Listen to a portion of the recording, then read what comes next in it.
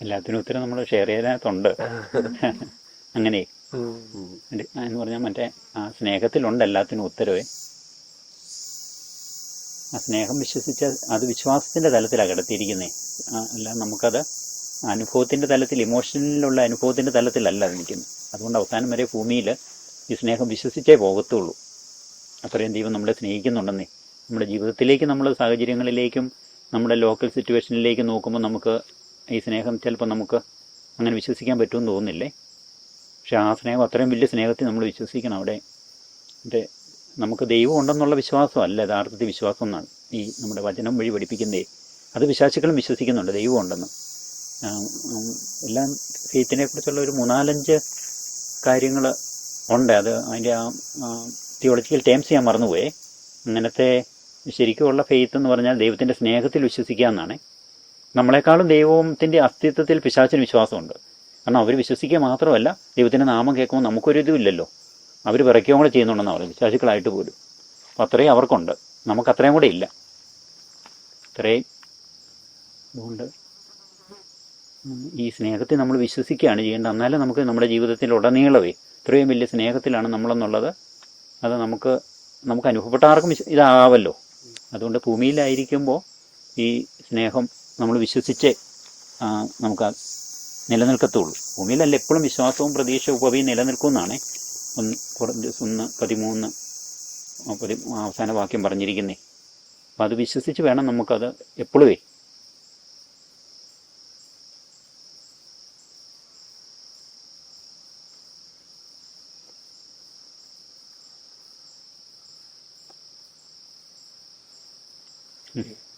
ഈ ആൾക്കാർ നമ്മൾ പ്രാപിക്കഴിഞ്ഞാൽ എങ്ങനെ നമ്മളെ ബാധിക്കും?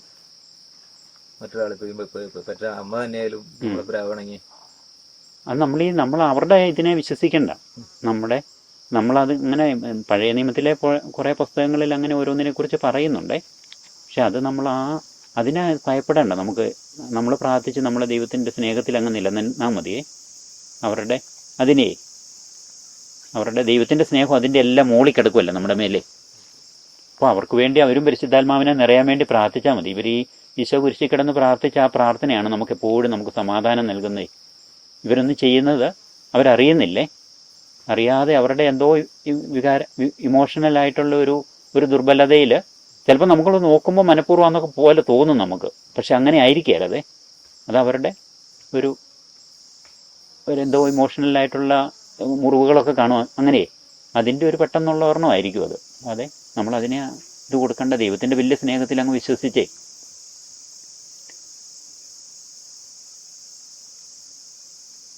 സങ്കീർത്തനങ്ങളിലൊക്കെ അങ്ങനെ പറയുന്നുണ്ടല്ലോ, അപ്പനും അമ്മയും വെറുത്താലും അങ്ങ് എന്നെ ഓർക്കുമെന്ന് പറഞ്ഞുകൊണ്ടുള്ള സങ്കീർത്തനങ്ങളൊക്കെ ഉണ്ട്. അതെല്ലാം ആ സങ്കീർത്തനങ്ങളൊക്കെ ഇടയ്ക്കെടുത്ത് നമ്മൾ ദൈവവചനമായിട്ട് പരിചയപ്പെട്ട് നിന്നാൽ ഇങ്ങനെയുള്ളത് നമ്മൾ ഇന്ന് ആ ഭയം അങ്ങനെ അല്ലെങ്കിൽ ആ ഒരു അന്തരീക്ഷത്തിൽ നമ്മളെപ്പോഴും ഫ്രീ ആയിരിക്കുവേ.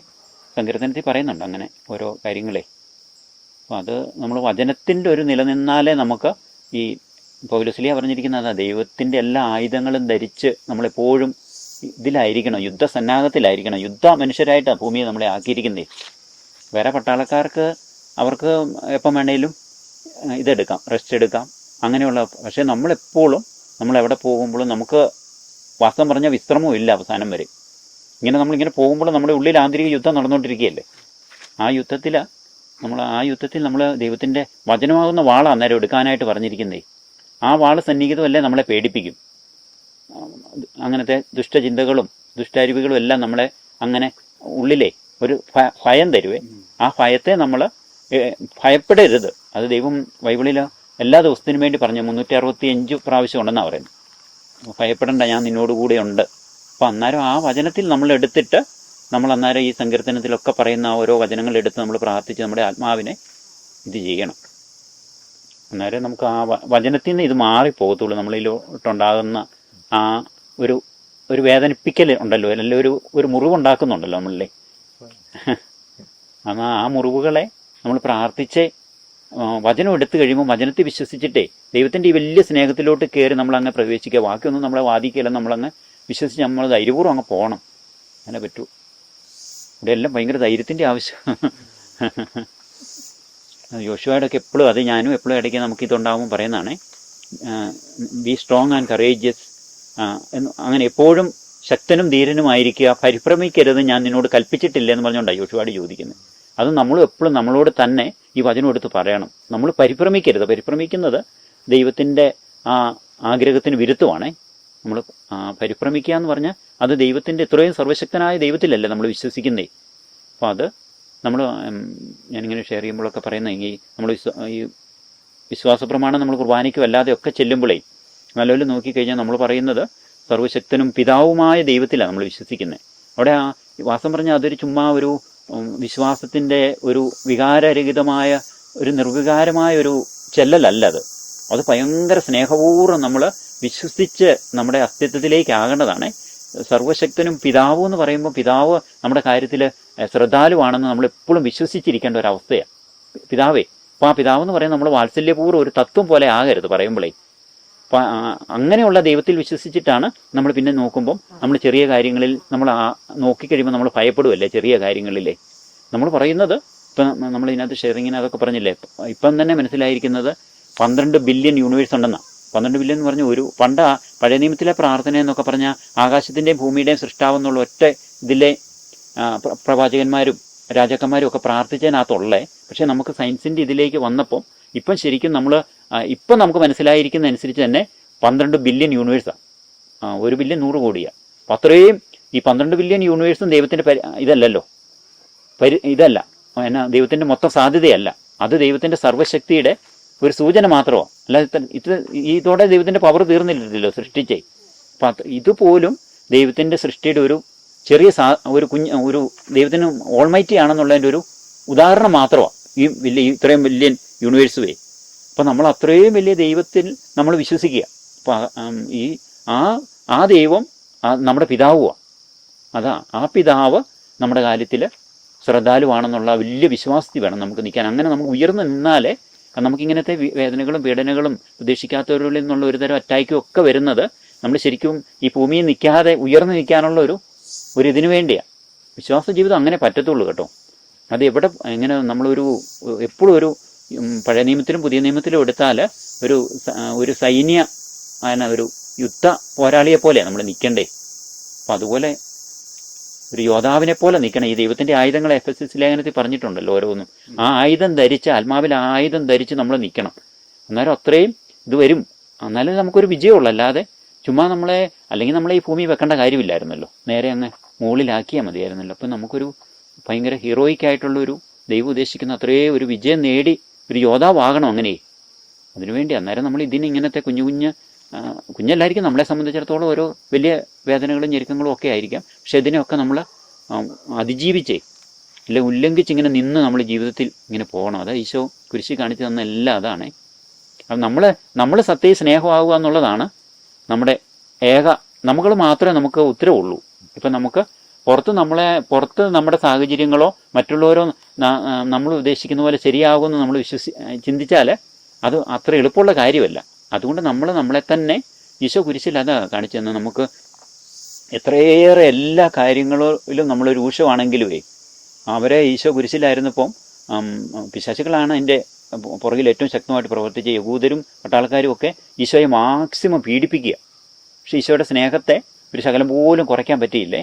അവർ മാക്സിമം ഈശോയെ പരിഹസിക്കുക എന്ന് പറഞ്ഞാൽ ഇത് നമ്മളൊക്കെയാണ് ഇറങ്ങി വന്നത് സർവ്വശക്തനെയാണെന്ന് ഓർക്കണം. ഒരു നോട്ടത്തിൽ ഇവരെല്ലാം ഭസ്മമാക്കി കളയാവുന്ന അവസ്ഥയിലാണ് ഒരർത്ഥത്തിൽ ഈശോ ഇരിക്കുന്നത്. ആ ഈശോയെ പറയാവുന്നതിൽ ഏറ്റവും ഇതായിട്ട് പരിഹാസത്തിൻ്റെ വലിയ ഷവറിങ് ആയിരുന്നു. അന്നാരും ഈശോയുടെ സ്നേഹത്തിൻ്റെ ഒരു കുഞ്ഞംശം പോലും കുറയ്ക്കാൻ അവർ നോക്കിയിട്ട് പറ്റിയില്ല. പിശാചിനൊന്നും ഈശോയെ കൊല്ലണമെന്നൊന്നുമല്ല ആഗ്രഹം, സ്നേഹത്തിലൊന്ന് പരാജയപ്പെടുത്തണം എന്നുള്ളതാണ് ആഗ്രഹമേ. എന്നിട്ട് ഈശോയെ കൊന്നിട്ടും ഈശോ അന്നേരം കൊന്നപ്പോഴും ഈ ഉത്തമഗീതത്തിൽ പറയുന്നുണ്ട് സ്നേഹം മരണം പോലെ ശക്തമാണെന്ന്. ഇവിടെ അതിനേക്കാളുമാണ് സ്നേഹം മരണത്തെക്കാൾ ശക്തമാണെന്ന് ഈശോയെ വധിച്ചപ്പോഴും തെളിയിക്കുകയാണ്. അത് കഴിഞ്ഞേച്ച് ചങ്കത്ത് കുത്തിയില്ലോ, ചങ്കത്ത് കുത്തിയപ്പോഴും ഈശോ അത് മാതാവിനെ സംബന്ധിച്ച് അത് ശവത്തെ കുത്താ. എന്നിട്ടും ഈശോ അവിടെ നിന്നും പിന്നെ സ്നേഹവും കാരുണ്യമല്ലേ വർഷിച്ചുകൊണ്ടിരിക്കുന്നത്. അവിടെ ശവത്തെ കുത്തി അങ്ങനെ പോലും ചെയ്തിട്ടും ഈശോയുടെ സ്നേഹത്തെ ദുർബലമാക്കാൻ അവർ പറ്റുന്നില്ല. അത് കാരണം അടക്കിയത് പോലെ ഈ സീൽ ചെയ്ത കല്ലറയെ കൊണ്ട് അലക്കുക എന്ന് പറയുന്നത് നമ്മൾ ഉദ്ദേശിക്കുന്ന പോലെയല്ലേ. അവിടെ ആക്കുക എന്ന് പറയുന്നത് മനുഷ്യൻ്റെ അവസാനത്തെ ഏറ്റവും എന്നതാ അത് നമുക്ക് അനുഭവപ്പെട്ടാലേ നമുക്ക് പിടി കിട്ടുള്ളൂ. അതിൻ്റെ ഒരു അത്രയും സീൽ വെച്ച് കല്ലറ മരിച്ച് എന്നിട്ടും മടങ്ങിയാലെന്ന് പറഞ്ഞ് ഒന്ന് ഓർത്ത് നോക്കി. അപ്പോൾ സീൽ വെച്ച് അതിനെ ഇരിക്കുന്ന അവിടുന്നും ഈ മനുഷ്യനോടുള്ള സ്നേഹത്തെ പ്രതി ഉയർത്തി വരിക എന്ന് പറയുന്നതേ നമ്മൾ പറയുന്ന എളുപ്പമല്ലത്. അവിടെ എല്ലാം ഈശോ ഇങ്ങനെ സ്നേഹത്തിൻ്റെ ഒരു വലിയ നമ്മളെവിടെയാണെന്ന് പറഞ്ഞാലും ഈ സത്തയിൽ സ്നേഹമാണെന്ന് ഈശോ തെളിയിച്ചുകൊണ്ടിരിക്കുകയായിരുന്നു. ചന്ദനത്തെ കുത്തുമ്പോഴേ ചന്ദനത്തിൽ നിന്ന് സുഗന്ധം മാത്രമല്ല പുറപ്പെടുകയുള്ളൂ എന്ന് പറഞ്ഞതുപോലെ നമ്മുടെ സത്തയെ നമ്മൾ ശരിയാക്കി സ്നേഹത്തിൻ്റെ ഇതാക്കുക, ഒരു ഷെയിംലെസ് ലവ് ആയിട്ട് നമ്മൾ മാറുക എന്നുള്ളേ ഒരു നാണം കെട്ട സ്നേഹം എന്നൊക്കെ പറഞ്ഞ് ഞാനിങ്ങനെ അത് ഇവിടെ ഷെയർ ചെയ്യാത്ത ഓർമ്മ. ഈ ഞാൻ സ്കൂളിൽ പഠിച്ചുകൊണ്ടിരിക്കുമ്പോഴേ 7ിലൊക്കെ പഠിക്കുമ്പോഴാണ് അന്നേരം വീട്ടിലൊരു പട്ടിക്കുഞ്ഞുണ്ട്, ഒരു ബ്രൗൺ കളറെ. ആ പട്ടി ഇങ്ങനെ എനിക്ക് കുഞ്ഞിലെ ഭയങ്കര ഇഷ്ടമായിരുന്നു. നല്ല ഓമനത്തുള്ള സമയത്ത് നമുക്ക് ഇഷ്ടമുണ്ടല്ലോ പട്ടിക്കുഞ്ഞുങ്ങളെ. അത് കഴിഞ്ഞ് ഇച്ചിരിയൊക്കെ കഴിഞ്ഞപ്പോഴത്തേന് ഈ പട്ടി നാടൻ പട്ടിയാണ്, നേരം കൂടെയൊക്കെ പോയി ഒരു എല്ലും തോലും ഒക്കെ ആയി. അപ്പോൾ അന്നേരത്തേനും പക്ഷേ എന്നാലും പട്ടി സ്നേഹപൂർവ്വം വീട്ടിലുണ്ട്. അപ്പോൾ ഒരു ദിവസം ഞാൻ സ്കൂളിൽ കഴിഞ്ഞേച്ച് വന്ന് ചോറുണ്ണുമ്പോഴത്തേന് ഈ പട്ടിക്കുഞ്ഞ് വന്നിട്ട് ഞാനിങ്ങനെ ഭക്ഷണം കഴിക്കുന്നതിൻ്റെ അടുത്ത് വന്നിരുന്നു ഛർദ്ദിച്ചത്. ഛർദ്ദിക്കാന്ന് പറഞ്ഞാൽ എനിക്ക് ഭയങ്കര അർപ്പമുള്ള ഇങ്ങനത്തെ കാര്യങ്ങളെ. ഛർദ്ദിച്ചപ്പോഴത്തേനും എനിക്ക് അരിശം വന്നിട്ടെന്ന് പറഞ്ഞാൽ വല്ലാതെ അരിശം വന്നിട്ട് പല്ലുമൊക്കെ എറിഞ്ഞ് 7ിലാണ് ഞാൻ പഠിക്കുന്നത്. അവിടെ ഒരു ഈ ഇതില്ലേ എന്നാ കോടാലി അല്ലാത്ത മഴു എന്ന് പറഞ്ഞാൽ മഴു എന്ന് പറഞ്ഞാൽ ഇങ്ങനെ ഊരി തടി വെട്ടുന്ന സാധനം, ചെത്തുന്ന സാധനം. മഴുവിൻ്റെ അവിടെ എങ്ങാണ്ട് കിടന്ന പഴയ വീട്ടുകാരുടെ അവിടെ എങ്ങാണ്ട് കിടന്ന ഒരു മഴു ഉണ്ടായിരുന്നു. അതെടുത്തുകൊണ്ട് ഞാൻ ഇതിൻ്റെ പുറകെ പോയി. ഇതിന് മനസ്സിലായി. എന്നിട്ടൊരു അപ്പുറത്തൊരു തോട്ടം, കമ്പനിത്തോട്ടം ഉണ്ട്, അങ്ങോട്ട് ഇത് ഓടിയേ. അപ്പോൾ ഞാൻ ഇതിന് പോകുന്ന വഴിക്ക് ഇതിനിട്ട് പല്ലിറങ്ങിക്കൊണ്ട് ഞാൻ എറിഞ്ഞു ഈ പട്ടിക്കിട്ട്. എത്രയേ ഉള്ളൂ പട്ടിക്കുഞ്ഞ്, ബ്രൗൺ കളറാണ്. എന്നിട്ട് ആ പട്ടി കരയുന്ന പോലെ കരഞ്ഞ തോട്ടത്തിലേക്ക് പോയി. അപ്പം പിന്നെ ഞാൻ തിരിച്ചു വന്നിരുന്ന് ചോറ് ഒരുവിധമൊക്കെ ഒന്ന് കഴിച്ചേച്ച് അന്നേരത്തിന് നമുക്ക് നമ്മുടെ ഉള്ളിലൊരു ഇതുണ്ടല്ലോ, ഒരു പട്ടിക്കുഞ്ഞിനോട് ഭയങ്കര സ്നേഹമുണ്ടല്ലോ. ഈ കലി വന്നപ്പോൾ അങ്ങോട്ട് ചെയ്തത് അങ്ങനെ അത് കഴിഞ്ഞ് പിന്നെ ഇതൊരു സങ്കടമായി. ഇനി ആ പട്ടിക്ക് ഏറ് കൊണ്ടെന്ന് മനസ്സിലായി, അതിൻ്റെ കരച്ചിലും നമുക്ക് മനസ്സിലായി. പക്ഷേ അന്നേരം ഇന്ന് തിരിച്ച് ഇത് വരുമ്പം ഇതിങ്ങനെ വേദനിച്ചേ, നല്ല പരിക്കൊക്കെ പറ്റിയിട്ടുണ്ടെങ്കിൽ ജീവനോടെ ഇങ്ങനെ സഹിച്ചിരിക്കാന്ന് പറയുന്നത് അന്നേരം നമുക്കൊരു സങ്കടമാണല്ലോ. അതുകൊണ്ട് കരുണാവധം ചെയ്യാന്നും കൊണ്ട് ഞാൻ ഈ വീണ്ടും ഓരോ കമ്പോ ഏതാണ്ട് എടുത്തുകൊണ്ട് ഞാൻ തിരിച്ചു പോയി. ഈ പട്ടി കുറച്ച് അങ്ങോട്ട് ഓടിപ്പോയായിരുന്നു. അന്നേരം നമ്മൾ പട്ടിയൊക്കെ വീട്ടിലൊക്കെ വിളിക്കുന്ന കുറുക്കുന്നാണല്ലോ, അറിയാമോ? അങ്ങനെ കുറുക്കൂന്ന് ഞാൻ പണ്ടൊക്കെ കുഞ്ഞിലെ നാട്ടിലൊക്കെ വിളിക്കുമായിരുന്നു. അങ്ങനെ പട്ടിയെ കോമൺ വിളിക്കുന്ന എല്ലാ പട്ടികൾക്കും വിളിക്കുന്ന ഒരു പേരാ. അപ്പം ഞാൻ അങ്ങനെ വിളിച്ചു കഴിഞ്ഞപ്പോഴത്തേനും ഈ പട്ടിക്കുഞ്ഞ് ഇങ്ങനെ തിരിച്ചു വരുവാണേ. അപ്പോഴത്തേനും ഞാൻ ഉന്നമൊക്കെ നല്ലപോലെ ഉണ്ടായിരുന്നു. എന്നെ ഒത്തിരി ക്രൂരനായിട്ട് ചിന്തിച്ചേക്കരുത്. ഈ പട്ടിയുടെ ഒരു ചെവി ഇങ്ങനെ ഏറ് കൊണ്ടിട്ട് അതിങ്ങനെ ചെവി ഇങ്ങനെ തൂങ്ങി ഇങ്ങനെ കിടക്കുക. എന്നിട്ട് അതിന് മൊത്തം ഇങ്ങനെ മുഖത്തൂടി ഇതിലെല്ലാം ഇങ്ങനെ ചുകര ഒഴുകുന്നുണ്ടേ. പക്ഷേ ഈ പട്ടിക്കുഞ്ഞ് വന്നത് ശരിക്കും ഇങ്ങനെ ഇതൊക്കെയാണേലും ഭയങ്കരമായിട്ട് പണ്ടത്തെക്കാളും സ്നേഹത്തോടുകൂടി ഇങ്ങനെ വാലാട്ടിക്കൊണ്ട് എൻ്റെ അടുത്തോട്ട് വരുന്നത്. ഇപ്പോഴും എനിക്കത് കാണാം, പട്ടിക്കുഞ്ഞിൻ്റെ ആ വരവേ. അന്നേരം ഞാനിങ്ങനെ ഒരു ചിരട്ടയ്ക്കകത്ത് എനിക്ക് അങ്ങനെ സങ്കടം തോന്നിയിട്ട് ചിരട്ടയ്ക്കകത്ത് കുറേ വെള്ളമൊക്കെ എടുത്ത് അന്നേരത്തിന് എൻ്റെ കണ്ണീരെല്ലാം വീണ് ഈ ചിരട്ടയ്ക്കകത്ത് ഉപ്പുരസമൊക്കെ ആകുന്നുണ്ട്. പക്ഷേ ഇത് ആർത്തിയോടെ വന്ന് കുടിക്കുന്ന ഞാൻ ഓർക്കുന്നുണ്ട്. പിന്നെ എന്നാ ചെയ്തെന്ന് ഞാനങ്ങ് മറന്നുപോയി. പക്ഷേ അന്നേരം അത് പിന്നെ എൻ്റെ മനസ്സിൽ കിടക്കും. അതൊരു 7ാം ക്ലാസ്സിൽ പഠിച്ചു ഞാൻ പിന്നെ സെമിനാരിലൊക്കെ ഓർക്കുമ്പോൾ ഇങ്ങനെ അവിടെ ഇങ്ങനെ ഒരു പ്രസംഗത്തിൽ അങ്ങനെ ഒരു പ്രാവശ്യം പറഞ്ഞായിരുന്നു, ഇങ്ങനെ ഒരു സെൻഡ് ഓഫ് പ്രസംഗത്തിലേ. അത് കഴിഞ്ഞ് ഞാൻ പിന്നെ ഒരു കവിത പോലെ ഇത് ഇങ്ങനെ എഴുതിയിട്ടിട്ടുണ്ട്. പക്ഷെ ഇത് ഈശോയുടെ ഒരു സ്നേഹമായിട്ട് പിന്നെ ഞാൻ ഇനി അങ്ങ് കമ്പയർ ചെയ്യുവാണ്. ഇങ്ങനെ നമ്മൾ കുമ്പസാരത്തിൽ എന്തേരെ പോയാലും പിന്നെ ഈശോയെ മുറിവേൽപ്പിച്ചിട്ടാണേലും എന്തേരെ രക്തം ഒലിച്ചാണേലും പിന്നെ ഈശോ ഇങ്ങനെ നമ്മളെ ഈ പട്ടി വരുന്നെന്ന് പറഞ്ഞ പോലെ വാലാട്ടിക്കൊണ്ട് നമ്മുടെ അടുത്തോട്ട് വരുമല്ലേ. അതിനെ നമുക്ക് വേറെ ഒന്നും വിളിക്കാനില്ല, അതിനൊരു ഷെയിംലെസ് ലവ് എന്നേ വിളിക്കാനുള്ളൂ. ഒരു നാണം കെട്ട സ്നേഹം അതെ. അപ്പോൾ ആ ഒരു സ്നേഹം ഉണ്ടെങ്കിൽ ശരിക്കും നമ്മുടെ ജീവിതത്തിൽ ഒത്തിരി കാര്യങ്ങൾ നമുക്ക് നമ്മുടെ ജീവിതത്തെ അഡ്രസ്സ് ചെയ്യാം. ഒത്തിരി പ്രശ്നങ്ങൾ അല്ലാതെ ഞാൻ നോക്കിയിട്ട് ഇങ്ങനെ ഒരു ഷെയിംലെസ് ലവ് നമ്മൾ കിടക്കുന്നില്ലെങ്കിൽ നമുക്ക് ഒട്ടും എളുപ്പമല്ല ഒത്തിരി കാര്യങ്ങളെ ഇത് ചെയ്യാനേ. നമ്മൾ ഭയങ്കരമായിട്ട് ഇത് ചെയ്തുകൊണ്ടിരിക്കും. പക്ഷേ ഇത് ഞാൻ ഈ ഷെയിംലെസ് ഈ നാണം കെട്ട സ്നേഹം ഓർക്കുമ്പോഴൊക്കെ ഇങ്ങനെ ഓരോ കാര്യങ്ങൾ എൻ്റെ ജീവിതത്തിൽ ഇങ്ങനെ വന്നു കഴിഞ്ഞപ്പോൾ ഞാൻ ഇത് ഓർത്ത് കഴിഞ്ഞാൽ അന്നേരെ എനിക്ക് ഹീലിംഗാണ്. ഞാനങ്ങനെ പെട്ടെന്ന് എന്നോട് ആവശ്യപ്പെടുന്ന കാര്യം ഞാനങ്ങ് ചെയ്യും. അങ്ങനെ അല്ലെങ്കിൽ അങ്ങ് ക്ഷമിക്കാനേ പറഞ്ഞു. ഇത് ഞാൻ പെട്ടെന്നാണ് പറഞ്ഞു. പക്ഷേ ഇതൊരു ഭയങ്കര ഇമോഷണൽ ഇതാണ്.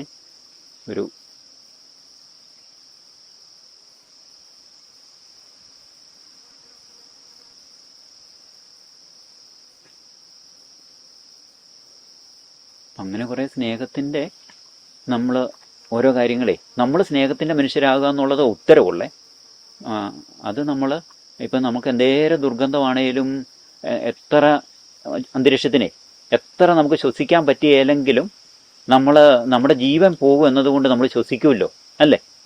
അല്ലെ, ഭയങ്കര ദുർഗന്ധമാണ് ഇതും എന്ന് പറഞ്ഞുകൊണ്ട് നമ്മൾ ശ്വസിക്കാതിരുന്നാൽ നമ്മുടെ ജീവൻ പോകും.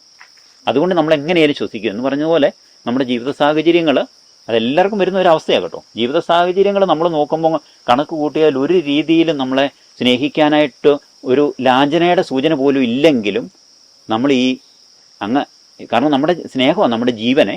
അത് ഭയങ്കര നമ്മൾ വചനം മുഴുവൻ ധ്യാനിച്ച് കഴിയുമ്പോൾ നമുക്ക് മനസ്സിലാകും സ്നേഹമാണ് നമ്മുടെ ജീവൻ. അത് പോകാതിരിക്കുക എന്നുള്ളത് നമ്മുടെ ആവശ്യമാണ്, അവരുടെ ആവശ്യമാണ്. അത് പോകാതിരിക്കാൻ നമ്മൾ അങ്ങ് തീരുമാനിച്ചോണം. എന്നിട്ട് ഇച്ചിരി എളുപ്പമല്ല, പക്ഷേ ഈ സ്നേഹത്തിന് വേണ്ടി നിൽക്കുമ്പോൾ നമുക്ക് അതിനുള്ള കൃപയും കിട്ടും, നമുക്ക് ഭയങ്കര ആന്തരിക ഹീലിംഗ് കിട്ടും, ഭയങ്കര സൗഖ്യം കിട്ടുവേ. മറ്റുള്ളവർ നമ്മളെ ഉപദ്രവിച്ചുകൊണ്ടിരിക്കുന്നവർക്കും സൗഖ്യം കിട്ടും, നമുക്കും കിട്ടും. അന്നേരം ഈ പശുക്കിടാവിൻ്റെ ഒക്കെ ഉദാഹരണം ഞാനിങ്ങനെ ഇടയ്ക്ക് പശുക്കിടാവിനൊക്കെ ഒരുപക്ഷെ നമുക്ക് പാല് കറന്ന് കുടിക്കാനൊന്നും ആയിരിക്കുകയല്ല ഈ ദൈവം ഇങ്ങനെ ഓരോന്നും ക്രമപ്പെടുത്തിയിരിക്കുന്നതേ. വീട്ടിൽ പശുവിനെയൊക്കെ ഇപ്പം പശു നമ്മൾ എല്ലാവരും കണ്ടിട്ട് കാണുമായിരിക്കും. പശു പ്രസവിച്ച് കഴിയുമ്പോഴേ കിടാവ് പോയി കണ്ടിട്ടുണ്ടായിരിക്കും അല്ലേ, അകിടയിൽ ഇടിക്കുമല്ലേ, ചിലപ്പോൾ പശു പൊങ്ങിപ്പോലും പോയി. ഞാൻ വീട്ടിൽ കണ്ടിട്ടുണ്ട്. അല്ലെ ആടാണേലും ഇങ്ങനെ ഇടിക്കുമ്പം ഈ അത്ര ആഞ്ഞ ഇടിക്കുന്നത്, അവർക്ക് സ്നേഹപൂർവ്വം ഇടിക്കുമൊന്നുമല്ല. പക്ഷെ അന്നേരം ഈ പശു ചെയ്യുന്നത് ഇതന്നെ ഇതുപോലെ ഇടിക്കുന്നതെന്ന് പറഞ്ഞുകൊണ്ട് ചെയ്യുമല്ല, പശു ചൊരുത്തുക ചെയ്യുന്നത്, പാല് ചൊരുത്തും അല്ലേ എന്ന് പറഞ്ഞതുപോലെ നമ്മളെ ആരെയും ചങ്ങിനിട്ടോ എന്ത് വാക്കുകൊണ്ടോ അല്ലാതെ ഇടിച്ചാൽ നമ്മളങ്ങ് സ്നേഹം ചൊരുത്തിക്കൊണ്ടാൽ മതി. അത് ഒത്തിരി പേരിലേക്ക് ആ സ്നേഹം ചെല്ലുവേ. അങ്ങനെ അതാ നമ്മുടെ ഈശോ പഠിപ്പിച്ചതും. നമുക്കാകെ വേറെ നമുക്കൊന്നും ചെയ്യാനായിട്ട് അങ്ങനെ ഇല്ല. അത് നമ്മൾ അങ്ങനെ ആയിക്കഴിഞ്ഞാൽ പിന്നെ നമുക്ക് ഇതിൻ്റെ എല്ലാം ഈശോ ഇങ്ങനെ ഇതിനകത്ത് പോയതുപോലെ നമ്മൾ എന്നാ വന്നെന്ന് പറഞ്ഞാലും സ്നേഹം ചൊരുത്തി അങ്ങ് പോകാം നമുക്ക്. അങ്ങനെ ഒരു ക്രിസ്തീയ ജീവിതം നയിക്കത്തുള്ളൂ. അല്ലാതെ നമ്മൾ ഫൈറ്റിനൊക്കെ പോയി കഴിഞ്ഞാൽ നമ്മൾ വീണ്ടും ദുർബലനാവുമല്ലോ. ആന്തരികമായിട്ടാണേ പോലുവേ നമുക്ക് ഭാരം കൂടുകയുള്ളൂ. നമ്മളെ എതിർക്കുകയും വെറുക്കുകയും ചെയ്യുന്ന വ്യക്തികളെ നമ്മൾ ചുമന്നുകൊണ്ടാണ് നടക്കുന്നത്. നമ്മൾ അറിയുന്നില്ലേലും ഇവരെ മാത്രമല്ല, നരകം മൊത്തം വാസം പറഞ്ഞ് നമ്മുടെ തലയിലും ചങ്കിനകത്തും വന്ന് ഇങ്ങനെ ആകുന്നുണ്ട്. അങ്ങനെ ഒരാളെ അപ്പം അതിന് സ്നേഹത്തിൻ്റെ വലിയൊരു ഇതിലേക്ക് നമ്മുടെ ആത്മാവിനെ ഞങ്ങൾ ഈ വർഷങ്ങളിലെല്ലാം ഇവിടെ ഈ സ്നേഹത്തിൻ്റെ ഒരു വലിയ പരിശീലനം നടത്തിയത്. അപ്പം അത് മാത്രമേ നമ്മൾ എന്തേലും ആലോചിച്ചാലും ബാക്കി ഒരു മാർഗം ദൈവം കാണിച്ചു തന്നിട്ടുമില്ല. അത് മാത്രം നമുക്ക് ഭയങ്കര ശാശ്വത മാർഗമാണ്, നിത്യതയോളം ഉള്ളേ. അതിനുവേണ്ടിയുള്ള ഊര് കൊടുക്കാമെന്നേ ഉള്ളൂ നമുക്കങ്ങനെ. അത് വലിയ സമാധാനത്തിലേക്ക് നമ്മളെ നയിക്കും. ഞാൻ പൗലോസ്ലീഹ സ്നേഹത്തിൻ്റെ 1 കൊരിന്ത്യസ് പറഞ്ഞ എല്ലാം നമുക്ക് ശരിക്കും സ്നേഹമായി കഴിയുമ്പോൾ അത് തിരിച്ചിട്ട് വായിക്കുമ്പോഴേ 1 കൊരിന്ത്യസ് 13 സ്നേഹത്തെക്കുറിച്ച് അതാണ് നമുക്കിവിടെ ഏറ്റവും വലിയ പരിശീലനമായിട്ട് നൽകിയത്. അപ്പം നമ്മൾ ശരിക്കും നമ്മൾ സ്നേഹമല്ലാതെ ആയിരിക്കുമ്പോഴാണ് നമുക്ക് ഇപ്പം വായിക്കുന്ന പോലെ മനസ്സിലാകുന്നത്. സ്നേഹമായി കഴിഞ്ഞാൽ സ്നേഹം അസൂയപ്പെടുന്നില്ല, സ്നേഹം കോപിക്കുന്നില്ല, സ്നേഹം ആത്മപ്രശംസ നടത്തുന്നില്ല എന്ന് നമ്മൾ ഇപ്പം അങ്ങനെ വായിച്ചു പോകുന്നുണ്ട്. പക്ഷെ തിരിഞ്ഞു കഴിയുമ്പം നമ്മൾ കോപിക്കാതിരിക്കുമ്പം ശരിക്കും നമ്മൾ സ്നേഹമാവുക ചെയ്യുന്നത്. അല്ലാതെ കോപിക്കാതിരിക്കുക എന്നുള്ള ആ പ്രവൃത്തിയല്ല ചെയ്യുന്നത്. നമ്മൾ എല്ലാം സഹിക്കുമ്പം നമ്മൾ സ്നേഹമാവുക ചെയ്യുന്നത്, എല്ലാം സഹിക്കുമല്ല. അപ്പം എല്ലാം ഇത് സ്നേഹമായിട്ട് രൂപാന്തരപ്പെട്ടോളും. നമ്മൾ നല്ലപോലെ നോക്കിക്കഴിയുമ്പോഴേ പിന്നെ സ്നേഹം മാത്രമേ ഉള്ളൂ. ദീർഘക്ഷമ നമ്മൾ കാണിക്കുമ്പോൾ സ്നേഹമാവുക, ദീർഘക്ഷമയല്ല നമ്മൾ കാണിക്കുന്നത്. നമ്മൾ സബ്സ്റ്റൻസിൽ സ്നേഹമായിക്കൊണ്ടിരിക്കുക. അത് നല്ലപോലെ ഒന്ന് എടുത്ത് വായിച്ചു നോക്കി. 9 പോസിറ്റീവായിട്ടുള്ള കാര്യങ്ങളും പറയുന്നുണ്ട്, ഒരു 7-8 നെഗറ്റീവ് സ്നേഹമല്ലാത്ത കാര്യങ്ങളും പറയുന്നുണ്ട്. ഇതെല്ലാം നമ്മൾ കോപിക്കാതിരിക്കുമ്പോൾ, അനുചിതമായിട്ട് പ്രവർത്തിക്കാതിരിക്കുമ്പോൾ, ആത്മപ്രശംസ നടത്താതിരിക്കുമ്പോൾ എല്ലാം നമ്മൾ സ്നേഹമാവുക. അല്ലാതെ നമ്മൾ ഈ ഒരു ധാർമ്മിക ഇതാവുമല്ല, നമ്മളെങ്ങനെയായാലും ശ്രമിച്ച് ഒരു നല്ല പുണ്യമുള്ള ഒരാളാവുമല്ല. ശരിക്കും നമ്മൾ സ്നേഹമായിക്കൊണ്ടിരിക്കുക ഇത് ചെയ്യുമ്പോഴേ. അങ്ങനെ നമുക്ക് ചെയ്യാൻ പറ്റും. അതാ 1 കൊരിന്ത്യസിൻ്റെ തിരിച്ചിട്ടൊന്ന് വായിച്ചാൽ നല്ലപോലെ പിടികിട്ടും. മൊത്തം അത് ചെയ്യുമ്പോൾ ചിലത് ചെയ്യാതിരിക്കുമ്പം ചിലത് ചെയ്യുമ്പോൾ നമ്മൾ സ്നേഹമായിക്കൊണ്ടിരിക്കുക. അങ്ങനെ നമ്മൾ ആയിക്കഴിഞ്ഞാൽ പിന്നെ നമുക്ക് ഭയങ്കര നമുക്ക് ആന്തരിക ബലം അന്നേരം വരത്തുള്ളേ. ആ ബലം കൊണ്ടേ കാര്യമുള്ളൂ. അതാ നമുക്ക് ധ്യാനിച്ച് ബാക്കിയൊന്നും അത് നമ്മൾ ആയിക്കഴിഞ്ഞാൽ പിന്നെ നമുക്ക് ഫ്രീ ആവുകയാണ്. നമ്മുടെ ഉള്ളിൽ പിന്നെ നമുക്ക് ഒരു വെറുക്കാനുള്ള ഒരു ചാൻസ് നമ്മൾ ഇല്ലാതെ അങ്ങ് ആക്കിയിടണം. അങ്ങനത്തെ നെഗറ്റീവായിട്ടുള്ളത് നമുക്ക് കയറാതെ നമ്മുടെ ഉള്ളിനെ മുഴുവൻ അങ്ങ് ഇട്ടിട്ട് നമ്മൾ ഒരു പുഞ്ചിരിയോടെ സ്നേഹത്തിൻ്റെ മനുഷ്യനായിട്ട് അങ്ങോട്ട് കടന്നു പോവുക. വിശുദ്ധരെല്ലാം നമുക്ക് കാണിച്ചു തന്നതാണ്. ഈശോ പറഞ്ഞ് ഏറ്റവും ലൈറ്റായിട്ടുള്ളതും ചുമക്കാൻ എളുപ്പമുള്ളതുമായ ഈശോയുടെ ഭാരം അതാ. ഭാരമില്ല പറഞ്ഞാലോ. അല്ല നമ്മൾ ഇവരെല്ലാം ചുമക്കുവന്നേ. നമ്മൾ നല്ലപോലെ ആലോചിച്ച് നമുക്കറിയാം ഒരാളെ അല്ലെ കുറച്ച് പേരെ വെറുക്കാൻ തുടങ്ങുമ്പോഴത്തേനും നമ്മൾ അവരെ മാത്രമല്ല നരകത്തെ ചോന്നുകൊണ്ട് അത്രയും വെയിറ്റാണ് നമ്മുടെ ഉള്ളിലേക്ക് വരുന്നത്. അത്രയും ഇവരെല്ലാം കൂടെ കയറി ഭയങ്കര ഇതായിട്ട് ആക്രമണം നടത്തുമല്ലേ, മിസൈൽ ആക്രമണം. ദൈവം തന്നോളൂ സ്നേഹത്തിന് വേണ്ടി നമ്മൾ എവിടെയെങ്കിലും നമ്മൾ ഊർജ്ജം കൊടുത്തിട്ടുണ്ടെങ്കിലേ അത് ദൈവം നമുക്ക് ഈ ഭൂമിയിൽ നമ്മൾ ഈ ഭൂമിയായിട്ട് റെഫർ ചെയ്യുന്നത് കൊണ്ടാണ് പലപ്പോഴും ഇങ്ങനെ വരുന്നതേ. നമുക്കത് നമുക്കിപ്പം ദാവീദിന്റെ കിടക്കയിൽ കിടന്ന് ദാവീദ് ഇതുപോലെ തന്നെ ഓരോ മനുഷ്യരെ നോക്കിക്കഴിഞ്ഞാലേ ദാവീദ് കിടക്ക നനച്ച ആ കണ്ണീർത്തുള്ളികളുണ്ടല്ലോ, അതെല്ലാം പിന്നെ ദൈവം പറയുന്നത് അതെല്ലാം കുപ്പി ശേഖരിച്ചിട്ടുണ്ടെന്ന് പറയുന്നത് പോലെ നമ്മളെവിടെയെങ്കിലും നമ്മൾ കരഞ്ഞിട്ടുണ്ടെങ്കിൽ, നമുക്ക് സങ്കടം വന്നിട്ടുണ്ടെങ്കിൽ, നമ്മൾ നിർമ്മലമായ സ്നേഹത്തിന് വേണ്ടി എന്ത് ഊർജ്ജം കൊടുത്തിട്ടുണ്ടോ അതെല്ലാം ദൈവത്തിൻ്റെ ഇതിലുണ്ട്. നമ്മൾ പറയുന്ന പോലെ നമ്മുടെ മുടി എണ്ണിയിരിക്കുന്ന പോലെ തന്നെ ഈ കാര്യങ്ങളെല്ലാം എണ്ണീട്ടുണ്ടേ. അത് ഭൂമിയിൽ നമുക്ക് ഈ ഭൂമിയിൽ സമാധാനം സ്ഥാപിക്കാൻ അല്ല ഞാൻ വന്നതെന്ന് ഈശോ പറഞ്ഞിരിക്കുന്നത്. അതുകൊണ്ട് ഈ പറയുന്ന ആർക്കും ഈ ഭൂമിയിൽ കുറേ സ്ട്രഗിളുകളിലൂടെ ഇങ്ങനെ കടന്നു പോകാമെന്നുള്ളത് നമ്മുടെ ആത്മാവിനെ വിശദീകരിക്കാൻ വേണ്ടി ദൈവം വെച്ചിരിക്കുന്നതാണ്. അത് നമ്മൾ ഉദ്ദേശിക്കുന്നതായിരിക്കുകയല്ല നമുക്ക് വരുന്ന സഹനം. അത് നമ്മൾ സ്നേഹത്തിന് വേണ്ടി കൊടുക്കുമ്പോൾ നമ്മളത് പിന്നെ എല്ലാം കൂടെ കഴിഞ്ഞ് പിന്നെ പുറകോട്ട് നോക്കി കഴിയുമ്പോഴത്തേനും അയ്യോ ഇങ്ങനെയായിരുന്നല്ലോ എന്ന് നമുക്ക് പിന്നെ പിടികിട്ടും. ഇപ്പം ജോസഫിനെ തന്നെ എടുത്തു, ജോസഫിനെ കിട്ടില്ല നിങ്ങൾക്ക്? ഈ ജോസഫിനെ അല്ല, പൂർവ്വപിതാവായ ജോസഫ് സഹോദരങ്ങളെ സ്നേഹിക്കാനായിട്ട് പോയതല്ലേ. പക്ഷെ ഇതിനു മുമ്പേ ജോസഫിനൊരു സ്വപ്നം ഉണ്ടായിരുന്നു. സഹോദരങ്ങളെല്ലാം വന്ന് ജോസഫിൻ്റെ മുമ്പിൽ വണങ്ങും, അപ്പനും അമ്മയും ചന്ദ്രനും സൂര്യനും വന്ന് വണങ്ങുന്ന വലിയ സ്വപ്നം ഉണ്ടായിരുന്നു. ആ സ്വപ്നം ദൈവം ആദ്യം കൊടുത്തു. ഈ സ്വപ്നം പറഞ്ഞപ്പോഴാണ് പ്രശ്നം തുടങ്ങിയത്. ഈ സ്വപ്നമായിട്ട് അപ്പം വിട്ടതനുസരിച്ച് സഹോദരങ്ങളുടെ അടുത്തോട്ട് ജോസഫ് പോയി. സഹോദരങ്ങളിൽ നിന്ന് ഏറ്റവും സ്നേഹിക്കപ്പെടേണ്ടിയെന്ന് ജോസഫിനുണ്ടായത് ആദ്യം അവർ കൊല്ലാൻ തീരുമാനിച്ചു. രണ്ടാമത് വേറൊരാൾ ഇടപെട്ടിട്ട് എന്നാൽ കൊല്ലണ്ട നമുക്ക് പൊട്ടക്കിണറ്റിലിടാം എന്ന് തീരുമാനിച്ചു. അതും കൊല്ലുന്നതിന് തുല്യം. അന്നേരം അവരടിച്ചു കൊല്ലുന്നില്ലെന്നേ ഉള്ളൂ, കൊല്ലുന്നതിന് തുല്യമാണല്ലോ പൊട്ടക്കിണറ്റിടുന്നത്. അന്നേരം ഈ കച്ചവടക്കാർ വരുന്ന അനുസരിച്ച് അവർക്ക് വിറ്റു. പിന്നെ ജോസഫ് പോകുന്നതുകൊണ്ട് ജോസഫിൻ്റെ കൂടെ എപ്പോഴും ദൈവം ഉണ്ടായിരുന്നു. ജോസഫിനെ പിന്നെ അവിടെ വിറ്റു, പൊന്തിപ്പറിൻ്റെ വീട്ടിൽ അവർ മേടിച്ചു. അവിടെ ചെന്ന് ഏറ്റവും നല്ല ഇതായിട്ട് ചെയ്തുകൊണ്ടിരിക്കുകയല്ലേ. അന്നേരമാണ് ജോസഫിന് അവിടുത്തെ ആ സ്ത്രീയിൽ നിന്ന് ഒരനുഭവം ഉണ്ടാകുന്നത്. ആ അനുഭവം അനുഭവം വഴി ജോസഫ് ജയിലിലായി അവിടെ കിടന്ന് അവിടുത്തെ രാജാവിൻ്റെ ഇവരുടെ സ്വപ്നം വ്യാഖ്യാനിച്ച്, എന്നിട്ടും അവരും മറന്നുപോയി ഇതെല്ലാം കൂടെ. ഒരാൾ മരിച്ചു, ഒരാൾ പിന്നെ രാജാവിൻ്റെ പാനപാത്രക്കാരൻ അവിടെ പിന്നെ ചെല്ലുവല്ലേ, പുള്ളി മറന്നുപോയി. പക്ഷെ പിന്നെ ഇച്ചിരി കഴിഞ്ഞപ്പം രാജാവിൻ്റെ സ്വപ്നം ഉണ്ടായപ്പോൾ അത് വ്യാഖ്യാനിക്കാനായിട്ട് ഇങ്ങനെ അന്നേരമാണ് ജോസഫിൻ്റെ കാര്യം പുള്ളി ഓർക്കുന്നതും ജോസഫിനെ ആള് വിട്ട് വിളിക്കുന്നതും സ്വപ്നം വ്യാഖ്യാനിക്കുന്നതും. എന്നിട്ട് ജോസഫിനെ അന്നേരം മുടിയൊക്കെ ഇങ്ങനെ ഇത് ചെയ്താകെ ഇരിക്കുന്ന ഒരു ജോസഫല്ലേ, അന്നേരം കൊണ്ടുവന്ന് മിടുക്കനായിട്ട് നിമിഷം ഇങ്ങനെ ഇത്രയും കഷ്ടപ്പാടുകൾ ഇങ്ങനെ കടന്നുപോയി നിമിഷം കൊണ്ട് ജോസഫിനെ ഈജിപ്തിന് മുഴുവൻ അധിപനായിട്ട് ഫറവോ നിയമിക്കുക, ഫറവോയുടെ പോലും പിതാവായിട്ട് നിയമിക്കുന്നതെന്ന് പറഞ്ഞുകൊണ്ട് എഴുതിയിട്ടുണ്ട്. അപ്പോൾ നമ്മൾ നോക്കുമ്പം നമുക്കൊരു സ്വപ്നം ദൈവം തരുന്നുണ്ട്. പിന്നെ നോക്കിക്കേ, ജോസഫിന് ആ സ്വപ്നം കൊടുത്തതിന് ശേഷം നമുക്ക് കിട്ടുന്നതെല്ലാം നെഗറ്റീവ് അല്ലേ. ഇപ്പം നമ്മൾ ചിന്തിക്കുന്ന പോലെ എല്ലാം നെഗറ്റീവ് എന്ന് പറഞ്ഞാൽ ചിന്തിക്കാൻ പറ്റിയല്ലാത്ത എന്ത് സങ്കടം ജോസഫ് സഹിച്ചു കാണും. ജോസഫിൻ്റെ കൂടെ എപ്പോഴും ഒരു കുഞ്ഞ് നിഷ്കളങ്കനായിട്ട് ജീവിച്ച, നിയമം നൽകുന്നതിന് മുമ്പാന്ന് ഓർക്കണം. ജോസഫിൻ്റെ ഈ 10 പ്രമാണങ്ങൾ പിന്നെയാണ് തരുന്നത്. അതിനു മുമ്പ് ഈ അശുദ്ധിയെക്കുറിച്ച് ഒരു അറിവ് അങ്ങനെ നമ്മൾ നോക്കുമ്പോഴേ പ്രമാണങ്ങൾ കൊടുക്കുന്നതിന് മുമ്പേ വിശുദ്ധിയെക്കുറിച്ചുള്ള ബോധമുള്ള മനുഷ്യനാണെന്നൊന്ന് ഓർക്കണം. ആ മനുഷ്യനാണ് ഇങ്ങനെ എല്ലാം വന്നത്. പക്ഷെ ഒന്ന് ഓർത്ത് നോക്കിക്കുക, ഇത് നമ്മൾ നോക്കുമ്പോൾ ഈ സങ്കടങ്ങളുടെയും ഞെരുക്കങ്ങളുടെയും ഇതൊക്കെ ആയിരുന്നെങ്കിലും ഇത് നമ്മൾ താഴോട്ടുള്ളൊരു ഇതുപോലെ കോമണി പോലെ തോന്നുമെങ്കിലും ഇത് ശരിക്കും ഈജിപ്തിൻ്റെ അധിപനാക്കാനുള്ള ദൈവത്തിൻ്റെ ജോസഫിന് ആദ്യം കൊടുത്ത സ്വപ്നത്തിൻ്റെ സ്റ്റെപ്പുകളല്ലായിരുന്നു. അവസാനം അങ്ങനെയാക്കി ജോസഫിനെ. അത് മനോഹരം. അല്ലെങ്കിൽ ജോസഫിനോട് ഒരു സ്വപ്നം കൊടുത്ത് ജോസഫിനെ അത്ഭുതകരമായിട്ട് എവിടെയെങ്കിലും പിടിച്ചിരുത്തി ആദരിക്കുന്ന ഇതില്ലല്ലോ. ജോസഫ് കടന്നു പോയത്. അതുകൊണ്ട് ഈ കാലഘട്ടങ്ങളിലെല്ലാം വചനപ്രഘോഷകർ, ജോസഫിനെ എടുക്കാത്ത വചനപ്രഘോഷകരില്ല. എന്നാ സ്റ്റെപ്പാ കിട്ടുന്നത് എന്ന് പറഞ്ഞ പോലെ ദൈവം ഇത് നമ്മുടെ ജീവിതത്തിൽ എന്തെല്ലാം നമ്മൾ സഹിച്ചു പോയിട്ടുണ്ട്. ഒരു കുഞ്ഞു കാര്യം പോലും, അതായത് പറഞ്ഞൊരു ഒരാൾക്ക് ശിഷ്യൻ എന്നുള്ള നിലയിൽ ഒരു ഗ്ലാസ് വെള്ളം കൊടുത്താൽ പോലും അതിനുകൂടെ ദൈവത്തിൻ്റെ ലിസ്റ്റിൽ ഇതെല്ലാം ഉണ്ട്. നമ്മുടെ കണ്ണീരുണ്ട്, നമ്മുടെ നെടുവീർപ്പുണ്ട്. അത് ദൈവത്തിനറിയാം. നമ്മുടെ ഉള്ളിൽ നിന്ന് ഒരു നെടുവീർപ്പ് പോകുമ്പം നമ്മുടെ നെടുവീർപ്പാണെന്ന് ദൈവത്തിനറിയാം. നമ്മുടെ മുടിയിൽ നിന്നൊരു മുടി പൊഴിയുമ്പം, ഞാനൊരു പ്രാവശ്യം വാവിട്ട് കാറിപ്പോയതാണേ. നമ്മുടെ പല്ല് പോലും ഞാനിതുവരെ എണ്ണിയിട്ടില്ല, പല്ലേ. പക്ഷെ ദൈവം നമ്മുടെ മുടിയും കൂടെ എണ്ണിയിരിക്കുക. പക്ഷെ മലയാളത്തിലാണ് എണ്ണിയിരിക്കുന്നതെന്ന് എഴുതിയിരിക്കുന്നത്. ഇംഗ്ലീഷിൽ അത് കൗണ്ടഡ് എന്നല്ല എഴുതിയിരിക്കുന്നത്, നമ്പർഡ് എന്ന് എഴുതിയിരിക്കുന്നത്. നമ്പർഡ് എന്ന് പറഞ്ഞാൽ നമ്മൾ ഓരോ മുടിക്ക് നമ്പർ ഇട്ടിരിക്കുക. ഈശ്വരി ഒരു മുടി പൊഴിയുമ്പം ഒരു മുടി ലക്ഷത്തിൽ ഒരു മുടി പൊഴിഞ്ഞെന്നല്ല ദൈവത്തിന് മനസ്സിലാകുന്നത്. 1,013 മുടി അങ്ങനെ ദൈവത്തിന് മനസ്സിലാവുക. അത്രയും ദൈവം നമ്മളെ കരുതുന്നുണ്ട് ഓരോ കാര്യത്തിലെ. ഇപ്പം നമ്മൾ നോക്കുമ്പോൾ ഒരു എല്ലാത്തിനും ഒരെണ്ണം ഉണ്ടല്ലോ, നമ്മളിങ്ങനെ ഓരോന്നും നമ്മൾ സഹിച്ചും കണ്ണീരോടും ഒക്കെയുള്ള നമ്മുടെ അങ്ങോട്ടുള്ള ഒരു യാത്രയുണ്ട്. പിന്നെ ഇങ്ങോട്ട് കറ്റ ചുമന്നുകൊണ്ട് സന്തോഷത്തോടെ തിരിച്ചു വരുമെന്ന് പറഞ്ഞുകൊണ്ട് ഒരു സങ്കീർത്തനമില്ലേ എന്ന് പറഞ്ഞ പോലെ നമ്മുടെ സങ്കടങ്ങളെല്ലാം ദൈവം ഇട്ടിട്ടുണ്ടെന്നേ. ഈശോയെയും സങ്കടങ്ങളുടെ മഹാപ്രഭു എന്ന് വിളിക്കുന്നുണ്ട് ഈശോയെയും. അപ്പം ഈശോയും സങ്കടങ്ങളുടെ ഈശോയുടെ ഭാഗത്തൊക്കെ ഒന്ന് നിന്ന് നോക്കിയാലേ ഈശോയൊക്കെ സഹിച്ച വേദനകൾ, മാതാവ് സഹിച്ച വേദനകൾ, വിശുദ്ധർ സഹിച്ച വേദനകളൊന്ന് ഓർത്ത് നോക്കിക്കുക. അതൊക്കെ വെച്ച് നോക്കുമ്പം ഇങ്ങനെ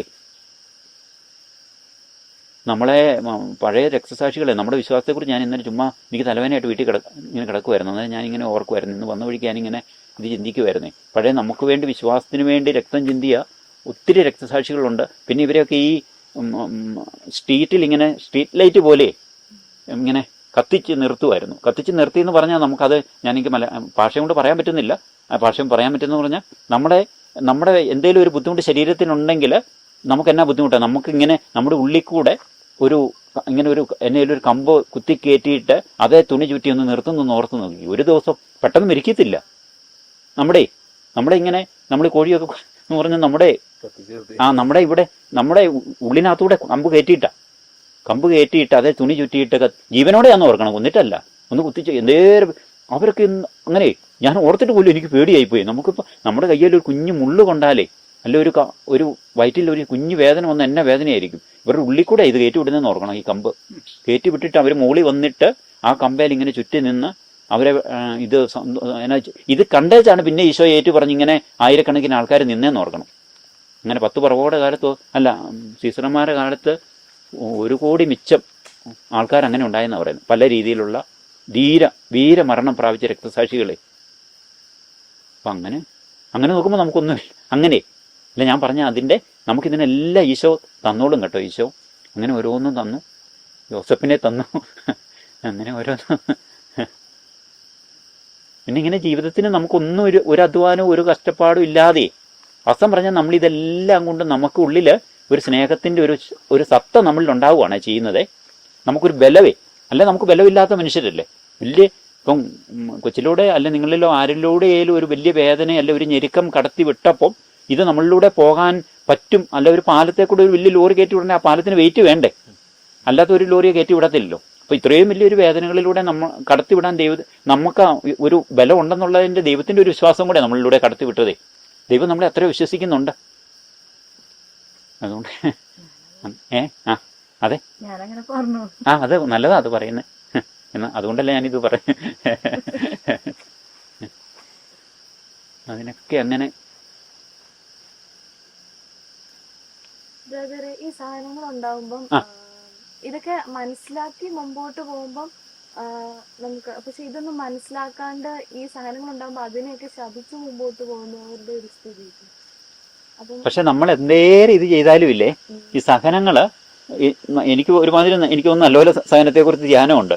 പക്ഷെ നമുക്ക് സഹനം വെക്കുന്നത് നമ്മുടെ ഒരു ജ്ഞാനത്തിനും ചെല്ലാത്തൊരിടത്തെ വെക്കത്തുള്ളൂ. നമുക്ക് പിടി കിട്ടാത്തടത്തെ നമ്മുടെ സഹനം വെക്കത്തുള്ളൂ. അങ്ങനെയുണ്ട്. നമുക്ക് എന്തേരം ഞാനീ പറയുന്ന പോലെ ഇതെല്ലാം പറഞ്ഞെന്ന് പറഞ്ഞാലും നമുക്ക് ഒരു പിടിയും കിട്ടാത്തടത്ത് ഒരു കിഡ്നാപ്പ് ചെയ്തുകൊണ്ട് വെക്കുന്ന പോലെ നമ്മളൊരു സഹനത്തിൽ വെക്കും. ആ സഹനത്തെയാണ് നമ്മളത് സ്വീകരിക്കേണ്ടത്. അത് നമ്മൾ നോക്കി എൻ്റെ അനുഭവം എന്ന് ഞാൻ പറയുന്ന ആ സഹനത്തെ നമ്മൾ സ്വീകരിച്ചിട്ട് ആദ്യമൊന്നും പറ്റത്തില്ലായിരിക്കും. പിന്നെ പതുക്കെ സ്വീകരിച്ചിട്ട് ഈശോയെ ഒരു പുഞ്ചിരിയോടുകൂടി ഇത് സഹിക്കണം. ഇത് അങ്ങനെ സഹിച്ചു കഴിയുമ്പോൾ നമുക്ക് അങ്ങനെ എങ്ങനെയാണേലും ഭൂമിയിൽ സഹനത്തിൻ്റെ ഒരു തലമുണ്ട്. അത് മാറിയിട്ട് ആർക്കുവേ അത് എത്ര പുണ്യമായിട്ട് ജീവിച്ചാലും കൊച്ചുദിവസമൊക്കെ നമ്മൾ ജീവിതത്തിൽ നോക്കുമ്പോൾ ഒരു കുഞ്ഞുപാവം പോലും ചെയ്തതായിട്ട് തോന്നുന്നില്ലേ. പക്ഷേ അവസാനം ഇങ്ങനെ ഭയങ്കര അന്ന് ചികിത്സയില്ലല്ലോ, ക്ഷയമൊക്കെ പിടിച്ചിട്ട് അവസാനം ഈ കരള് ഇങ്ങനെ ഛർദ്ദിച്ചുകൊണ്ടിരിക്കുമ്പോഴാണ് ഈ ദൈവസ്നേഹത്തെക്കുറിച്ചുള്ള ഏറ്റവും വലിയ സെൻറ്റൻസുകൾ ഇതെഴുതിയതേ, കൊച്ചുദിവസം എഴുതിയത്. അപ്പോൾ കയ്യിൽ നിന്ന് പേന പോവുക. അപ്പോൾ നമ്മൾ കൊച്ചുദിവസയുടെ ആത്മകഥ എടുത്ത് നമ്മൾ വായിക്കുമ്പോൾ ഇത് നല്ല ശാന്തമായിട്ട് എവിടെയെങ്കിലും ഇരുന്ന് ഒരു രോഗമില്ലാതെ ഇരുന്ന് എഴുതിയായിട്ടേ നമുക്ക് തോന്നത്തുള്ളൂ. പക്ഷേ ഇത് അവസാനം കയ്യിൽ നിന്ന് പേന പോയി ഇങ്ങനെ ഇതുപോലെ ഇരിക്കുമ്പോഴും ഈശോയുടെ സ്നേഹത്തെക്കുറിച്ച് ഇങ്ങനെ ഓർത്തിട്ട് പിന്നെ അവസാന ഭാഗമൊക്കെ ആകുമ്പോഴത്തേനും ഈ മഹാവേദനയാണെന്ന് ഓർക്കണേ. അന്നേരം എഴുതിയിരിക്കുന്നത് ഈ ലക്ഷണം കണ്ടിട്ട് ഈശോയ്ക്ക് ഭ്രാന്ത് പിടിച്ച പോലെയാണോ സ്നേഹം കൂടുതൽ കൊടുക്കുന്നതിനെ. അങ്ങനെ അന്നേരം എന്നിട്ട് ഇന്നിപ്പം ഞങ്ങളിങ്ങനെ വണ്ടിയെ ഇങ്ങനെ വന്നപ്പം പറഞ്ഞുകൊണ്ട് വരുമായിരുന്നേ ഒരു കൊച്ചുദിവസയുടെ വായിച്ച്. ഞാനത് ആദ്യം കേൾക്കുന്നത്. കൊച്ചുദിവസം ഇങ്ങനെ ഈശോ പോലും നമ്മുടെ സ്നേഹം നമ്മുടെ വേദന അറിയരുതെന്ന് കൊച്ചിയസയ്ക്ക് ഒരു ആഗ്രഹം ഉണ്ടായിരുന്നു പറഞ്ഞു. ഈശോ പോലും നമുക്ക് വേദന ഉള്ളപ്പോൾ നമ്മുടെ അപ്പനും അമ്മയ്ക്കും ഒക്കെ വിഷമം ഉണ്ടാകുകയല്ലേ എന്ന് പറഞ്ഞതുപോലെ ഈശോ പോലും നമുക്കുണ്ടാകുന്ന ഈ വേദന ഞെരുക്കും അറിയരുത്, ഈശോയ്ക്ക് അങ്ങനെ ബുദ്ധിമുട്ടുണ്ടാകരുത് എന്നേ. അങ്ങനെ അതൊരു ഇതാ ഒരു സ്നേഹത്തിൻ്റെ ഇപ്പം നമുക്ക് ഭയങ്കര വേദന ഇതൊക്കെ വരുന്ന നമുക്ക് സങ്കടവും കണ്ണീരും ഒക്കെ വന്നു കഴിയുമ്പം നമുക്ക് വേണമെങ്കിൽ ഈശോയെ ആശ്വസിപ്പിക്കാൻ, സാരമില്ല ഈശോ ഞാനിത് സഹിച്ചോളാം അങ്ങനെ. കാരണം ഈശോയെ അത് പ്രതീക്ഷിക്കുന്നുണ്ട്. അങ്ങനെ ഈ മനുഷ്യൻ്റെ ഫ്രീഡം കൊടുത്ത് ഇങ്ങനത്തെ സഹനത്തിൻ്റെ ഒരു ശുദ്ധീകരണം വെച്ചിട്ടുണ്ട്. അത് നമുക്കത് അങ്ങനെയാ അത് ദൈവം ശുദ്ധീകരിക്കുന്നത് സ്വർണത്തിൽ നിന്നേ. ഏതാ അതായത് നമുക്ക് ഒരു സഹനം കുറച്ച് സഹനമൊക്കെ എത്തിക്കുമ്പോഴത്തേക്ക് നമുക്കൊരു ശുദ്ധീകരണം കാര്യങ്ങൾ സംഭവിക്കും. പക്ഷെ എല്ലാ മനുഷ്യരിലും അത് സംഭവിക്കണം നിർബന്ധമുണ്ട്. അത് രണ്ട് സഹനങ്ങളുണ്ട്. നമ്മുടെ പാപവും നമ്മുടെ ദുഷ്പ്രവൃത്തികളും വീതം ഉണ്ടാകുന്ന സഹനമുണ്ട്. അത് നമുക്കിപ്പോൾ ഞാൻ പറയട്ടെ, നമ്മളൊരു എന്നേലും വണ്ടി പോകുന്ന വഴിക്ക് എന്നേലും ഒരു പെറ്റി കേസിന് ഇതടിച്ചു, നമുക്ക് ഇതടിക്കുകയാണ്. അത് നമ്മൾ അടയ്ക്കണമല്ല, നമ്മൾ ചെയ്ത തെറ്റിനുള്ള പെനാൽറ്റി എന്നല്ല അതിന് പറയുന്നത്. പെനാൽറ്റി അടയ്ക്കണം. അതിനെ നമ്മൾ സംഭാവനയെന്ന് വിളിക്കുകയല്ലോ, അതിനെ നമ്മൾ സംഭാവനയെന്ന് വിളിക്കത്തില്ല, അത് പെനാൽറ്റിയാണ്. സംഭാവന എന്ന് പറഞ്ഞാൽ പോസിറ്റീവായിട്ടുള്ള നമ്മൾ എന്നേലും ഗവൺമെൻറ് ഇപ്പം കൊറോണ വന്നു അതിന് കൊടുക്കുന്നതിനെയല്ല സംഭാവന എന്ന് പറയുന്നത്. ഇപ്പം മാസ്ക് വെക്കാത്തതിനെ നമുക്ക് ഇതടിച്ചാൽ അത് പറ്റിയ, പക്ഷെ നമ്മൾ അങ്ങോട്ട് മുഖ്യമന്ത്രിക്ക് അങ്ങോട്ട് കൊടുത്താൽ അത് അത് ചിലപ്പം 1 രൂപ കൊടുത്താൽ മതി. ചില പിള്ളേരൊക്കെ 1 രൂപയും അല്ല 100 രൂപയും ഒക്കെ കൊടുത്ത് അവർ ഇതായല്ലോ. അപ്പോൾ അത് സംഭാവനയാണ്. മറ്റേ ചിലപ്പം 10,000 ഒക്കെ ആയിരിക്കും പെറ്റി, അത് പെറ്റിയായിട്ടും പോകും. അങ്ങനെയുണ്ട് സഹനത്തിന്. അങ്ങനെ ഒരു പാപത്തിൻ്റെ ഒരു ശിക്ഷ എന്നുള്ള രീതിയിലുള്ള സഹനങ്ങളുണ്ട്. അല്ലാത്ത നല്ല സഹനങ്ങളും ഉണ്ട്, രക്ഷാകര സഹനങ്ങൾ. അപ്പോൾ അത് ഈശോ വന്ന് ജോൺ പോൾ മാർപ്പാപ്പ പറയുന്നത്, ഈശോ വന്ന് സഹനം വഴി നമ്മളെ രക്ഷിച്ചെന്ന് മാത്രമല്ല സഹനത്തെയും കൂടെ രക്ഷിച്ചെന്ന. അതൊരു ഭയങ്കര സഹനത്തെയും കൂടെ ഈശോ രക്ഷിച്ചെന്ന്, അതിനെ രക്ഷാകരമാക്കി. അപ്പം നമ്മൾ ഉദ്ദേശിക്കാത്ത മൂല്യങ്ങൾ ഈ സഹനം വഴി ഭൂമിയിൽ ഉണ്ടാകുന്നുണ്ട്. അത് നമുക്കിപ്പം പിടികിട്ടാഞ്ഞിട്ടാണ്. അതിപ്പം നമ്മൾ ഏതൊരു വണ്ടി നമ്മൾ AC കാറിലാണ് വരുന്നതെന്ന് കൂട്ടിക്കോ. AC കാറിലാണ് നമ്മൾ വരുന്നത്, നമ്മൾ നല്ല മിടുക്കരായിട്ട് ഇരിക്കുന്നുണ്ടെങ്കിലും അതിനകത്തൊരു തീയും ഒരു ഇതും കത്തുന്നതുകൊണ്ടല്ലേ, അല്ല നമ്മൾ ഇത്ര ആശ്വാസത്തിൽ വരുമോ? ഇപ്പം ഏതൊരു പ്രവർത്തനത്തിൻ്റെ ഉള്ളിൽ ഒരു സഹനം ഉള്ളിൽ കിടപ്പുണ്ട്. അപ്പോൾ എന്നാ നന്മ പുറപ്പെടുവിക്കുന്നതെന്ന് നമ്മൾ അറിയത്തില്ലാത്ത കുറേ പേരുടെ വേദനകളുടെ റിസൾട്ടാണ്. അതൊരു സെമിനാരിക്കാരന് ബോബീച്ചൻ പറയുന്ന ഒരു അപ്പനെക്കുറിച്ച് ഇങ്ങനെ പറഞ്ഞെന്നേ, എൻ്റെ തണൽ എത്ര വെയിൽ കൊണ്ടതാന്നേ. അപ്പന്മാർ അങ്ങനെയാണല്ലോ, ആരെയാലും നമ്മളെ ഇത് ചെയ്യുന്നവരാണല്ലോ തണലേ. അപ്പോൾ ഈ മാവാണേലും നമ്മളിതിൻ്റെ ചൂട്ടിലിരിക്കുമ്പോൾ വെയിലുള്ളപ്പോഴാണേലും നമ്മൾ നല്ല മിടുക്കരായിട്ടിരിക്കുകയല്ലേ, പക്ഷേ ഈ മാവ് വെയിൽ കൊള്ളുമല്ലേ. അങ്ങനെ ഒരു ഇതുണ്ട്. അപ്പം ആരൊക്കെയാലും കുറേയിടത്ത് നമ്മൾ ഒരു ആശ്വാസത്തിലിരിക്കുന്നുണ്ടെങ്കിൽ അതിൻ്റെ എന്തോ ഒരു ഊർജത്തിൻ്റെ നിയമം എന്ന് പറഞ്ഞതുപോലെ ഒരു സഹനത്തിൻ്റെ ഒരെണ്ണവും കൂടെ ഉണ്ട് എല്ലായിടത്തും. അത് ദൈവം രക്ഷാകരമായിട്ട് വെച്ചിരിക്കുന്ന സ്നേഹത്തിൻ്റെ ഒരു ലാംഗ്വേജ്. അത് അല്ലാത്തപ്പോൾ ആർക്കാ പറ്റിയല്ലാത്തത്? പിന്നെ സ്നേഹത്തിൻ്റെ ഇപ്പോൾ മണിയറയിലെ സ്നേഹത്തെ ആർക്കും പറ്റുമല്ലോ. എല്ലാം ഇതും ഉള്ളപ്പോഴേ ഇതെല്ലാം കഴിഞ്ഞ് നമ്മളിൽ നിന്ന് നമ്മൾ നോക്കിക്കഴിയുമ്പോൾ സ്നേഹിക്കാനുള്ള ഒരു സാധ്യതയില്ലാതെ എല്ലാം ദുർബലമായി കഴിയുമ്പം നമുക്ക് ആരെയും സ്നേഹിക്കാൻ പറ്റുന്നുണ്ടെങ്കിൽ അന്നേരം സ്നേഹം. അല്ലാതെ നമുക്ക് ജീവിതത്തിൻ്റെ ശരീരത്തിൻ്റെ എല്ലാ പച്ചപ്പും ഉള്ളപ്പം ഏത് പൊട്ടനെ സ്നേഹിക്കും? പക്ഷേ അല്ലാത്തപ്പം നമുക്ക് സ്നേഹിക്കാൻ പറ്റുമോ എന്നുള്ളതാണ്. ഈ സ്നേഹിക്കാൻ പറ്റുക നമ്മൾ പറയത്തില്ലേ, അത് സ്നേഹം നൽകപ്പെടുന്നതാണോ അതോ നമ്മൾ സ്വന്തം ബോധത്തോടെ നമ്മുടെ ഒരു എഫേർട്ട് വെച്ചിട്ട് ചെയ്യുന്നതാണോ? സ്നേഹം കൊടുക്കുന്നതോ? സ്നേഹം നമ്മൾ ആദ്യം സ്നേഹം പരിശീലിക്കുന്ന ഒരു തലത്തിലൊക്കെ ഇന്നലത്തെ വായനയ്ക്കകത്തുണ്ട് സ്നേഹം പരിശീലിക്കുക എന്നുള്ളത്. ഇന്നത്തെ പള്ളിയിലെ കുർബാനയുടെ വായനയ്ക്കകത്തുണ്ട് സ്നേഹം പരിശീലിക്കുക എന്നുള്ളത്. അപ്പോൾ അത് ആദ്യം പരിശീലിക്കുകയും കൂടെ ചെയ്യണം. അത് നമ്മൾ ഇപ്പം ഡ്രൈവിങ് പഠിക്കുമ്പോൾ നമുക്കൊരു എഫേർട്ടുണ്ടല്ലോ, ഒരു ശ്രദ്ധയും. അത് കഴിയുമ്പോൾ നമ്മൾ പഠിച്ചു കഴിയുമ്പോഴത്തേക്കും നമ്മളിതെല്ലാം മറക്കുകയല്ലേ, നമ്മൾ കാലി ചവിട്ടുന്നത് ഇതൊന്നും ഓർക്കത്തില്ല, എനിക്കറിയത്തില്ല. അപ്പോൾ എന്ന് പറഞ്ഞതുപോലെ ആദ്യം ഒന്ന് പരിശീലിച്ചാൽ നമുക്ക് ഇത് കൊടുക്കണം, ശ്രദ്ധ വേണമല്ലോ ഇത്. പക്ഷേ പിന്നെ നമുക്ക് നല്ലപോലെ അങ്ങ് പോകാം. അപ്പോൾ സ്നേഹത്തിൻ്റെ ഇത് കണ്ടിട്ട് നമ്മൾ സ്നേഹിച്ചേ ജീവിക്കൂ എന്നുള്ളൊരു വലിയ ജീവിത ഇതിലേക്ക് നമ്മൾ വരണേ. കാരണം അത് നമ്മുടെ വലിയൊരു ഇതെന്ന് പറഞ്ഞാൽ നമ്മൾക്കിപ്പോൾ നമ്മുടെ സ്വാതന്ത്ര്യത്തെ ആരെങ്കിലും ലംഘിച്ചാൽ നമുക്ക് അരിശമല്ലേ എന്ന് പറഞ്ഞാൽ നമ്മുടെ വീട്ടിലാണേലും നമ്മൾ പറയുന്ന സാധാ സ്വാതന്ത്ര്യത്തെ നമ്മൾ ആരെങ്കിലും നമ്മളെ അതിനെ നിയന്ത്രിക്കുന്നെങ്കിൽ ഏറ്റവും അരിശം മനുഷ്യന്. കാരണം മനുഷ്യൻ്റെ വ്യക്തിത്വത്തെ തന്നെ ഇത് ചെയ്യുന്നത് സ്വാതന്ത്ര്യമാണല്ലോ. ആ സ്വാതന്ത്ര്യത്തെ ആരെയും ലംഘിക്കുന്നത് കണ്ടാൽ നമുക്ക് ഭയങ്കര സങ്കടമല്ലേ? ഭയങ്കര സങ്കടം, അരിശം, ക്രോധം എന്ത് വേണേലും ചെയ്യും, മരിക്കുക പോലും ചെയ്യും. അത്രയും ഒരിതാ. അപ്പം പക്ഷേ നമ്മൾ പറയുന്ന ഒരു സ്വാതന്ത്ര്യം, അത് നമ്മുടെ ഏറ്റവും വലിയ സ്വാതന്ത്ര്യം എന്ന് പറഞ്ഞാൽ ദൈവത്തിന്റെ സത്ത സ്നേഹമാണ്. സ്നേഹത്തിൽ നിന്ന് ജനിക്കുന്നവരുടെ സത്ത എന്ന് പറയുന്നത് സ്നേഹമാണ്. അപ്പൊ നമ്മുടെ അത് എന്നെ ഭയങ്കരമായിട്ട് പഠിപ്പിച്ച ഒരു കാര്യമാണ്. നമ്മളെ പുറത്തുള്ള ഒരാളാണ് നമ്മുടെ സ്നേഹത്തെ നിയന്ത്രിക്കുന്നതെങ്കിൽ, അല്ല ഒരു സാഹചര്യമാണ് നയിക്കുന്നതെങ്കിൽ, നമ്മളല്ല നമ്മുടെ സ്നേഹത്തിന്റെ എന്നതാ ഈ സ്റ്റിയറിംഗ് പിടിച്ചിരിക്കുന്നത്, അല്ലെ ഡ്രൈവ് ചെയ്യുന്നത് വേറെ പുറത്തുള്ളതല്ലേ. അത് നമുക്ക് ഏറ്റവും നാണം കെട്ട ഒരു അവസ്ഥയല്ലേ അത്. അതുകൊണ്ട് നമ്മുടെ സ്നേഹത്തെ നിയന്ത്രിക്കാൻ പുറത്തുള്ള ഒരാളെയും നമ്മൾ സമ്മതിക്കരുത്.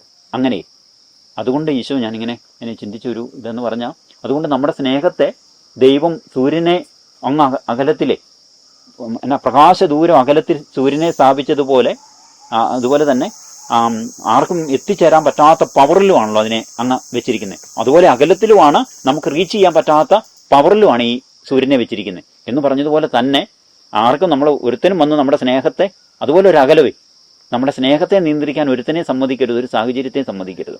ആ സൂര്യനെ ദൈവം വെച്ചിരിക്കുന്ന പോലെ നമ്മുടെ സ്നേഹത്തെ വെക്കണം, എന്നാലേ നടക്കത്തുള്ളൂ. അതിനെ അല്ലെങ്കിൽ നമുക്ക് നാണക്കേടാണ്. കാരണം നമ്മുടെ സ്നേഹത്തെ വേറെയുള്ളവർ നിയന്ത്രിക്കുകയല്ലേ. നമ്മുടെ ഏറ്റവും ബേസിക് ആയിട്ടുള്ള നമ്മുടെ സത്തയെ വേറൊരാളെ നിയന്ത്രിക്കാൻ നമ്മൾ സമ്മതിക്കരുത്. അങ്ങനെ അല്ലേ? അതങ്ങ് എടുത്താൽ നമ്മൾ വിജയിക്കും കേട്ടോ. അങ്ങനെ ആകെ ലോകത്തിൽ മനസ്സന്തരപ്പെടുത്താൻ പറ്റും നമ്മളെ മാത്രമേ ഉള്ളൂ. അത് സ്നേഹത്തിലേക്കുള്ള കൺവേർഷനെ നമുക്ക് പറ്റത്തുള്ളൂ. ബാക്കി ബാക്കി ഒന്നും നോക്കിയിട്ട് നമ്മുടെ മുന്നോട്ടുള്ള ജീവിതത്തിൽ നമ്മളെ ഇത് ചെയ്തുകൊണ്ടിരിക്കും. സ്നേഹത്തിൻ്റെ ഒരു വലിയ ഇതാണെങ്കിൽ നമ്മൾ ഒരു പരിശീലനം, ഒരു ഡ്രൈവിങ്ങിന് പരിശീലനം കൊടുക്കുന്ന പോലെ ഒരു പരിശീലനം കഴിഞ്ഞാൽ പിന്നെ സ്നേഹിച്ചങ്ങ് പോകാം നമുക്ക്. അത് ഈ മദർ തെരേസയും വിശുദ്ധരും ഒക്കെ കാണിച്ച്, മദർ തെരേസയുടെ ജീവിതത്തിലെ വായിച്ചിട്ടില്ലേ? മദർ ഇങ്ങനെ കൽക്കട്ടായിലെ ഇങ്ങനെ മദറിന് വേണ്ടി പോലും അല്ല, മറ്റേ അവിടെ ഇന്ന് പിള്ളേർക്ക് വേണ്ടി ഇങ്ങനെ ഓരോ കടകളിൽ പോയി ഇങ്ങനെ പൈസ ചെലവിന് വേണ്ടിയുള്ള യാചിക്കുമായിരുന്നു. അപ്പോൾ അവിടെ ഒരു കടയിൽ ചെന്നപ്പോഴത്തേനും അവിടുത്തെ കടക്കാരന് കാർക്കിച്ച് ഈ മദറിൻ്റെ കയ്യിലോട്ട് തുപ്പുമായത് കേട്ടിട്ടുണ്ടല്ലോ. ഇതെല്ലാവരും കേട്ടൊരു സംഭവിച്ചതുമാണ്. അപ്പോൾ നമ്മളാണേലും ഒന്ന് ഓർത്ത് നോക്കി, നമുക്ക് വേണ്ടി പോലും അല്ലാതെ വേറൊരാൾക്ക് വേണ്ടി, വേറെയുള്ളവർക്ക് വേണ്ടി ഇങ്ങനെ മദർ ഒരു അനുഭവം ആയിരിക്കുമല്ലോ, ഇങ്ങനെ 1000 അനുഭവങ്ങളിലൂടെ നമ്മൾ റിപ്പോർട്ട് ചെയ്ത ഇതല്ലേ ഉള്ളൂ. അപ്പോൾ ആ ഒരു ഇതിനു വേണ്ടി മദർ ഇങ്ങനെ കൈ ഇങ്ങനെ നീട്ടിയപ്പം അതിനകത്തോട്ട് ബാക്കി ഒന്നും വല്ലതും പറഞ്ഞാൽ കുഴപ്പമില്ല, ഇത് കാർക്കിച്ച് തുപ്പാന്ന് പറഞ്ഞാൽ ഏറ്റവും നീച അവസ്ഥയല്ലേ. അപ്പം മദർ അന്നേരം ഈ സ്നേഹത്തിന്റെ സത്ത മദറിലുള്ള അവിടെയാണ് നമ്മൾ മനസ്സിലാക്കുന്നത്. അന്നേരം ശാന്തമായിട്ട് പറഞ്ഞു, നമ്മളൊക്കെയാണ് മുഖമൊക്കെ കറുപ്പിച്ച് അവർ പ്രതികരിക്കാൻ പറ്റിയല്ലെങ്കിൽ ഉള്ളിലെ ശപിച്ചുകൊണ്ട് പോകും, എന്നേലും പറ്റണമെന്നുള്ള രീതിയിൽ. പക്ഷെ മദർ പറഞ്ഞു എനിക്കുള്ളത് കിട്ടി, ഇനി പിള്ളേർക്കുള്ളത് തരാൻ പറഞ്ഞു.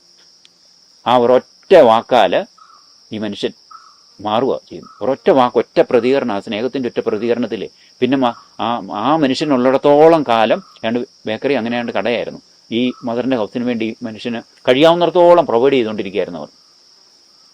അതൊരു സത്തയുടെ മാറ്റമാണ്. ആ മാറ്റമാണ് സ്നേഹത്തിൽ നമുക്ക് അവിടെ നമ്മൾ നമ്മൾ ഉദ്ദേശിക്കുന്നില്ല, ഹീറോയിക് പേഴ്സണായിട്ട് നമ്മൾ വളർന്നുകൊണ്ടിരിക്കുക അന്നേരം. അല്ലാതെ നമ്മളിവിടെ നമ്മളൊരു കുഞ്ഞ് ഇതല്ല അന്നേരം ചെയ്യപ്പെടുന്നത്. സ്നേഹത്തിൻ്റെ വലിയ ദൈവത്തിൻ്റെ ഈശോയുടെ ഒപ്പമുള്ള പ്രവൃത്തിയിലേക്ക്, അങ്ങനെയുള്ള പ്രവൃത്തിയിലാണ് നമ്മളെ മത്തായി സുവിശേഷത്തിൽ മലയിലെ പ്രസംഗത്തിൽ ഈ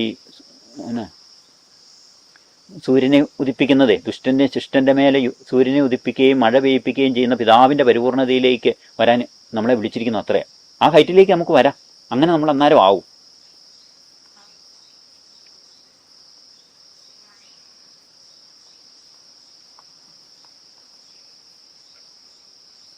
ഇങ്ങനെ സ്നേഹത്തിന്റെ സത്ത അറിഞ്ഞ മദർ പോലും ഇങ്ങനെ വർഷങ്ങളോളം ഒരു അറിയാതെ അങ്ങനെ നമുക്ക് അങ്ങനെ ഉണ്ടാവും. അത് ദൈവത്തിന്റെ പ്രസൻസ് ഇല്ല എന്ന് നമുക്ക് ഫീൽ ചെയ്യുന്ന, ഇമോഷനോ അനുഭവപ്പെടുന്ന ഒരു സങ്കടമാണ്.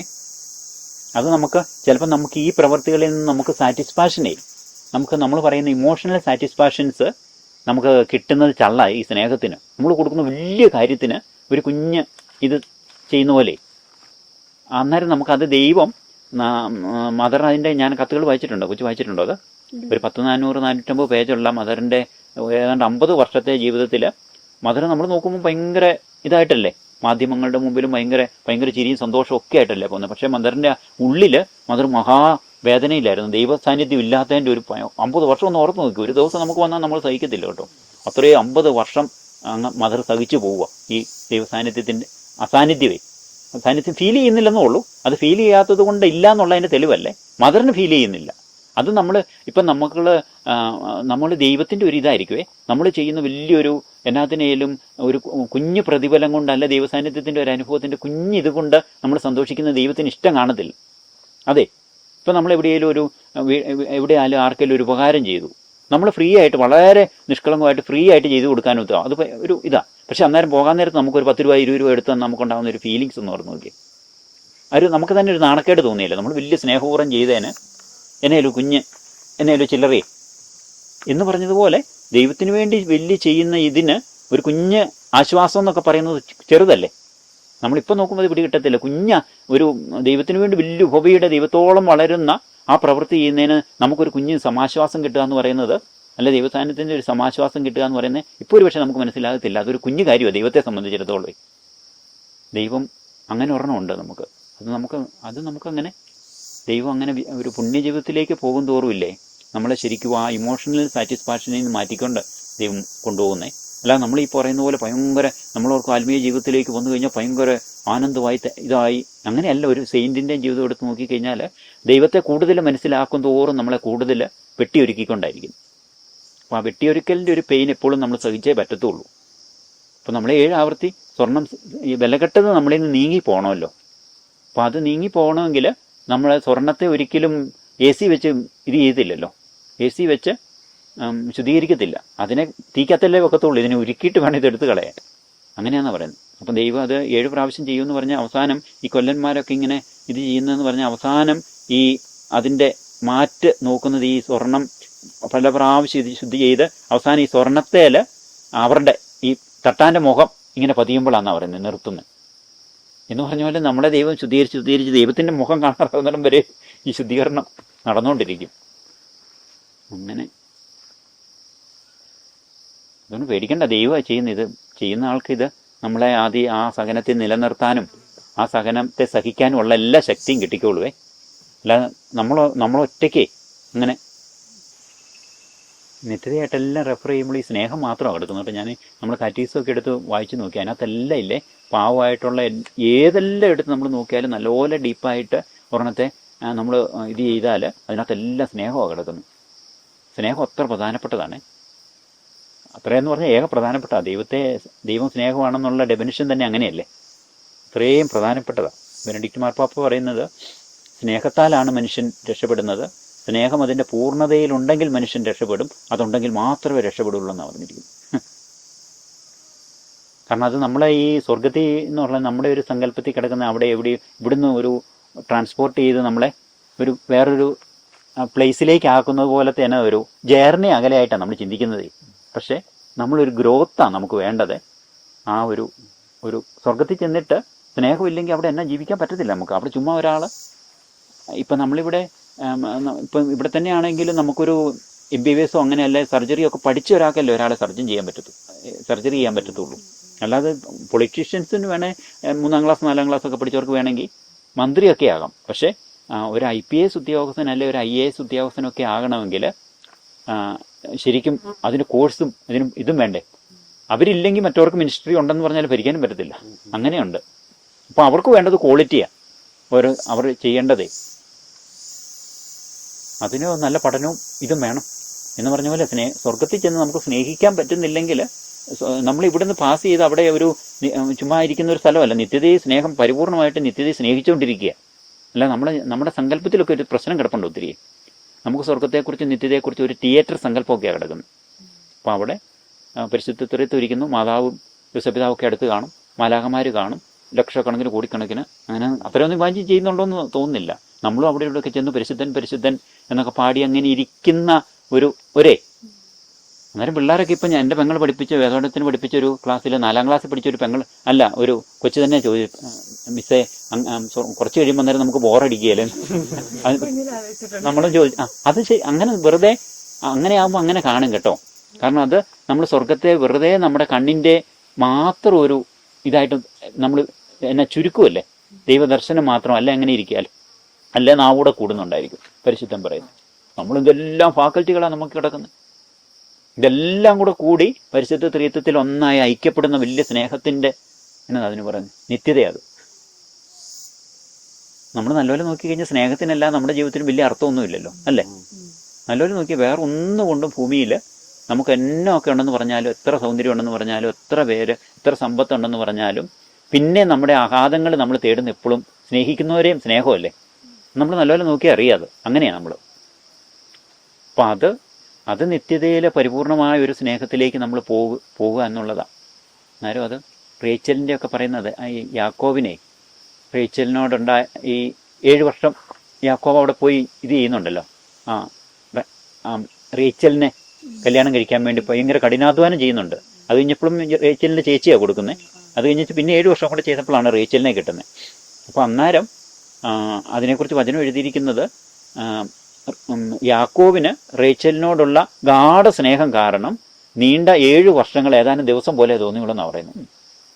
അത് സ്നേഹം ഇതാക്കുന്നതേ 7 വർഷത്തെ കഠിനാധ്വാനം ചെയ്യുന്നത് യാക്കോബ് ചെയ്യുന്നത്. പക്ഷേ ഈ ഗാഢ സ്നേഹം ഉള്ളത് കൊണ്ട് നമുക്ക് ഏതാനും ദിവസം പോലെ യാക്കോബിന് തോന്നുന്നുള്ളൂ. അത് മനുഷ്യ സ്നേഹത്തിൻ്റെ ഒരു വചനത്തിൽ നമുക്ക് ഇത് ചെയ്യാൻ വേണ്ടിയായിരിക്കുമേ. പരിശുദ്ധ ത്രിത്വത്തിൽ പരിശുദ്ധ ദൈവത്തോടുള്ള ഗാഢ സ്നേഹത്തിൽ, ആ ദൈവത്തോടുള്ള ഐക്യത്തിൽ നമുക്ക് നിത്യതകൾ അല്ല യുഗങ്ങൾ തന്നെ ഒരു സെക്കൻഡ് പോലെ തോന്നത്തുള്ളൂ ആ സ്നേഹത്തിൻ്റെ ശക്തിയാൽ. അത് മറ്റേത് മനുഷ്യ സ്നേഹം അങ്ങനെ കുറേ ദിവസങ്ങൾ പോലെ തോന്നിയെങ്കിൽ ദൈവത്തോടുള്ള ഒരു എറ്റേണൽ നിത്യതയാണ്, അല്ല എറ്റേണൽ നൗവിൻ്റെ ഒരു എറ്റേണൽ നൗ എന്നാണ് അതിനെ പറയുന്നത്. ഒരു സ്നേഹത്തിൻ്റെ നിത്യതയെ ഒരു സെക്കൻഡിൻ്റെ കാണത്തുള്ളൂ, പക്ഷെ അത് എറ്റേണലാണ്. അത്രേ ഇതായിട്ട് സ്നേഹം അങ്ങ് ഇതാവുമേ. ഞാൻ വാക്ക് പറഞ്ഞ് ഇത്തിരി ഇത് കാണും. അത് ഈ ഹെവൻ എന്നുള്ള വാക്ക് തന്നെ ഉണ്ടായത് അങ്ങനെയാണെന്നാണ് പറയുന്നത്.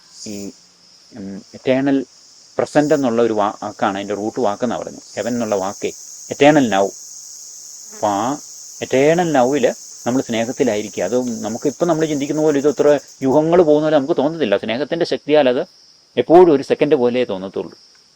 സ്നേഹമേ യാക്കോബിന് 7 ദിവസം പോലെ, അത് ആ ഉദാഹരണം എടുത്താൽ മതി. അത് നമുക്കാണെങ്കിലും അറിയാം, നമുക്ക് ആരെങ്കിലും സ്നേഹിക്കുന്നുണ്ടെങ്കിൽ നമുക്ക് ആ സ്നേഹത്തിലെ ദിവസങ്ങളും ഒക്കെ വളരെ ചുരുങ്ങിയല്ലേ പോകുന്നത്. ബോബി അച്ഛനൊക്കെ പറയുന്നത്, ഇപ്പോൾ ഈ കല്യാണം കഴിക്കുന്നതിന് മുമ്പ് ഇങ്ങനെ സ്നേഹിക്കുന്നവർ തമ്മിലേ, ആൺകുട്ടിയും പെൺകുട്ടിയൊക്കെ തമ്മിൽ സംസാരിച്ച് എന്തേരെ വേണേലും യാത്ര ചെയ്താലും സമയം അങ്ങനെ യാത്ര അവസാനിക്കരുതെന്നായിരിക്കും ചിന്തിക്കുന്നത്. എന്തേരെ നടന്നാലും അങ്ങനെ സമയം മടുപ്പൊക്കെ ഇല്ലെങ്കിൽ അങ്ങനെ അങ്ങ് നടത്തട്ടെ, ആ നടപ്പ് നിത്യതയാകട്ടെ എന്നൊക്കെ ആയിരിക്കും ചിന്തിക്കുന്നത്. പക്ഷെ കല്യാണം കഴിഞ്ഞ് കുറച്ച് ദിവസം കഴിയുമ്പോഴത്തേനും ബോബിയച്ഛൻ പറയുന്നതാണ്, മാർക്കറ്റിലൊക്കെ ഒന്ന് പോയി കഴിയുമ്പം നടന്ന് തിരിച്ച് വീട്ടിലോട്ടൊക്കെ പോകാനുള്ള ചിന്തയാണ്. എന്നാൽ എടി നമുക്ക് ഓട്ടോ പിടിച്ച് പോയാലോ. അതൊരു യാഥാർത്ഥ്യമോ കേട്ടോ.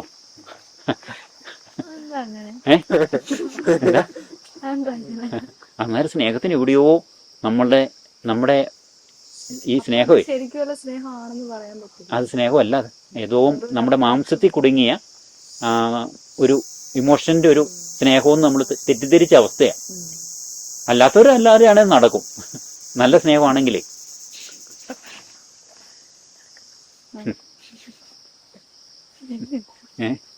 എല്ലാവരും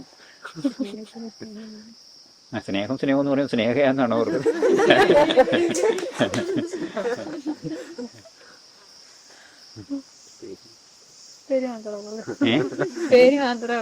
അല്ലല്ല,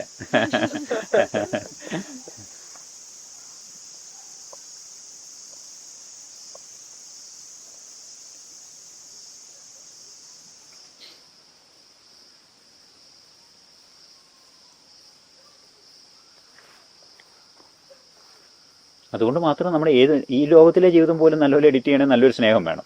നല്ലപോലെ ഒന്നേ ഒരു കുടുംബജീവിതം പോലും നല്ലപോലെ പോകണമെങ്കിൽ ഒരു തരം മുമ്പേ പറഞ്ഞു കൂട്ടൊരു നാണം കെട്ട സ്നേഹമൊക്കെ ഉണ്ടെങ്കിലേ പറ്റത്തുള്ളൂ. അത് നമുക്കേ പറ്റത്തുള്ളൂ കേട്ടോ. അടുത്ത ആളെ നമ്മൾ പ്രതീക്ഷിച്ചിട്ട് ഒരു കാര്യമില്ല. അത് നമ്മൾ തന്നെ ആദ്യം തന്നെ നമ്മളോട് തന്നെ ഒന്ന് നമ്മളെ പഠിപ്പിക്കണം. അത് നമ്മൾ മറ്റുള്ളവരെ പ്രശ്നം വെച്ചിട്ട് ഒന്നും കാര്യമില്ല.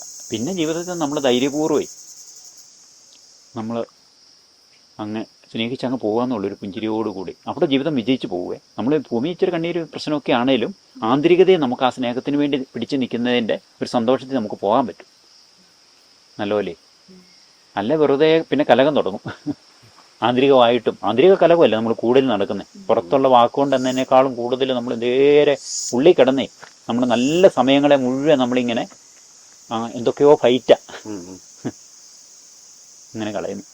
ഇതിങ്ങനെ സ്വാതന്ത്ര്യത്തിന്റെ ലംഘനം നേരത്തെ പറഞ്ഞില്ലേ, നമ്മുടെ സ്വാതന്ത്ര്യത്തിന്റെ ലംഘനം അല്ലെങ്കിൽ അനീതി പോലെ നമുക്ക് തോന്നുന്ന കുറച്ച് കാര്യങ്ങൾ, പക്ഷപാതം അങ്ങനത്തെ കാര്യങ്ങൾ വരുമ്പം നമുക്കത് മനസ്സിലാവും.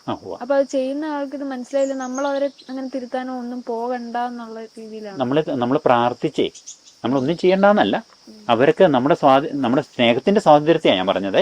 സ്നേഹത്തിന്റെ ആ സത്തയുടെ സ്വാതന്ത്ര്യത്തെ അവർക്കൊന്നും ചെയ്യാൻ പറ്റാത്ത രീതിയിലായിരിക്കും നമ്മൾ നമ്മുടെ വീങ്ങിനെ വെക്കുന്നത്. ഇപ്പം നമ്മുടെ മര്യാദയുടെ ഉദാഹരണം പറയുമ്പോൾ അവിടെ നമുക്ക് ഭൂമിയിലെ ജീവിതത്തെ നമ്മളങ്ങനെ സച്ചെടുത്താൽ ചിലപ്പം കാര്യങ്ങൾ മനസ്സിലാകത്തില്ലായിരിക്കും. പക്ഷേ നമ്മുടെ ഈശോ നമുക്ക് സുവിശേഷത്തിൽ വാഗ്ദാനം ചെയ്തിരിക്കുന്നതൊക്കെ ഒരു കൂടി വന്നാൽ മരിച്ചു പോകുള്ളൂ എന്നുള്ള രീതിയിലുള്ള വാഗ്ദാനങ്ങളാണ് നമുക്ക് ആ ഭൂമിയിലുള്ളതേ. അപ്പം ഞങ്ങളങ്ങനെയാണ് ഇവിടെ ജീവിക്കുന്നത് കേട്ടോ. അത് ഇല്ലെങ്കിൽ നമുക്ക് ജീവിക്കാൻ പറ്റത്തില്ല. ഇതില്ലെങ്കിലേ അങ്ങനെ നമുക്ക് ജീവിക്കാൻ പറ്റത്തുള്ളൂ. ഇങ്ങനത്തെ ഒരു ലൈഫിലേക്ക് വന്നു കഴിയുമ്പോൾ നമ്മൾ അങ്ങനെ ഒരു ആന്തരിക സ്ട്രെങ്ത് ഇല്ലെങ്കിൽ നമുക്ക് ജീവിക്കാൻ പറ്റത്തില്ല. അത് പിന്നെ പറയാമെന്നൊക്കെ ഉള്ളൂ. തത്വത്തിലേക്ക് വന്നു കഴിയുമ്പോഴത്തേനും അത് പറ്റാത്തൊരവസ്ഥയുണ്ട്. മരിയ ഗുരുവത്തി 13 വയസ്സുള്ള കൊച്ച, അറിയാമല്ലോ നിങ്ങൾക്ക്. 13 വയസ്സുള്ള കൊച്ച് നമ്മുടെ കയ്യിൽ ഇങ്ങനെ ഒരു കൊതുകുണ്ടല്ലോ ഇപ്പം. കൊതുക് വന്നിരുന്നാൽ നമ്മൾ കൊതുകിനെ ഇങ്ങനെ അടിച്ചാലും കൊതുക് ചത്തുപോകും. എന്നാലും നമ്മൾ ഇങ്ങനെയല്ലേ അടിക്കുന്നത്, ഒരു പ്രൊപ്പോർഷനും ഇല്ലാത്ത ആഞ്ഞല്ലേ അടിക്കുന്നത്. അത് കൊതുകിൻ്റെ ഒരു കുഞ്ഞു കൊല്ലി കൊള്ളുമ്പം നമ്മളിലുണ്ടാകുന്ന പ്രതികരണം അതാ. പക്ഷെ മരിയ ഗുരുവത്തിയിൽ 13 വയസ്സ് പോലും ഇല്ലാത്ത ആ കൊച്ചിൽ അലക്സാണ്ടർ കടാരി പിച്ചാത്തി പോലും അല്ലെന്ന് പറയുന്നത്, കടാരി കുറേ കൂടെ വലുതാണ്. കടാരി വെച്ച് 14 പ്രാവശ്യം കുത്തിയെന്നാണ് പറയുന്നത്. 14 പ്രാവശ്യം കുത്തിയപ്പോഴും അപ്പം നമുക്ക് ഒരു കുത്ത് കിട്ടുന്നതിനെക്കുറിച്ച് പോലും നമുക്ക് ചിന്തിക്കാൻ പറ്റത്തില്ലല്ലോ. മരിയ ഗുരുവത്തി പറഞ്ഞത് കാറുമല്ല, എന്നെ കൊല്ലരുതെന്ന് പറഞ്ഞിട്ട് കാറുമല്ല മരിയ ഗുരുവത്തി ചെയ്ത്. മരിയ ഗുരുവത്തി പറഞ്ഞ് ഇങ്ങനെയാണ്, അലക്സാണ്ടറെ നീ പാപം ചെയ്യരുത്, നീ നരകത്തിൽ പോകുന്ന പറഞ്ഞു. ഒന്ന് ഓർത്ത് നോക്കി, ഇത് സംഭവിച്ച കേട്ടോ, ചരിത്രത്തിൽ സംഭവിച്ച ഒരു കുഞ്ഞു കൊച്ചി സംഭവിച്ച ഒരു ആന്തരിക വളർച്ചയാണ്. നമ്മൾ പറയുമ്പോൾ 13 വയസ്സ്. അന്നാരോ ഈ മരിയ ഗുരുവത്തി പറയുന്നത്, അലക്സാണ്ടറെ നീ പാപം ചെയ്യരുത്, നീ നരകത്തിൽ പോകുന്ന. മരിയ ഗുരുവത്തിക്ക് ഉറപ്പാണ് മരിയ ഗുരുവത്തി സേഫാണ്. ആ ഒരു സേഫ് മനസ്സിലായോ? മരിയ ഗുരുവത്തി നരകത്തിൽ പോകുകയല്ലെന്നറിയാം. അലക്സാണ്ടറെ നീ പാപം ചെയ്യരുത്, നീ നരകത്തിൽ പോകും എന്ന് പറഞ്ഞ് ഈ കൊച്ചു മരിക്കാറായിട്ട് കൊണ്ടുപോയിട്ട് അവസാനം മരിക്കാൻ കിടക്കുമ്പോഴൊക്കെ നമ്മൾ ഏറ്റവും എന്നേലും അമ്മയോടോ അങ്ങനെ എന്നേലും ഒക്കെ പറയാനാണല്ലോ നമ്മൾ ശ്രമിച്ചുകൊണ്ടിരിക്കുന്നത്. മരിയ ഗുരുവത്തിയുടെ കുമ്പസാരക്കാരൻ കണ്ട അന്നേരം മരിയ ഗുരുവത്തിയുടെ ഏക ആഗ്രഹം ഇതായിരുന്നു. നമ്മളിങ്ങനെ കിടക്കുമ്പോഴല്ല കേട്ടോ, ശരീരം മുഴുവൻ രക്തം ഒഴുകി അവസാനത്തെ ശ്വാസം നമ്മളിപ്പം പറയുന്ന പോലെ പറയാനൊന്നും പറ്റത്തില്ലാത്ത ഏറ്റവും നിസ്സഹായത പറയേണ്ട ആ സമയത്ത് മരിയ ഗുരുവത്തി ഇങ്ങനെയാണ് ഓർത്ത്, അലക്സാണ്ടറിനോട് പറയണം, ഞാൻ അലക്സാണ്ടറിനോട് പൂർണ്ണമായിട്ട് ക്ഷമിച്ചെന്ന് പറയാനായിട്ട് ഓർമ്മിപ്പിച്ച്. ഒന്ന് ഓർത്ത് നോക്കി, ഒരു കുഞ്ഞു വച്ചല്ലേ. അങ്ങനെ ഓർണം, അങ്ങനെ ഒരു ഫ്രീഡമാണ് ഞാൻ പറഞ്ഞു. അങ്ങനെ നമ്മൾ മനസ്സ് വെച്ചാൽ, സ്നേഹത്തിന് വേണ്ടി മനസ്സ് വെച്ചാൽ, നമ്മളെ കൊന്നാലും നമ്മൾ സ്നേഹിച്ച് നിൽക്കുക അവസാനം വരും. അത് ചുമ്മാ തമാശ കാര്യത്തിലൊന്നുമല്ല. കടാരെ കൊത്തുമേടിച്ച് രക്തം വാർന്നൊഴുകി മരിക്കുന്ന അവസാനത്തെ ഇതിലും അങ്ങനെ ആ സ്നേഹത്തിന് വേണ്ടി പിടിച്ചു നിൽക്കാനുള്ള ബലം നമുക്ക് ക്രിസ്തീയതയിൽ അത് അങ്ങനെ ഇതുള്ളൂ. എല്ലാവരും അങ്ങനെ ആകണമെന്നല്ല ഞാൻ പറഞ്ഞത്. ഇത് നമുക്ക് പഠിക്കാനുള്ള ഒരു ഇതും നമ്മുടെ ഹൃദയത്തിൽ നിലനിർത്തേണ്ട ഒരു നിലപാടാണ് അങ്ങനെ. അപ്പം മാർപ്പാപ്പ ആ കൊച്ചിനെ വിശുദ്ധയായിട്ട് പ്രഖ്യാപിച്ചുകൊണ്ട് 12ാം പീസ് മാർപ്പാപ്പ പറഞ്ഞത് ഇങ്ങനെയാണ്, ഞാൻ മരിയ ഗുരുവത്തിയെ വിശുദ്ധയായിട്ട് പ്രഖ്യാപിക്കുന്നത് അവൾ ശുദ്ധതയുടെ ഏറ്റവും ഭംഗിയുള്ള ഒരു മോഡൽ എന്നുള്ള നിലയിൽ മാത്രമല്ല, സഹോദര സ്നേഹത്തിൻ്റെ ഏറ്റവും ഉത്തമ മാതൃകയും കൂടെയാണെന്ന് പറഞ്ഞുകൊണ്ടാണ്. ഈ ഒരു കാര്യത്തിൽ രണ്ടാമത്തെ സാധനം അധികം കേൾക്കാറില്ല. എപ്പോഴും ഈ ശുദ്ധത മാത്രമേ ഉള്ളൂ. ഇതാ ഈ സാധനം അവിടെ സ്നേഹമായിരുന്നു. അത് പലപ്പോഴും ഇല്ല. ശുദ്ധത ഒറ്റയ്ക്കാണെങ്കിൽ ഓൾറെഡി അവൾ സേഫ് ആണ് നമുക്ക് അറിയാം. അതെ ശുദ്ധതയല്ല അവിടുത്തെ വിഷയം. ഇതാ വിഷയം. മറ്റേതെങ്ങനെയാലും ഇതാണ്. പക്ഷെ ഇതാ നമ്മൾ എടുക്കണ്ടേ, നമ്മൾ ജീവിക്കാൻ വേണ്ടി ഇത് എടുക്കേണ്ടതാ. അതാ ഇങ്ങനെ എനിക്ക് തോന്നുന്നു ഭയങ്കരമായിട്ട് കണ്ണ് കെട്ടിയിട്ടിരിക്കുക ഓരോ വലിയ കാര്യങ്ങളെ. ഇത് ശുദ്ധത എന്ന് പറയുമ്പോൾ ആദ്യമേ മരികൊരുത്തേനെ നമ്മൾ അങ്ങ് എടുക്കും. പക്ഷെ അതല്ല, സ്നേഹത്തിനോ ഭയങ്കര സഹോദര സ്നേഹമായിരുന്നു അവിടെ അവസാനത്തെ ഇതേ. ശരിക്കും അതൊക്കെയാണ് സ്നേഹമായിട്ട് കാണിക്കേണ്ടത്. അതെ ഏറ്റവും ഭയങ്കര ഉദാത്ത സ്നേഹത്തിന്റെ ഏറ്റവും വലിയത് ശുദ്ധതയുടെക്കാളും. ശുദ്ധതയുള്ളവർ പോലും കന്യകമാര് 10 പേരിൽ 5 പേരും പോഷകളായി പോയല്ലോ. ശുദ്ധത ഉണ്ടായിട്ടും കാര്യമില്ലല്ലോ. അങ്ങനെ ആ ഉപമയ്ക്കകത്തെ എനിക്കെന്നാ ശുദ്ധത എന്നൊരു സാധനം മെയിനായിട്ട് ഹൈലൈറ്റ് ചെയ്യുന്നതിന്റെ ഒരു കാര്യം നമ്മുടെ സമൂഹത്തിന്റെ ഒരു അതായത് പുറമേ ഉള്ള പ്യൂരിറ്റി അതെ അതെ അതെ അത് അത് അതെ അതെ അവര് ശരിക്കുള്ള സ്നേഹം എന്താന്ന് മനസ്സിലായില്ല. അതെ അതെ അതെ അതെ അതെ നേരെ അതെ അതെ അതെ അവിടെയൊക്കെയാണ് നമ്മൾ ഇനി അടുത്ത തലമുറ തിരുത്തി പോകേണ്ടതേ. ഈ ഏറ്റവും എസൻസ് ആയുള്ളതിനെ കണ്ടെത്തിയിട്ട് ഈ സത്തയിലേക്കുള്ളൊരു ഒരു ഒരു ഒരു ശ്രദ്ധയും ഒരു ഒഴുക്കും ഒക്കെ നമ്മളിൽ അങ്ങ് തുടങ്ങിയാലേ നടക്കത്തുള്ളേ. വേറുള്ളവരെ പ്രതീക്ഷിച്ച് നിന്നിട്ട് നമുക്ക് കാര്യമില്ല. നമുക്ക് പറ്റും അത്. അങ്ങനെ ഒരു ഡീപ്പ് സെർച്ചിലേക്ക് വരണേ. നേരത്തിന് നമുക്ക് വചനത്തിൽ നിന്നും വിശുദ്ധരുടെ എക്സാമ്പിളിൽ നിന്നും എല്ലാം കിട്ടാൻ തുടങ്ങും. നേരത്തെ നമ്മൾ ഭയങ്കര നമ്മൾ തന്നെ ഹീറോയ്ക്ക് ആയിക്കൊണ്ടിരിക്കും. നമ്മൾ ചിലപ്പോൾ അറിയണമെന്നില്ല. പക്ഷേ നമ്മൾ സ്നേഹത്തിൻ്റെ ഓരോ കുഞ്ഞ് അല്ലെ ഇങ്ങനത്തെ ഓരോന്ന് മഹാ ഹീറോയ്ക്കല്ലേ ഇപ്പം മര്യാദപുരത്തിയെ ആരും ഒരു എന്നാ അത്രയും കുഞ്ഞു പ്രായത്തിലെ ഇത്രയും വലിയ സത്തയ്ക്ക് വേണ്ടി ധൈര്യപൂർവ്വം ഇത് ചെയ്യാൻ പറ്റി. അക്ഷരവിദ്യാഭ്യാസം പോലും ഇല്ല.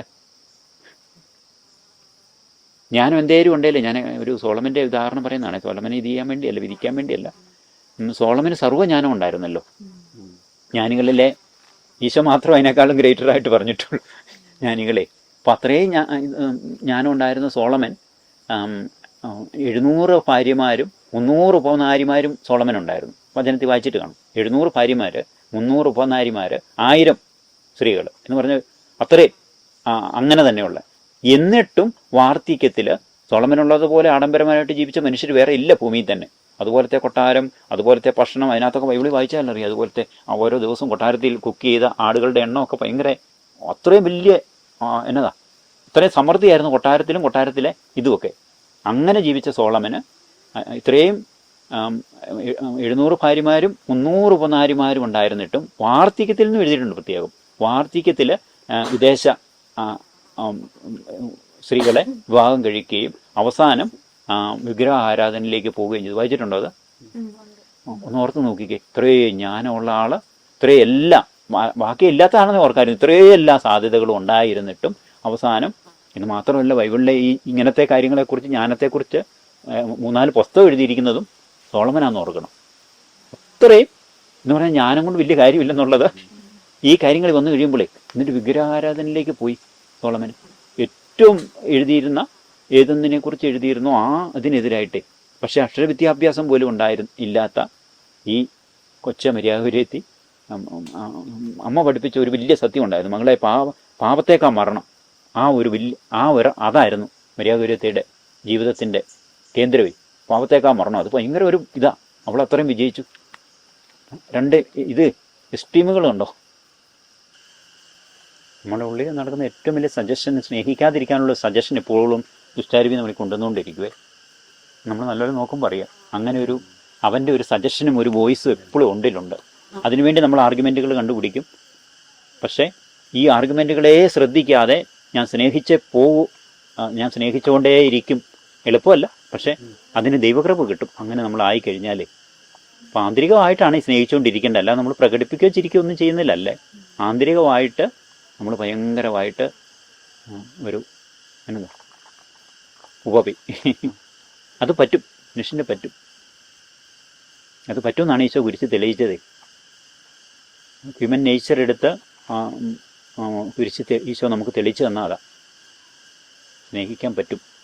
മരിച്ചാണേലും എന്നാ ചെയ്താലും.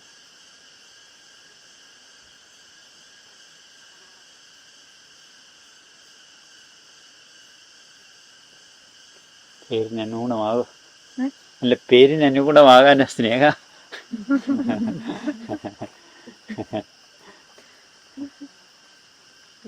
അങ്ങനെയാകട്ടെ. ഞാൻ നല്ല സ്നേഹം പിതാവിൻ്റെ പരിപൂർണ്ണതയെ വരുന്നിടം വരെ സ്നേഹമാണ്. വളർന്നുകൊണ്ടിരിക്കാൻ നോട്ട് എനക്കൊന്നും ഒരിക്കലും പറയാൻ പറ്റത്തില്ല. ഈ ഭൂമിയിൽ വെച്ച് തന്നെ നമുക്ക് സ്നേഹത്തെ പരിപൂർണ്ണമാകാമെന്ന് എഴുതിയിട്ടുണ്ട് കേട്ടോ. യോഹന്നാൻ്റെ ലേഖനത്തിൽ പല പ്രാവശ്യം എഴുതിയിട്ടുണ്ട്. 1 യോഹന്നാനിലെ നമ്മൾ അസാധ്യമാണെന്ന് വെച്ച് ഇങ്ങനെ പോകും. അങ്ങനെ നമുക്ക് ആ വലിയ ബോധ്യം ഉണ്ടാകണം. പറ്റിയല്ലെന്നതിന് ഒരെണ്ണത്തിനെ നമ്മളെ ഇത് ചെയ്യാൻ നമ്മൾ നമ്മുടെ മനസ്സിന് നമ്മൾ കമാൻഡ് കൊടുക്കത്തില്ലേ. അതുകൊണ്ടാണ് നമ്മൾ ഈ വചനത്തിൽ നിന്ന് നമ്മൾ എടുത്തിട്ട് നമ്മുടെ സാധ്യതകൾ കണ്ടെത്തിയിട്ട് അതിന് ആ ഒരു ആന്തരിക കമാൻഡ് കമ്പ്യൂട്ടറിനൊക്കെ കൊടുക്കുന്നത് പോലെ നമ്മൾ കൊടുത്തു കഴിയുമ്പോൾ നമ്മളിൽ ഫാക്കൽറ്റികളിൽ പ്രവർത്തിക്കാൻ തുടങ്ങും. അന്നേരമേ അതുവരെ അത് പ്രവർത്തിക്കത്തില്ല. ഈശോയോടുകൂടെ പാപത്തോടെ എന്നേക്കും മരിച്ച് ദൈവത്തിന് വേണ്ടി എന്നേക്കും ജീവിക്കാമെന്ന് നമുക്ക് ഭയങ്കര ബോധ്യം ഉണ്ടാകണം. ദൈവത്തിൽ നിന്ന് ജനിച്ചവൻ പാപം ചെയ്യുന്നില്ല, അവന് പാപം ചെയ്യാൻ പറ്റിയല്ലെന്നുള്ള ആ ഒരു വലിയ ഇതിലേക്ക് യോഹന്നാനിൽ പറയുന്ന 1 യോഹന്നാനിൽ പറയുന്നതാണ് ദൈവത്തിൽ നിന്ന് ജനിച്ചവൻ പാപം ചെയ്യുന്നില്ല, അവന് പാപം ചെയ്യാൻ പറ്റത്തില്ലെന്ന്. നമ്മളൊരു പാപം ചെയ്യാത്ത ഒരു ഡസ് നോട്ട് സിൻ സ്റ്റേറ്റിൽ നമുക്കിങ്ങനെ പോയിക്കൊണ്ടിരിക്കുന്നത് മാത്രമല്ല, അതിനൊരു ഇത് വേണ്ടേ, ഒരു ഫുൾ സ്റ്റോപ്പ് വേണ്ടേ. അതിനാണ് ഉത്തരവായിട്ട് യോഹന്നാൻ പറയുന്നത്, പരിശുദ്ധാത്മാവ് പറയുന്ന, ദൈവത്തിൽ നിന്ന് ജനിച്ചവൻ പാപം ചെയ്യുന്നില്ല, അവന് പാപം ചെയ്യാൻ പറ്റുകയില്ല. കനോട്ട് സിൻ സ്റ്റേറ്റിലേക്കുള്ള ഒരു ഗ്രോത്ത അത് നമ്മുടെ ഉള്ളിൽ നമ്മൾ ഇടണം. അല്ല നമ്മൾ ഓർക്കുന്ന ഇങ്ങനെ നമ്മുടെ ജീവിതാനുഭവം മറ്റുള്ളവരെ നമ്മൾ ചുറ്റുപാടത്തിൽ നോക്കുന്നവരുടെ ഒക്കെ നോക്കി കഴിയുമ്പോഴത്തേനും ഇങ്ങനെ എന്നും ഇങ്ങനെ പാപം ചെയ്തുകൊണ്ടിരിക്കുന്നു, സംസാരിച്ചുകൊണ്ടിരിക്കുന്നു. ഇതൊരു അൺഎൻഡിങ് ആണല്ലോ. നമ്മുടെ എക്സ്പീരിയൻസും അതായിരിക്കും നമ്മളോട് പറയുന്നത്. പക്ഷെ അത് നമ്മൾ വിശ്വസിക്കരുത്. നമ്മുടെ അനുഭവത്തെ ഈ കാര്യത്തിലൊന്നും വിശ്വസിക്കുക. അനുഭവമാണ് ഗുരു എന്നൊക്കെ പറഞ്ഞാൽ അത് വേറെയാണ്. ഈ കാര്യത്തിൽ നമ്മൾ വചനത്തെ മാത്രമേ വിശ്വസിക്കാവുള്ളേ. അത് ഭയങ്കര നമ്മൾ ഉദ്ദേശിക്കാത്തൊരു ആത്മീയതയ്ക്ക് ഭയങ്കര ഒരു എന്നതാ നമ്മൾ ഇടേണ്ട ഒരു ആണിക്കല്ല് പോലെ ഇടേണ്ടതാ. കാരണം നമ്മുടെ അനുഭവത്തെ നമ്മൾ വിശ്വസിക്കരുത്. നമ്മുടെ അനുഭവം ഒരു 70 വയസ്സ് ജീവിക്കുന്ന ഒരു മനുഷ്യനാണേലും അവൻ്റെ ജീവിതം മുഴുവൻ അവന് ഇങ്ങനെ പാവത്തോട് മരിച്ച് ദൈവത്തിന് വേണ്ടി എന്നേക്കും ജീവിക്കാൻ പറ്റിയല്ല എന്നുള്ള ഒരനുഭവത്തിലാണ് കടന്നു പോകുന്നെങ്കിൽ അത് വിശ്വസിക്കരുത്. വചനം പറഞ്ഞിട്ടുണ്ടോ നമ്മൾ വിശ്വസിച്ച് ചിലപ്പോൾ അതിൻ്റെ പിറ്റേ ദിവസം നമുക്ക് എഴുന്നേക്കാൻ പറ്റും. ഉദാഹരണം കേട്ടോ. എന്നുകൊണ്ട് നമ്മളായിട്ട് ഇങ്ങനെ അൺഎൻഡിങ് ആയിട്ട് ഇടരുത്. പക്ഷെ നമ്മുടെ അനുഭവത്തെ വിശ്വസിക്കരുത്. നമ്മുടെ അനുഭവത്തെ എത്ര അസാധുവാക്കാനായിട്ട് ദുഷ്ടാരൂപികളോ അല്ലെ നമ്മുടെ മനസ്സിലാക്കലുകളോ ശ്രമിച്ചാലും അതിനെ നമ്മൾ സമ്മതിക്കരുത്. അത് സമ്മതിക്കാതിരിക്കണം ആന്തരികമായിട്ട്. അന്നേരം നമുക്ക് അതല്ല നമ്മുടെ ഫാക്കൽറ്റി. അത് പ്രാർത്ഥനയാക്കണം. പിന്നെ പ്രാർത്ഥനയാണ് ദൈവം കൂടുതൽ കേൾക്കുന്നത്. നമ്മൾ ആഗ്രഹിക്കുന്നിടത്തെ പ്രാർത്ഥനയാക്കി കഴിയുമ്പം ആ പ്രാർത്ഥന ദൈവം കേട്ടിട്ടേ നമ്മളറിയാതെ തന്നെ നമ്മളിൽ ഒത്തിരി ദൈവിക പ്രവൃത്തികളെ തുടങ്ങും. കൃപയുടെ എന്തോ അല്ലേ നമ്മുടെ ഇപ്പം നമ്മളിതൊരു ആദ്യം ഒരു ആഗ്രഹമായിട്ടാണല്ലോ നമ്മളിലേക്ക് വരുന്നതേ. ഈശോയോട് പാവത്തോടെ എന്നേക്കും മരിച്ച് ദൈവത്തിന് വേണ്ടി എന്നേക്കും ജീവിക്കാം, അല്ലെങ്കിൽ ദൈവത്തിൽ നിന്ന് ജനിച്ചവൻ പാപം ചെയ്യുന്നില്ല, അവന് പാപം ചെയ്യാൻ പറ്റാത്തൊരവസ്ഥ എന്നുള്ളൊരു മനസ്സിലാക്കൽ അത് നമ്മുടെ ഒരു ഡിസയർ ആദ്യം നമുക്കതൊരു ഡിസയർ പോലെ ആയിരിക്കും വരുന്നത്, ഒരു ആഗ്രഹം പോലെ. അതിനെ പ്രാർത്ഥനയാക്കണം. ആ വചനം തന്നെ വെച്ച് ദൈവത്തോട് പ്രാർത്ഥിക്കണം. അപ്പം ദൈവം കാണുന്നിടത്ത് നമുക്ക് തക്കാലമൊക്കെ ചില മിസ്റ്റേക്കുകൾ ഉണ്ടാകുന്നെങ്കിലും ആഗ്രഹത്തിൽ നമ്മൾ എന്നുകൊണ്ട് നമ്മൾ മിസ്റ്റേക്ക് നിലനിർത്തി പോകാനായിട്ട് നമ്മൾ ഇതായിട്ട് ചെയ്യരുത്. നമ്മളിപ്പോൾ അതൊരു ഗ്രോത്തിലായിരിക്കും അതിന് നമ്മളെ ഇത് വരുന്നതേ. പക്ഷെ അങ്ങനെ അങ്ങ് പോകണം. അങ്ങനെ പോകുമ്പോൾ വിജയിക്കും. വചനം വാഗ്ദാനം ചെയ്തിരിക്കുന്നതെല്ലാം നമ്മൾ വിശ്വസിക്കണം. കാരണം ഈശോയെ വിശ്വസിക്കുക എന്ന് പറഞ്ഞാൽ ഈശോ ഉണ്ടെന്നും ഈശോ കുരിശ് മരിച്ചു രക്ഷിച്ചെന്ന് പറഞ്ഞാൽ ചുമ്മാ വിശ്വാസം മാത്രമല്ല. ഈശോയെ വിശ്വസിക്കുക എന്ന് പറഞ്ഞാൽ ശ്രമം വിട്ട് ഈശോ പറഞ്ഞ വചനങ്ങൾ വിശ്വസിക്കാൻ തന്നെ ഉണ്ട്. അതിനർത്ഥമേ ഇത്രയേ ഉണ്ട്. ഈശോ പറഞ്ഞു അല്ല ഈശോയിൽ നമുക്ക് വിശ്വാസം ഇല്ലല്ലോ. ഈശോ പറഞ്ഞു ഓരോ കാര്യങ്ങളെ അന്നേരം നമ്മൾ ഈശോയെ സ്നേഹിക്കുന്നത്. വചനം തന്നെ ഈശോയാണല്ലോ. വചനം മാംസമായല്ലേ. അപ്പം അന്നേരം ആ ഒരു സമയം ഇട്ട് തന്നെ നമ്മൾ ഓരോ വചനം പാലിക്കുമ്പോൾ ഈശോയെ സ്നേഹിക്കുക. നമുക്ക് ആകെ വചനത്തിൽ നിന്നുള്ള ഉറപ്പതാ. നമ്മൾ ഈശോയെ സ്നേഹിക്കുന്നതിൻ്റെ ഒരു ഇമോഷണൽ ഇത് നമുക്ക് കിട്ടണമെന്നില്ലേ. പക്ഷെ ഈശോ സുവിശേഷത്തിൽ പറഞ്ഞ അല്ലെ ലേഖനത്തിലൂടെ പരിശുദ്ധാത്മാവ് പറഞ്ഞ വചനം നമ്മൾ പാലിക്കുമ്പോൾ നമുക്കൊരു സംശയമില്ലാതെ നമ്മൾ വിശ്വസിക്കണം നമ്മൾ ഈശോയെ സ്നേഹിക്കുവാണ്. ശത്രുക്കളെ സ്നേഹിക്കുമ്പോൾ ഈശോയെ സ്നേഹിക്കുകയാണ്. പീഡിപ്പിക്കുന്നവർക്ക് വേണ്ടി പ്രാർത്ഥിക്കുമ്പോൾ നമ്മൾ ഈശോയെ സ്നേഹിക്കുകയാണ്. ഈശോ ആകുലപ്പെടരുതെന്ന് പറഞ്ഞിട്ടുണ്ട്. ആകുലപ്പെടാതിരിക്കുമ്പോൾ ആകുലതകളാണല്ലോ നമ്മുടെ ജീവിതത്തിൽ ഏറ്റവും കൂടുതൽ വന്നുകൊണ്ടിരിക്കുന്ന ഇങ്ങനെ തിര പോലെ ഒരെണ്ണം പോയി കടലിൽ തിര വരുന്നു പറഞ്ഞാൽ ഒരെണ്ണം പോയി പുറകോട്ട് പോയിച്ച് അടുത്ത് ഇതാ കയറി വരുന്നു. അങ്ങനെ വന്നുകൊണ്ടിരിക്കുകയല്ലേ. അപ്പം അന്നേരം നമ്മൾ ആകുലപ്പെടാതിരിക്കാനുള്ള ഭയങ്കര പ്രാർത്ഥിച്ച് ആകുലപ്പെടരുത്. അന്നേരം ഈശോയെ വിശ്വസിച്ച് എങ്ങനെയാണെന്ന് ചോദിച്ചാൽ പറ്റും നമുക്ക്. അന്നേരം അങ്ങനെ ഓരോ വചനവും പാലിച്ച് കഴിയുമ്പോഴത്തേനും ആ വചനത്തിൻ്റെ അഭിഷേകങ്ങൾ കിട്ടുമേ. നമ്മൾ മുമ്പേ അതിനകത്ത് ഷെയറിങ്ങിനകത്ത് പറഞ്ഞതുപോലെ നമ്മൾ ഈശോ ഡിസെൻഡിങ് പ്രോസസ്സിൽ ആദിയിലുണ്ടായിരുന്ന വചനം ദൈവമായിരുന്ന വചനം മാംസമായിട്ട് നമ്മുടെ ഇടയിൽ വസിച്ചതുപോലെ നമുക്കൊരു അസെൻഡിങ് പ്രോസസ്സിൽ മാംസമായിരിക്കുന്ന ആദത്തിൽ നിന്ന് ജനിച്ച മാംസമായിരിക്കുന്ന നമ്മൾ ഇങ്ങനെ വചനം പാലിച്ച് അവസാനം വചനം മാംസമായി ഈശോയെ പോലെ തന്നെയാവും നമ്മളും. ഒത്തിരി ഒന്നുമില്ല, ഇത്രയും കുഞ്ഞു ബുക്കല്ലേ. അതിനകത്തെല്ലാം അങ്ങനെ കുറേ ഇൻഫോർമേറ്റീവാണ് കുറേ കാര്യങ്ങൾ. നമുക്ക് പാലിക്കാൻ വേണ്ടി അധികം ഇല്ല. അതൊന്നൊക്കെ ഒന്ന് എഴുതിയെടുത്തേ ഇഷ്ടംപോലെ സമയം ഇനി മിക്കവാറും കിട്ടുമായിരിക്കും.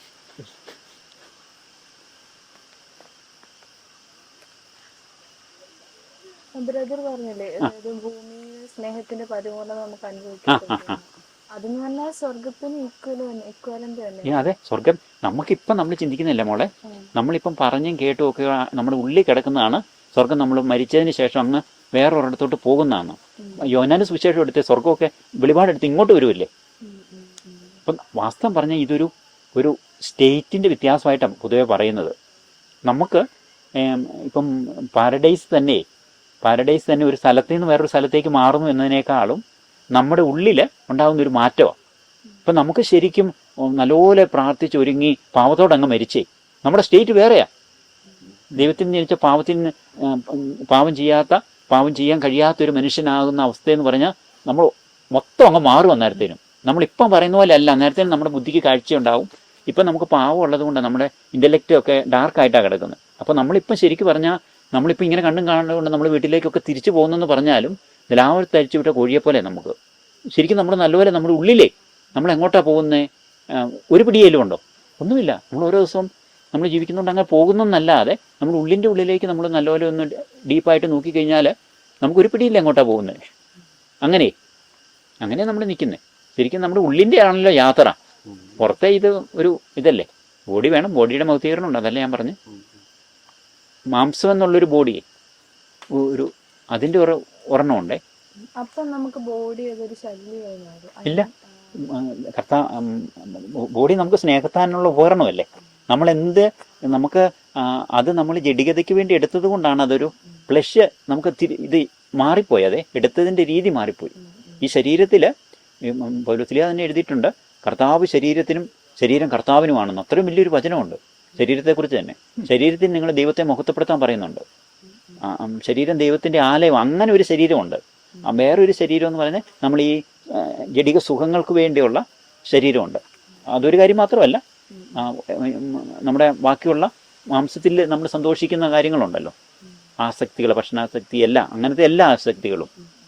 അപ്പം അങ്ങനെ പോയാൽ അതാ പൗലോസ്ലീഹ പറഞ്ഞത്, ശരീരത്തിൽ വിതയ്ക്കുന്നവന് ശരീരത്തിൽ നിന്ന് മരണം കൊയ്യും, ആത്മാവിൽ വിതയ്ക്കുന്നവന് ആത്മാവിൽ നിന്ന്. നമ്മളിൽ തന്നെ ഒരു ആത്മാവിൻ്റെ സ്റ്റേറ്റ് കൂടെ ഉണ്ട്. ആത്മീയ മനുഷ്യനായിട്ട് നമുക്ക് ജീവിക്കാം, ജഡത്തിൻ്റെ മനുഷ്യനായിട്ടും ജീവിക്കാം. അത് നമ്മൾ തിരഞ്ഞെടുത്ത് നമ്മുടെ മനസ്സ് സെറ്റ് ചെയ്യുന്ന എവിടെ ഇരിക്കും എന്നുള്ളതാണ്. മനസ്സ് ആത്മാവിൻ്റെ കാര്യത്തിൽ സെറ്റ് ചെയ്താൽ ആത്മാവിൽ നിന്ന് ജീവനും സമാധാനവും നമ്മൾ കൊയ്യും. ശരീരത്തിൻ്റെ കാര്യത്തിൽ നമ്മൾ സെറ്റ് ചെയ്ത് കഴിഞ്ഞാൽ ശരീരത്തിന് മനുഷ്യ നീ മണ്ണാകുന്നു എന്ന് പറഞ്ഞാൽ ഈ ശരീരം അങ്ങനെ എടുത്താക്കട്ടോ. അല്ലാതെ ഈശോ ഉദ്ദേശിച്ചനുസരിച്ച് എടുത്താൽ ഇത് മഹത്വീകരിക്കപ്പെടുമല്ലേ. അതിൻ്റെ ഓരോന്നും പിന്നെ മഹത്വീകരിക്കപ്പെട്ടവരെ വിശുദ്ധരുടെ തന്നെ എടുത്ത് നോക്കിക്കുക. ഏറ്റവും ഉറപ്പുള്ളത് അവരുടെ ശവകുടീരവും അതിനകത്തെ ഇതുമല്ല. അൽഫോൻസാമ്മയുടെ ഒക്കെ ശവകുടീരത്തിൽ പിള്ളേരെല്ലാം കൊണ്ട് കിടത്തുമില്ലേ. അങ്ങനെ സെയിൻസിൻ്റെ എല്ലാ ശവകുടീരങ്ങൾ ഏറ്റവും ഉറപ്പുള്ള സ്ഥലങ്ങൾ ഏറ്റവും വൃത്തിയുള്ള സ്ഥലങ്ങളായി മാറുമല്ലേ. അല്ലെ ഏറ്റവും ആത്മീയതയുള്ള സ്ഥലങ്ങൾ ഏറ്റവും വെളിച്ചമുള്ള സ്ഥലങ്ങളായിട്ട് മാറുമല്ലേ. അല്ലാത്തെല്ലാം നമുക്കൊരു ഭയവും ഇതുമല്ലേ. അങ്ങനെ വ്യത്യാസം വരും നമ്മുടെ ശരീരത്തിന് തന്നെ. എന്നാൽ ഈ സ്ഥലത്തു നിന്നുള്ള മാറിപ്പോക്കാകണമെന്നില്ലിത്. ഇവിടെ തന്നെ സ്നേഹത്തിൻ്റെ ഇതുണ്ടായി കഴിയുമ്പോഴത്തേനും നമ്മുടെ ഉള്ളിൽ തന്നെ ദൈവരാജ്യം സ്ഥാപിതമാവുകയെ. അന്നേരം നമ്മൾ പിന്നെ സ്നേഹിക്കുക. ദൈവം സ്നേഹമാണെന്ന് പറയുമ്പം, സ്നേഹിക്കുക എന്ന് പറയുമ്പം ദൈവിക്കുക എന്നും പറയാം നമുക്ക്. ആ ഒരു സമൂഹത്തെ നമ്മൾ പിന്നെ ആ ഒരു ഹൈറ്റിലേക്ക് നമ്മൾ ഉയരുവാണേ. അന്നേരം പിന്നെ സ്നേഹത്തിൻ്റെ സ്നേഹമാവുക നമ്മൾ. ഈ സോഷ്യൽ റെസ്പോൺസിബിലിറ്റി എന്നൊക്കെ പറഞ്ഞ് നമ്മൾ പറയുന്ന ഈ ജഡത്തിന്റെ അഭിലാഷങ്ങൾക്ക് വേണ്ടിയുള്ള കാര്യങ്ങളാണോ? റെസ്പോൺസിബിലിറ്റി ഒരെണ്ണം ഉണ്ടല്ലോ. നമ്മളൊരു രാജ്യത്തിന്റെ പൗരനായിട്ട് ജീവിക്കുമ്പോൾ ആ രാജ്യത്തോട് നമ്മൾ പുലർത്തേണ്ട അങ്ങനത്തെ ഒരു കടമയുണ്ടല്ലോ. നമ്മൾ കുറച്ച് ചിലപ്പം ശരിയല്ല എന്ന് തോന്നുന്ന കാര്യങ്ങൾ നമ്മൾ എതിർക്കുകയും അങ്ങനെയൊക്കെ ചെയ്യും. അങ്ങനെയൊക്കെ ചെയ്യുന്നത് അൾട്ടിമേറ്റ്ലി നമ്മൾ ഈ നമ്മുടെ ഉള്ളിൽ ഇങ്ങനെ ഈ ജഡത്തിന്റെ മോഹങ്ങളൊക്കെ ഉള്ളത് കൊണ്ടാണോ, അതോ is it right to raise voice against that? നമ്മളൊരു അത് നമ്മൾ പഠിക്കണം. ഏതാ വേണ്ടതുണ്ടായിരിക്കാം, വേണ്ടാത്തതുണ്ടായിരിക്കുവേ. നമുക്ക് ഇഷ്ടപ്പെട്ടില്ലെന്നാണ് റീസണെങ്കിൽ അത് തെറ്റാണല്ലോ. ഇഷ്ടപ്പെടാഴികയെന്നല്ല, വസ്തുനിഷ്ഠമായിട്ടുള്ള ചില ട്രൂത്തുകളുണ്ടല്ലോ. അതിനുവേണ്ടി നമ്മളോട് ദൈവത്തോട് ചോദിക്കണം. അത് ചിലപ്പോൾ പ്രാർത്ഥന വഴിയാകാം. നമ്മൾ ഉദ്ദേശിക്കുന്നത് പോലെ നമ്മളിപ്പം പറയുന്ന വാക്ക്, ഇപ്പം നമ്മൾ ഉദാഹരണം പറയും, ഈശോ ദേവാലയത്തിൽ കയറി അല്ലേ ആദ്യം ഇത് ചെയ്തെന്ന്. പക്ഷേ നമ്മൾ ഒരിടത്ത് മാത്രമേ ശരിയായിട്ടുള്ളൂ. അവിടെ ഇത് കണ്ടു അല്ലേ, അപ്പുറത്ത് ദേവാലയത്തിലെ പ്രശ്നങ്ങൾ നമ്മൾ കണ്ടു. പക്ഷെ നമ്മളുടെ പ്രശ്നങ്ങൾ നമ്മൾ ഈശോ ആയിട്ടില്ലെന്നുള്ളത് നമ്മൾ മനസ്സിലാക്കുന്നില്ല. അങ്ങനെയുണ്ട് അല്ലേ. ദേവാലയത്തിൽ പ്രശ്നം കണ്ടു, അല്ലെ സമൂഹത്തിൽ ഇത് കണ്ടു, പക്ഷെ നമ്മൾ ഈശോ ആകുന്നില്ലല്ലോ. അങ്ങനെ ഒരു പ്രശ്നം നമ്മളിൽ കാണുവേ. അപ്പൊ നമ്മള് ആദ്യത്തെ ഈശോ അത് ചെയ്യുമ്പോ അത് സ്നേഹത്തിന്റെ സ്നേഹമോ അത് വലിയ ഈശോയുടെ സുവിശേഷത്തിലൊക്കെ പറയുന്നില്ലേ, നമ്മളിങ്ങനെ ഒറ്റപ്പെട്ടെടുത്ത് വ്യാഖ്യാനിക്കേണ്ടതല്ലേ. അത് വലിയ വചനം പൂർത്തിയാക്കാനും ദൈവം വലിയ അതിന് പുറകിലൊക്കെ വലിയ മിസ്റ്റിക്കൽ എലമെന്റുകളുണ്ട്. അപ്പൊ അത് ഒത്തിരി ധ്യാനിക്കേണ്ട. നമ്മളിപ്പം പെട്ടെന്ന് പ്രസംഗിച്ച് അങ്ങ് കടന്ന് ചിന്തിച്ച് പോകേണ്ടതല്ലതെ. അത് ഭയങ്കര ധ്യാന ഉള്ള ഒത്തിരി കാര്യങ്ങൾ അതിന്റെ പുറകിൽ യോന നമ്മൾ അതിനകത്ത് പറഞ്ഞില്ലേ, അതേ ചുരുക്കി ചുരുക്കി ചുരുക്കി കൊണ്ടുവന്നായത്. അപ്പൊ ആ സത്തയ്ക്കകത്ത് ഒരു കാര്യം പറഞ്ഞിട്ടുണ്ടെങ്കിൽ അതിന് ആ സത്തയുടെ അതിന് അത്രയും പവറുണ്ട് അതിന്. അല്ലെങ്കിൽ അതിന്റെ പുറകിൽ അത്രയും കാര്യങ്ങളെ ദൈവം ഇങ്ങനെ എന്നാ പറയുന്നത് എസൻസ് ആക്കിയിട്ടുണ്ട്. അപ്പൊ അതിനൊത്തിരി കാര്യങ്ങൾ ഉണ്ട്. ഈ പറയുന്ന സോഷ്യൽ റെസ്പോൺസിബിലിറ്റി ആണ് നമുക്ക് സ്നേഹത്തിന്റെ ടേംസിലേക്ക് ട്രാൻസ്ഫോം ചെയ്യുമ്പം അപ്പം നമ്മൾ ആ പ്രതികരിക്കുന്നതൊക്കെ സ്നേഹത്തിന്റെ അത് നമ്മൾ എങ്ങനെ ചെയ്യും എന്നുള്ളതാണ്. അതിനവിടെ പരിശുദ്ധാത്മാവിന്റെ ദാനങ്ങളും ഇതൊക്കെ ഉപയോഗിച്ച് നമുക്കങ്ങനെ ചെയ്യേണ്ടി വരുമോ, നമുക്കല്ലാതെ പ്രാർത്ഥിച്ച് തന്നെ അത് മാറ്റാൻ പറ്റുമോ? ഒത്തിരി കാര്യങ്ങൾ ഇപ്പം ഉച്ചിത്രസ്യൊക്കെ നടത്തിയത് പ്രാർത്ഥന വഴിയാണ്. അപ്പം അങ്ങനെ പ്രാർത്ഥിച്ച കാര്യങ്ങൾ ഇത് ചെയ്യും. പക്ഷെ നമ്മൾ എന്തേരെ ആലോചിച്ചാലും കുറേ പ്രശ്നങ്ങൾ ഈ ലോകത്തിൽ നിലനിൽക്കും. ആ പ്രശ്നങ്ങൾ വഴിയാണ് നമ്മുടെ വിശ്വാസവും പ്രതീക്ഷയും ഉപവിയും ഒക്കെ ദൈവം നിലനിർത്തി പോരുന്നതേ. അപ്പം നമ്മൾ പറയുന്നത് പോലെ എത്ര എത്ര കാലങ്ങൾ എടുത്തെന്ന് പറഞ്ഞാലും നമ്മൾ സങ്കല്പിക്കുന്ന ഒരു ഐഡിയൽ വേൾഡ് ലോകത്തിലുണ്ടാകാൻ പോകുന്നില്ല. നമ്മൾക്ക് ഐഡിയലാണ്, നമുക്ക് നമ്മൾ ഉദ്ദേശിക്കുന്ന പോലെ നമുക്ക് നമ്മളെ തന്നെ രൂപാന്തരപ്പെടുത്തി എടുത്താം. അത് നമുക്ക് ഇതായിട്ടാണ് തന്നിരിക്കുന്നത് സമൂഹം. പക്ഷെ നമുക്ക് വേറെ ഒത്തിരി പേരല്ലേ കിടക്കുന്നത്. അപ്പോൾ അത് പല രീതിയിലുള്ളത് ഇങ്ങനെ ഇതിൻ്റെ എല്ലാം മധ്യത്തിൽ വേണമല്ലോ നമുക്ക് ഈ ദൈവിക പുണ്യങ്ങളെയൊക്കെ ദൈവത്തിന് നമുക്കുള്ള ഉണ്ടാകേണ്ടതേ. ഇപ്പം എല്ലാം നല്ലപോലെ പോവുകയാണെങ്കിൽ ആർക്കും സഭയെ വിശ്വസിക്കാമല്ലോ. ഇപ്പം നമ്മൾ സഭയെ വിശ്വസിക്കുമ്പോഴാണ് ആ വിശ്വാസത്തിനൊരിതേ. സഭ എപ്പോഴും അങ്ങനെയാണ്. സഭയുടെ ആദ്യ കാലം തൊട്ട് ഹിസ്റ്ററി എടുത്ത് പഠിച്ചാൽ ഇപ്പം വലിയ പ്രശ്നമില്ലാത്തൊരു കാലമാണ്. ഇരുണ്ട യുഗങ്ങളൊക്കെ ഇതിലും പ്രശ്നമുള്ളതാണ്. അപ്പം അത് സഭ എന്നും ശരിക്കും അത് കുറേ പേർ അത് നമുക്ക് ആവശ്യമായിരിക്കുമേ. ഇങ്ങനെയുള്ളപ്പോഴും ഈ സഭയെ നമുക്ക് വിശ്വസിക്കാൻ പറ്റുമെന്നുള്ളതാണ് നമ്മുടെ വിഷയം. അത് സെൻറ്റ് ഫ്രാൻസിസ് ഒക്കെ മധ്യയുഗത്തിലാണ് ഇരുണ്ട യുഗം എന്ന് വിളിക്കുന്നത്. അതിന് ശേഷം വന്ന ഫ്രാൻസിസ് പുണ്യാളുടെ ജീവിതം വായിക്കുമ്പോൾ നമ്മൾ പെട്ടെന്ന് നമ്മൾ ഫ്രാൻസിസ് ചെയ്ത മാനസാന്തര പ്രവൃത്തികളെയൊക്കെ ആയിരിക്കും നമ്മൾ നോക്കുന്നത്. ഫ്രാൻസിസിൻ്റെ ആദ്യത്തെ ഒരു മാനസാന്തര പ്രക്രിയ എന്ന് പറഞ്ഞാൽ പുള്ളിക്ക് ഏറ്റവും ഇഷ്ടമില്ലാത്തത് കുഷ്ഠരോഗിയായിരുന്നു. കുഷ്ഠരോഗിയെ പോയി അതറിയാമല്ലോ എംബ്രൈസ് ചെയ്തപ്പം എംബ്രൈസ് ചെയ്ത കുഷ്ഠരോഗി ഈശോയായിട്ട് മാറുകയത്. അത് നമ്മൾ അങ്ങനെ നോക്കുമ്പോൾ അത് അങ്ങനെയാണെന്ന് പറഞ്ഞാലും അത് വലിയൊരു ടീച്ചിങ് ആണെന്നാണ് പറയുന്നത്. സഭ ഒരു കുഷ്ഠരോഗി പോലെ ശരീരത്തിന് ജീർണതയേറ്റ സഭയാണ്. എപ്പോഴും മാംസത്തിന് പഴുപ്പും മണവും മാറ്റി നിർത്തപ്പെട്ട അവസ്ഥയെല്ലാം ഉണ്ട് ആ സഭയെ. പക്ഷേ ഇതിൻ്റെ സ്കെൽട്ടനും വചനം തന്നെ പറഞ്ഞിട്ടുണ്ട്, അവൻ്റെ അസ്ഥികൾ ഒന്നുപോലും തകർക്കപ്പെടുകയല്ലെന്നില്ലേ. അത് ഈശോയെക്കുറിച്ച് മാത്രമുള്ള പ്രവചനമല്ല, അത് ഈശോയുടെ മൗതിക ശരീരമായ സഭയെക്കുറിച്ചുള്ള പ്രവചനമാണ്. അപ്പം ഈ കുഷ്ഠരോഗിയുടെ ബാക്കിയുള്ള പ്രശ്നം ആന്തരിക അവയവങ്ങൾക്കോ ബാക്കിയൊന്നും പ്രശ്നമില്ല. അതൊരു സഭയുടെ മോഡലാണ്. ആ സഭ ജീർണിച്ചിരിക്കുകയാണെങ്കിലും അതിനെ പോയി കെട്ടിപ്പിടിച്ചോണമെന്നുള്ളതിൻ്റെ ഫ്രാൻസിസ് അങ്ങനെയാണ് ചെയ്തത്. അതിനെ എംബ്രേസ് ചെയ്ത് കഴിയുമ്പോഴത്തേനും ഇത് ക്രിസ്തുവായിട്ട് അങ്ങനെ രൂപാന്തരപ്പെടും. അതിപ്പോൾ നമ്മൾ കാണുന്ന സഭയിൽ നമ്മൾ അങ്ങനെ പോയി അത് ആയിരിക്കുന്ന അതിൻ്റെ എല്ലാ പരിമിതികളും നമ്മൾ കേട്ടും അറിഞ്ഞും ഒക്കെയുള്ള പരിമിതികളോടുകൂടെ നമ്മൾ എംബ്രേസ് ചെയ്യുമ്പോൾ നമ്മൾ ശരിക്കും ഇങ്ങനെ ആ സഭയെ നമ്മളത് അന്നേരമല്ല സ്നേഹിക്കണ്ടേ. ഇപ്പം നമ്മുടെ ആർക്കെങ്കിലും പ്രിയപ്പെട്ടവർക്ക് ഇപ്പം നമ്മളങ്ങനെ ആൾക്കാർ ചെയ്യുന്ന കാണുമായിരിക്കും. എന്തെങ്കിലും രോഗവും ഔഷധമൊക്കെ വന്നു കഴിയുമ്പോൾ നമ്മൾ കൊണ്ടേ അല്ല അവരെ ഇത് ചികിത്സിക്കുകയൊക്കെ അല്ലേ ചെയ്യണ്ടേ, അല്ലാതെ അവരെ കൊണ്ട് എവിടെയെങ്കിലും കൊള്ളിയല്ലെന്ന് പറഞ്ഞുകൊണ്ട് ഉപേക്ഷിക്കത്തില്ലല്ലോ. എന്ന് പറഞ്ഞതുപോലെ നമുക്കിങ്ങനെ വരുമ്പോഴേ നമുക്ക് ഓരോന്നും അതിപ്പോൾ നമ്മുടെ ബോഡി തന്നെ എടുത്താൽ മതി. ഞാൻ പറയുന്ന ഒരു എക്സാമ്പിളേ, നമ്മളിപ്പോൾ ഒരാളുടെ ആണിൻ്റെ ആണേലും ആൺകൊച്ചുങ്ങളാണേലും പെൺകൊച്ചുങ്ങളാണേലും നമ്മൾ ആസ്വദിച്ച് നോക്കുമ്പോഴല്ലേ നമുക്കൊരു ബ്യൂട്ടി. നമ്മൾ ഡീപ്പായിട്ട് നമ്മളെ നോക്കിക്കഴിഞ്ഞാൽ നമ്മളിൽ എന്തെല്ലാം ഉണ്ട് അല്ലേ. നമ്മളിൽ ഇതുണ്ട്, നമ്മളിൽ വേസ്റ്റുണ്ട്, യൂറിനുണ്ട്, കഫമുണ്ട്, അങ്ങനെ എല്ലാം ഇല്ലേ. പക്ഷേ നമ്മൾ ആരെയും നമ്മൾ ഇങ്ങനെ സൂക്ഷിച്ച് നോക്കി ഇതെല്ലാം ആണെന്ന് പറഞ്ഞുകൊണ്ട് അല്ലല്ലോ ഒരു പെങ്കൊച്ചിൻ്റെ ഒരു അല്ലേ നോക്കുന്ന ആ ഒരു ബ്യൂട്ടി ഒരു ടോട്ടാലിറ്റിയിലല്ലേ നമുക്ക് കിട്ടുന്നേ. എന്ന് പറഞ്ഞൊരു സഭയെ അങ്ങനെ സൂക്ഷിച്ചിങ്ങനെ പോയി നോക്കിക്കഴിഞ്ഞാൽ അതിനകത്ത് ജീവിക്കുന്നതിൻ്റെ ഒരു അടയാളം അതിന് വേസ്റ്റ് കാണും, കുറേ കഫം കാണും, കുറേ യൂറിൻ കാണും, അങ്ങനെ. പക്ഷെ അതൊരു ലീവിങ്ങിൻ്റെയും കൂടെ ഒരു എക്സാമ്പിൾ അല്ലേ. അപ്പം അതിനെ അങ്ങനെ ഇത് ചെയ്യാന്നേ ഉള്ളൂ. അത് നമ്മളിപ്പോൾ എന്നൊക്കെ പറഞ്ഞെന്ന് പറഞ്ഞാലുവേ എനിക്ക് ഈ ചന്ദ്രനെക്കുറിച്ചുള്ളൊരു നല്ല ഉദാഹരണമുണ്ട് സഭയെക്കുറിച്ച് നമുക്ക് മനസ്സിലാക്കാനേ. ഈ ചന്ദ്രനെ ഇപ്പോൾ ഇവിടെ നോക്കുമ്പോൾ നല്ല സ്മാർട്ടാണ്, പക്ഷേ ചന്ദ്രനെ നമ്മൾ അടുത്ത് ചെന്ന് നോക്കിക്കഴിയുമ്പോൾ അതിനകത്ത് കൃതങ്ങളാണ്, വലിയ അതിൻ്റെ നല്ലപോലെ ഒരു ഫോട്ടോ എടുത്തു കഴിഞ്ഞാൽ നമുക്ക് വെറുക്കാനേ തോന്നത്തുള്ളൂ, ഒരു ഇതുമില്ല. പക്ഷേ നമ്മൾ എന്നൊക്കെ പറഞ്ഞെന്ന് പറഞ്ഞാലും ബൈബിള് ചന്ദ്രനെയാണ് ഈശോ ദൈവം നിയമിച്ചിരിക്കുന്നത് ഈ ഋതുഭേദങ്ങളെ നിയന്ത്രിക്കാൻ. ശരിയല്ലേ? നമ്മുടെ മനുഷ്യൻ്റെ, മൃഗങ്ങളുടെ, വൃക്ഷങ്ങളുടെ എല്ലാം നമ്മുടെ ഈ ജീവനുമായിട്ട് ബന്ധപ്പെട്ട എല്ലാ ചക്രങ്ങളും ഈ ചന്ദ്രൻ്റെ ഇതുമായിട്ടാണ് നടക്കുന്നത്. നമ്മുടെ കാലാവസ്ഥകൾ അതും എന്നതാ ഭൂമി പറയുക, അത് ചന്ദ്രൻ ഭയങ്കര വികൃതമാണ്, അതുകൊണ്ട് എന്നെ നിയന്ത്രിക്കാനൊന്നും പോകണ്ടേ, എൻ്റെ ഋതുഭേദങ്ങളെ എന്ന് പറഞ്ഞാൽ എങ്ങനെ ഇരിക്കും? അങ്ങനെ നമ്മൾ ഈ ഭൂമിയിൽ ഇങ്ങനത്തെ ഒത്തിരി എക്സാമ്പിൾ വെച്ചിട്ടുണ്ടേ. അതുകൊണ്ട് അങ്ങനെ നോക്കിയിട്ടും കൂടെ നമുക്ക് സഭയെ നല്ലപോലെ സഭയെ അങ്ങ് എംബ്രേസ് ചെയ്യണം. അതിനെ അതാ ജോൺ പോൾ മാർപ്പാപ്പ പറയുന്ന നല്ലൊരു വാക്കുണ്ട്, അത് എന്നെ ഭയങ്കരമായിട്ട് വാദിച്ച് നിൽക്കുന്ന ഒരു വാക്കാണ്, സഭയെ കൂസലില്ലാതെ സ്നേഹിക്കുകയാണ്. കൂസലില്ലാതെ. അപ്പം നമുക്കന്ന് മാർപ്പാപ്പ പറഞ്ഞ കാലത്ത് നമുക്ക് അത്തരം പ്രശ്നമില്ലാത്ത, ഇപ്പം നമുക്ക് നോക്കുമ്പം സഭയെ ശരിക്കും നമുക്ക് കൂസലില്ലാതെ എന്ന് പറഞ്ഞാൽ ആ വാക്കിൻ്റെ ഇത് കിട്ടുന്നുണ്ടല്ലോ. ഒരു വലിയ കൂസലില്ലായ്മ വേണം സ്നേഹിക്കാൻ. എന്നാലും അങ്ങനെ അങ്ങ് സ്നേഹിക്കണം.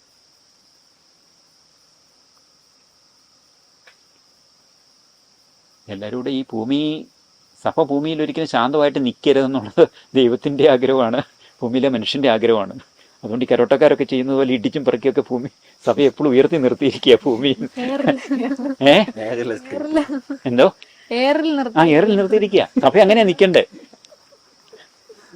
അല്ലാതെ ഭൂമിയിൽ നിന്ന് കഴിഞ്ഞാൽ പന്തികേടാ. അങ്ങനെ അത് ആദ്യ കാലം തൊട്ടേ അതെ.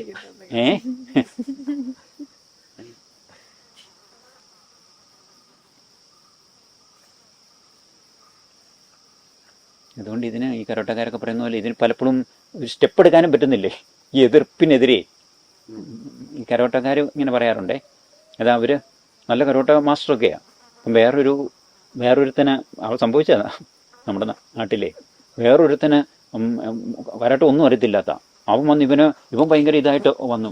എന്നിട്ട് മറ്റവന് ഇവനെ ഇത് കൂട്ട് ഈ റബ്ബർ കത്തി വെച്ച് കുത്തി അവൻ പിന്നെ മരിച്ചുപോയി. പക്ഷെ ആശുപത്രി കിടന്ന സമയത്തെങ്ങാണ്ട് അവൻ്റെ കൂട്ടുകാർ ചോദിച്ചേടാ, നീ ഭയങ്കര കരോട്ട മാസ്റ്ററൊക്കെ ആണല്ലോ, നിനക്ക് ഇങ്ങനെ അവനെ കുത്തുമടിക്കാൻ രക്ഷപ്പെടാൻ പറ്റിയല്ലായിരുന്നു എന്നേ. എന്നാൽ ഇവൻ പറഞ്ഞൊന്നും ജലത്ത് നിർത്തിയിട്ട് വേണ്ടെന്ന് ഇഷ്ടപ്പെട്ടു.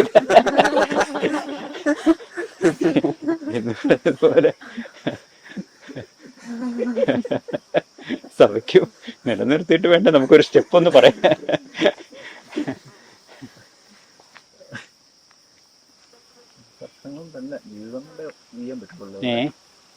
ഇങ്ങനത്തെ തർക്കങ്ങൾ കൊണ്ടും ഡയലോഗുകൾ കൊണ്ടും ആർക്കും നിൽക്കാൻ പറ്റില്ല. ഇല്ല, ഇതിനുള്ള ഉത്തരവ്. അതെ അതെ അതെ. അല്ല, പുറത്തുനിന്ന് സഭയ്ക്കൊന്നും അന്നും എതിർപ്പുകൾ ഉണ്ടാകുന്നുണ്ട്. പക്ഷെ സഭയ്ക്കകത്ത് തന്നെ ഈ സമയങ്ങളിൽ മാർപ്പാപ്പ സപ്പോർട്ട് ചെയ്യുന്ന ഒരു സെറ്റ്, അല്ലെങ്കിൽ മാർപ്പാപ്പ ചെയ്യുന്നത് തെറ്റാണ് എന്ന് വ്യാഖ്യാനിക്കുന്ന ഒരു സെറ്റും ഉണ്ട്. അത് ഈ ഒരു കാലഘട്ടത്തിൽ അതൊക്കെ ഓരോ ദുഷ്ടാരൂപിയുടെ ഓരോരോ കെണി മാർഗങ്ങളായിരിക്കുവേ. നമ്മൾ അതിലേക്കൊന്നും പോകാതെ സഭയിലേ നമുക്കങ്ങ് സ്ട്രോങ് ആയിട്ട് നമ്മൾ വിശ്വസിക്കുക എന്നുള്ളത് അതിനകത്ത് ഒത്തിരി നമ്മളങ്ങനെ ഫോളോ ചെയ്യാതിരിക്കുക. നമ്മൾ ഈ വചനത്തിൽ പറഞ്ഞിരിക്കുന്നത് നരക കവാടങ്ങൾ ഇത് സഭയ്ക്കെതിരെ പ്രബലപ്പെടുകയല്ലെന്ന്. ഇവർ ശ്രമിക്കുകയല്ലെന്നല്ല പറഞ്ഞിരിക്കുന്നത്, പക്ഷെ പ്രബലപ്പെടത്തില്ല. അത് ഈ 2000 വർഷമായിട്ടും ഈ സഭ ഇങ്ങനെ ഒരു ഇതുമില്ലല്ലോ. ഇതിങ്ങനെ ഒരു ദൈവത്തിൻ്റെ ഒരു പ്രത്യേക പരിപാലനയിൽ ഇതങ്ങനെ പോയിക്കൊണ്ടിരിക്കുകയല്ലേ. അതങ്ങനെ പോയിക്കൊണ്ടിരിക്കും അതിൻ്റെ കോഴ്സ് പൂർത്തിയാകുന്നത് വരെ. പക്ഷെ നമ്മളിങ്ങനെ നോക്കുമ്പോൾ വാർത്തയും ഇതും സോഷ്യൽ മീഡിയയൊക്കെ എടുത്ത് നോക്കുമ്പോഴത്തേനും അതിനകത്ത് ഇങ്ങനത്തെ അതും ഇതും എല്ലാം കേൾക്കുന്നത് കൊണ്ട് നമ്മളത് വിശ്വസിക്കരുത്. പക്ഷെ വചനത്തിൽ പറഞ്ഞിരിക്കുന്നത് ഇപ്പം സഭയിൽ അത് എന്നുവരെ ചുക്കും അവളുടെ ഈശ്വര മൗതിക ശരീരമാണല്ലോ. മൗതിക ശരീരം അതിൻ്റെ ചുക്കും ചുളുവെല്ലാം നീക്കി അവളെ സുന്ദരിയാക്കിക്കൊണ്ടിരിക്കുക ഈ സമയം. നമ്മൾ നോക്കുമ്പോൾ അവിടെ പറയുമ്പോഴാണ് ഇത് എന്നതാ നമുക്ക് ഭയങ്കര ചുക്കും ചുളുവാന്ന് അവർ പറഞ്ഞുകൊണ്ടിരിക്കുന്നു. പക്ഷേ വചനമാണ് നമ്മൾ വിശ്വസിക്കേണ്ടത്. അതാ വചനത്തിലോട്ട് തന്നെ നമ്മൾ നോക്കേണ്ടത്. അന്നേരം ചുക്കും ചുളുവെല്ലാം മാറ്റി അവസാനം ഇത് നല്ല ഇതായിട്ട് വരുവേ, ബ്രൈഡായിട്ട് വരും. അപ്പം നമ്മൾ നോക്കുമ്പോഴത്തേനും നമുക്ക് വചനം അല്ലെങ്കിൽ നമ്മൾ നോക്കുമ്പോൾ ഇങ്ങനെ ഓരോരോ ഇതായിരിക്കും. അത് നമ്മൾ പേടിക്കേണ്ട കാര്യമൊന്നുമില്ല. അവിടെയാണ് വിശ്വസിക്കേണ്ടത്. സഭയിൽ നമ്മൾ വിശ്വസിക്കേണ്ടേ, അല്ല നമ്മൾ കാണുന്നതല്ല. കണ്ടത് വിശ്വാസമല്ലല്ലോ.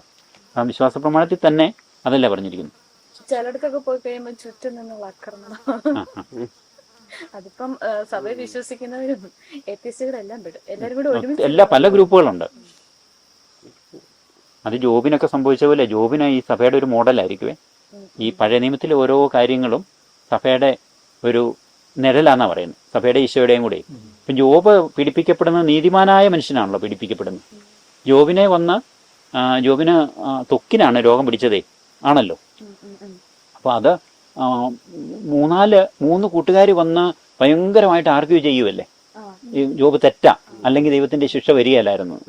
അത് സയൻസും ലിറ്ററേച്ചറും ഫിലോസഫിയും അങ്ങനെയുള്ളതെല്ലാം, അങ്ങനെ അതിൻ്റെ ഒരു 3 പ്രധാനപ്പെട്ട ഗ്രൂപ്പുകൾ കാണുമേ. അവരെപ്പോഴും ഇങ്ങനെ വന്ന് ഈ രോഗം പിടിച്ച, നമ്മൾ നോക്കുമ്പോൾ സഭ രോഗാതുരതയാണ്. അപ്പോൾ അവക്കുണ്ടായ നഷ്ടങ്ങൾ, മക്കൾ നഷ്ടപ്പെടുന്നു, അങ്ങനെ എല്ലാം നോക്കി ഇങ്ങനെ, അത് നല്ലപോലെ ഞാൻ എവിടെയോ ധ്യാനിച്ച് കുറിച്ച് വെച്ചിട്ടുണ്ടേ. അങ്ങനെ എപ്പോഴും നമ്മളെ ഇങ്ങനെ എന്നാ ഇട്ട് പല രീതിയിൽ നമ്മളെ അങ്ങനെ ആക്രമിച്ചുകൊണ്ടിരിക്കും. ഈ 3 സഹോദരങ്ങൾ യോബിൻ്റെ അടുത്ത് വന്നു എന്ന് പറഞ്ഞ പോലെ. പക്ഷേ ഇതെല്ലാം കഴിഞ്ഞിട്ട് ഇവർ പറഞ്ഞത് കേട്ട ബൈബിളിൽ ദൈവം പറയുന്ന പോലത്തെ സെന്റൻസ് ഈ 3 നല്ലപോലെ എടുത്ത് വായിച്ചു നോക്കി. അവർ 3 പേരും കൂടെ പറഞ്ഞിരിക്കുന്നത് ഭയങ്കര ദൈവവചനം പോലത്തെ സെന്റൻസാണ്. അവസാനം ദൈവം പറഞ്ഞത്, നിങ്ങൾ പറഞ്ഞത് എൻ്റെ ജോബിനെ കുറിച്ച് ശരിയായല്ല, അവർ പറഞ്ഞെല്ലാം തെറ്റാന്നാണ് ദൈവം പറഞ്ഞത്. എന്നിട്ട് ജോബ് ഇവരോട് പറഞ്ഞു, ജോബ് നിങ്ങൾക്ക് വേണ്ടി പ്രാർത്ഥിക്കും, അന്നേരം നിങ്ങളോട് ക്ഷമിക്കപ്പെടുമെന്നാണ് പറഞ്ഞത്. എന്നിട്ട് ജോബ് പ്രാർത്ഥിച്ചു, ജോബിന് ഭയങ്കര പിന്നെ എല്ലാം തിരിച്ചു വരുമല്ലേ എന്ന് പറഞ്ഞ പോലത്തെ ഒരു സമയം വരും. ഇതിപ്പോൾ ആർഗ്യൂ ചെയ്തുകൊണ്ടിരിക്കും ആൾക്കാരെ, ലിറ്ററേച്ചറുകാരും ഫിലോസഫിയും വേറെ അങ്ങനത്തെ ഇതെല്ലാം ഇങ്ങനെ സയൻസും തെറ്റാ എന്നും പറഞ്ഞുകൊണ്ട് ഇങ്ങനെ ഭയങ്കരമായിട്ടേ ആർഗ്യൂ ചെയ്തുകൊണ്ടിരിക്കും. അത് നമ്മളതിൻ്റെ മധ്യത്തിലാണ് നിൽക്കേണ്ടത്, സ്ട്രോങ് ആയിട്ട്. നമുക്കൊരു ഭയങ്കര ഇതുണ്ടായിരിക്കണേ, പ്രത്യാശ ഉണ്ടായിരിക്കണേ. അത് ഈശോയുടെ ഈ കുരിശുമരണത്തിനകത്തൊക്കെ അത് നമ്മൾ കാണേണ്ടത് അതാണ്. ഇത് ബാക്കി എല്ലാവരും പോയത് ഇതെങ്ങനെ കലാശിക്കുമെന്ന് അറിയാൻ വേണ്ടിയാണ്. പക്ഷെ മാതാവ് മാത്രം ഇതെങ്ങനെ കലാശിക്കും എന്നല്ല മാതാവിൻ്റെ ഉള്ളിലെ. മാതാവിനറിയാം ഇത് നല്ലതുപോലെ കാര്യങ്ങൾ ഭയങ്കര രക്ഷയാണ് സംഭവിക്കുന്നത്. അങ്ങനെ അപ്പം അങ്ങനെ നമ്മൾ നോക്കുമ്പം ഈ സഭയുടെ ഇങ്ങനത്തെ പീഡാനുഭവ യാത്രകൾ, അപമാനത്തിൻ്റെ യാത്രകൾ, നിസ്സഹായതയുടെ യാത്രകൾ, അങ്ങനെയുള്ള യാത്രകളൊക്കെ നമ്മൾ കാണുമ്പോൾ ഓർക്കും ഇത് ഭയങ്കര എങ്ങനെ കലാശിക്കുമെന്ന്. പക്ഷെ അങ്ങനെ ആയിരുന്നു നമ്മൾ. ഇത് ഭയങ്കര എല്ലാം പൂർത്തിയാക്കിയ സഭയാണ് വെളിപാട് അവതരിപ്പിക്കുന്നത്. മഹത്വപൂർണ്ണയായിട്ട് സഭ അവസാനം സൂര്യനെ ഉടുത്ത് ചന്ദ്രനെ പാദപീഠമാക്കി നക്ഷത്രങ്ങളെ കിരീടമാക്കി നിൽക്കുന്ന വെളിപാടിലെ ഇതില്ലേ, അത് സഭ മാതാവിനെ കുറിച്ചാണ്. അത് അതിനേക്കാളും കൂടുതൽ സഭയെക്കുറിച്ചാണെന്ന് പറഞ്ഞത്. അത്രയും ഒരു കോസ്മിക് ഗ്ലോറിയിലേക്ക് സഭ വരും.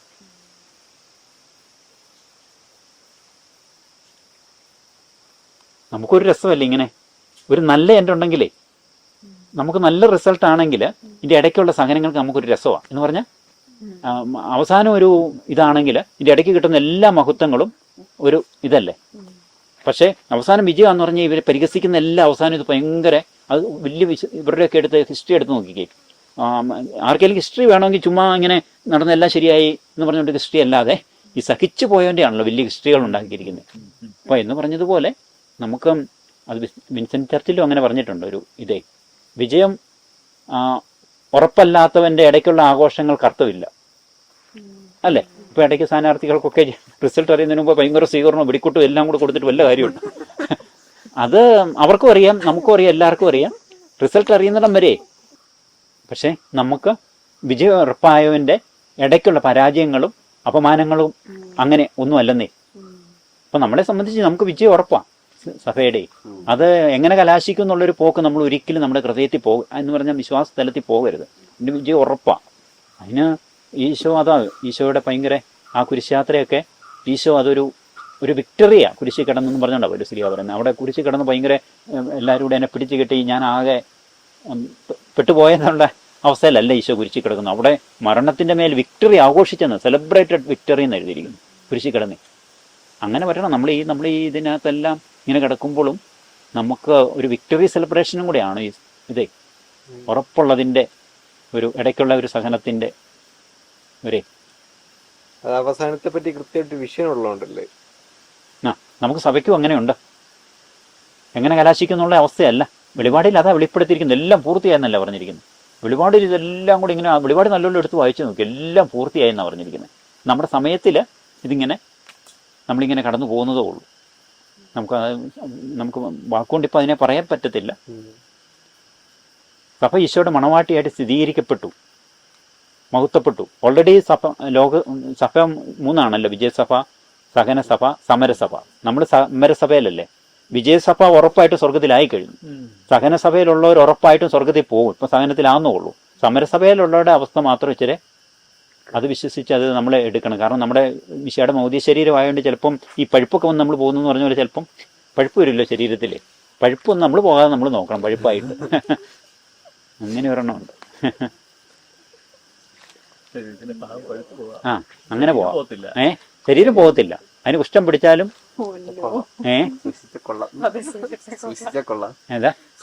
അത് കൊള്ളാം. അത് നമ്മുടെ ഫെയ്ത്ത് നമ്മൾ നോക്കണേ. അല്ലാതെ നമുക്ക് അവസാനം നമ്മൾ ചുമ്മാ ഒരു ഫൈറ്റ് ചെയ്യാത്തൊരു വിജയമല്ലല്ലോ നമുക്ക് വേണ്ടത്. ഫൈറ്റിങ്ങിന് വേണ്ടി അല്ല ഇത് ഇട്ടിരിക്കുന്നത്, പക്ഷെ നമുക്ക് വേണം അത്. അങ്ങനെയാണ് നമ്മുടെ നമ്മൾ രൂപാന്തരപ്പെടുന്ന അങ്ങനെയല്ലേ, ഒരു ഗ്രോത്ത് അങ്ങനെയാണ് വെച്ചിരിക്കുന്നത്. അതിനെതിരായിട്ടുള്ള ഫൈറ്റ് നമ്മൾ നടത്തിയേ പറ്റത്തുള്ളൂ.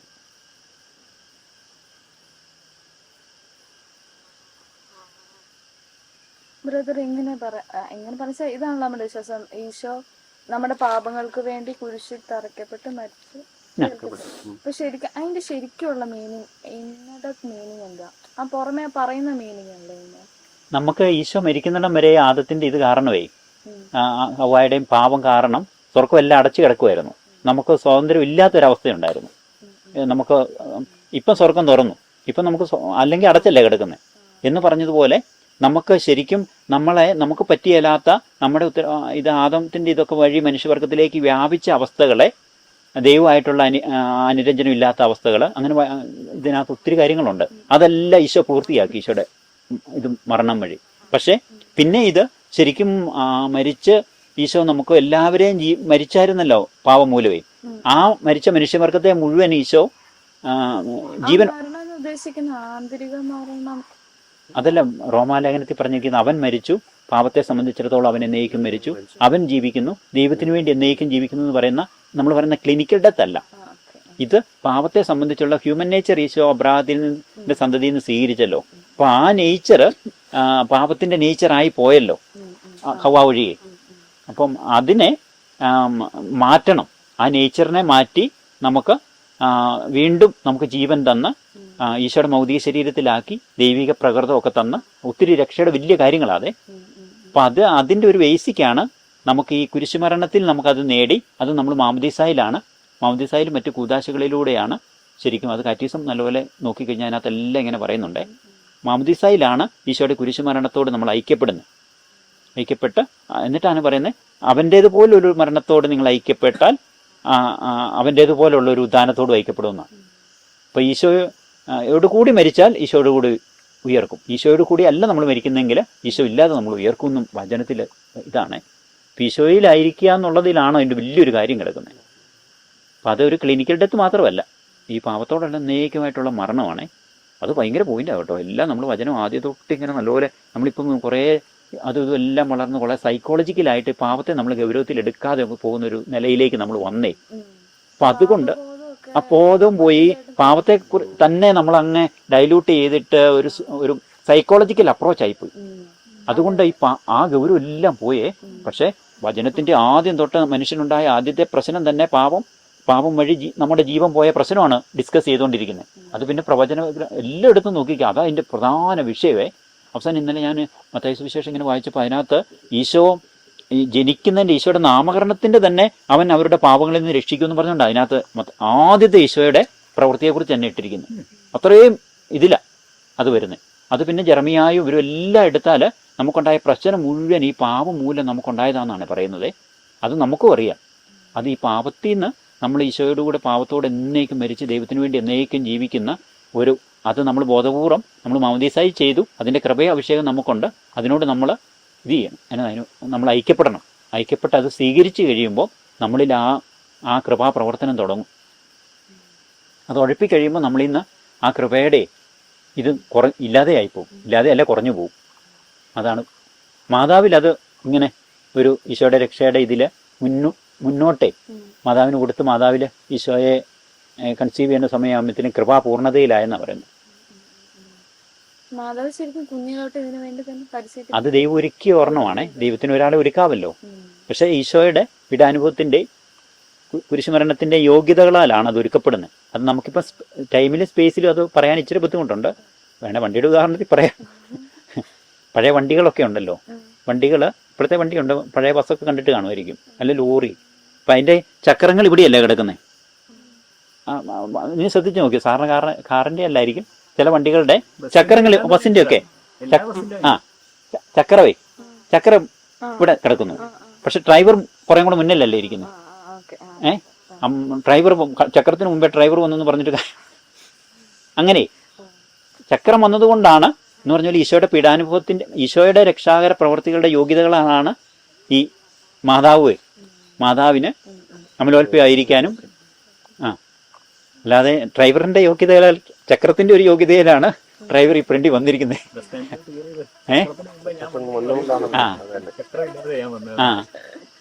അങ്ങനെയാ അത് ഒരു കുഞ്ഞ് എക്സാമ്പിൾ ആകട്ടെ, പക്ഷെ അത് നമുക്ക് മനസ്സിലാവും. മാതാവ് സഹരക്ഷക എന്നതുള്ളത് ഒഫീഷ്യൽ അല്ല, ഇതുവരെ സഭ പ്രഖ്യാപിച്ചിട്ടില്ലേ. ശരിക്കും അങ്ങനെ തന്നെയല്ലേ? സഹരക്ഷയാന്നേ സഭ ആയിരുന്നെങ്കിൽ പ്രഖ്യാപിച്ചേനെ. സഭ ഇപ്പോഴും അതിനെ പ്രഖ്യാപിക്കാതെ അല്ല എന്നുള്ള രീതിയിലാണ് ഈശോയുടെ രക്ഷാകര ആവുന്ന ഈയിടെ മീൻസ് ഈ ഒരു സെഞ്ചുറി ആവുമ്പോഴാണല്ലോ പ്രഖ്യാപിച്ചത്. അതെ അതെ അതെ. പക്ഷെ ഇതിനെ ക്ലോസ് ചെയ്തിടുവാണ് ചില കാര്യങ്ങളെ. ഒത്തിരി പേര് അപ്ലിക്കേഷൻ ഇതെല്ലാം കൊടുക്കുന്നുണ്ട്. അല്ല, കഴിഞ്ഞ ദിവസം മാർപ്പാപ്പയുടെ ഒരു ഇതുണ്ടായിരുന്നു, സഹരക്ഷകയല്ല ഈശോ നമുക്ക് അമ്മയായിട്ട് തന്നാന്ന് പറഞ്ഞിട്ടൊരു.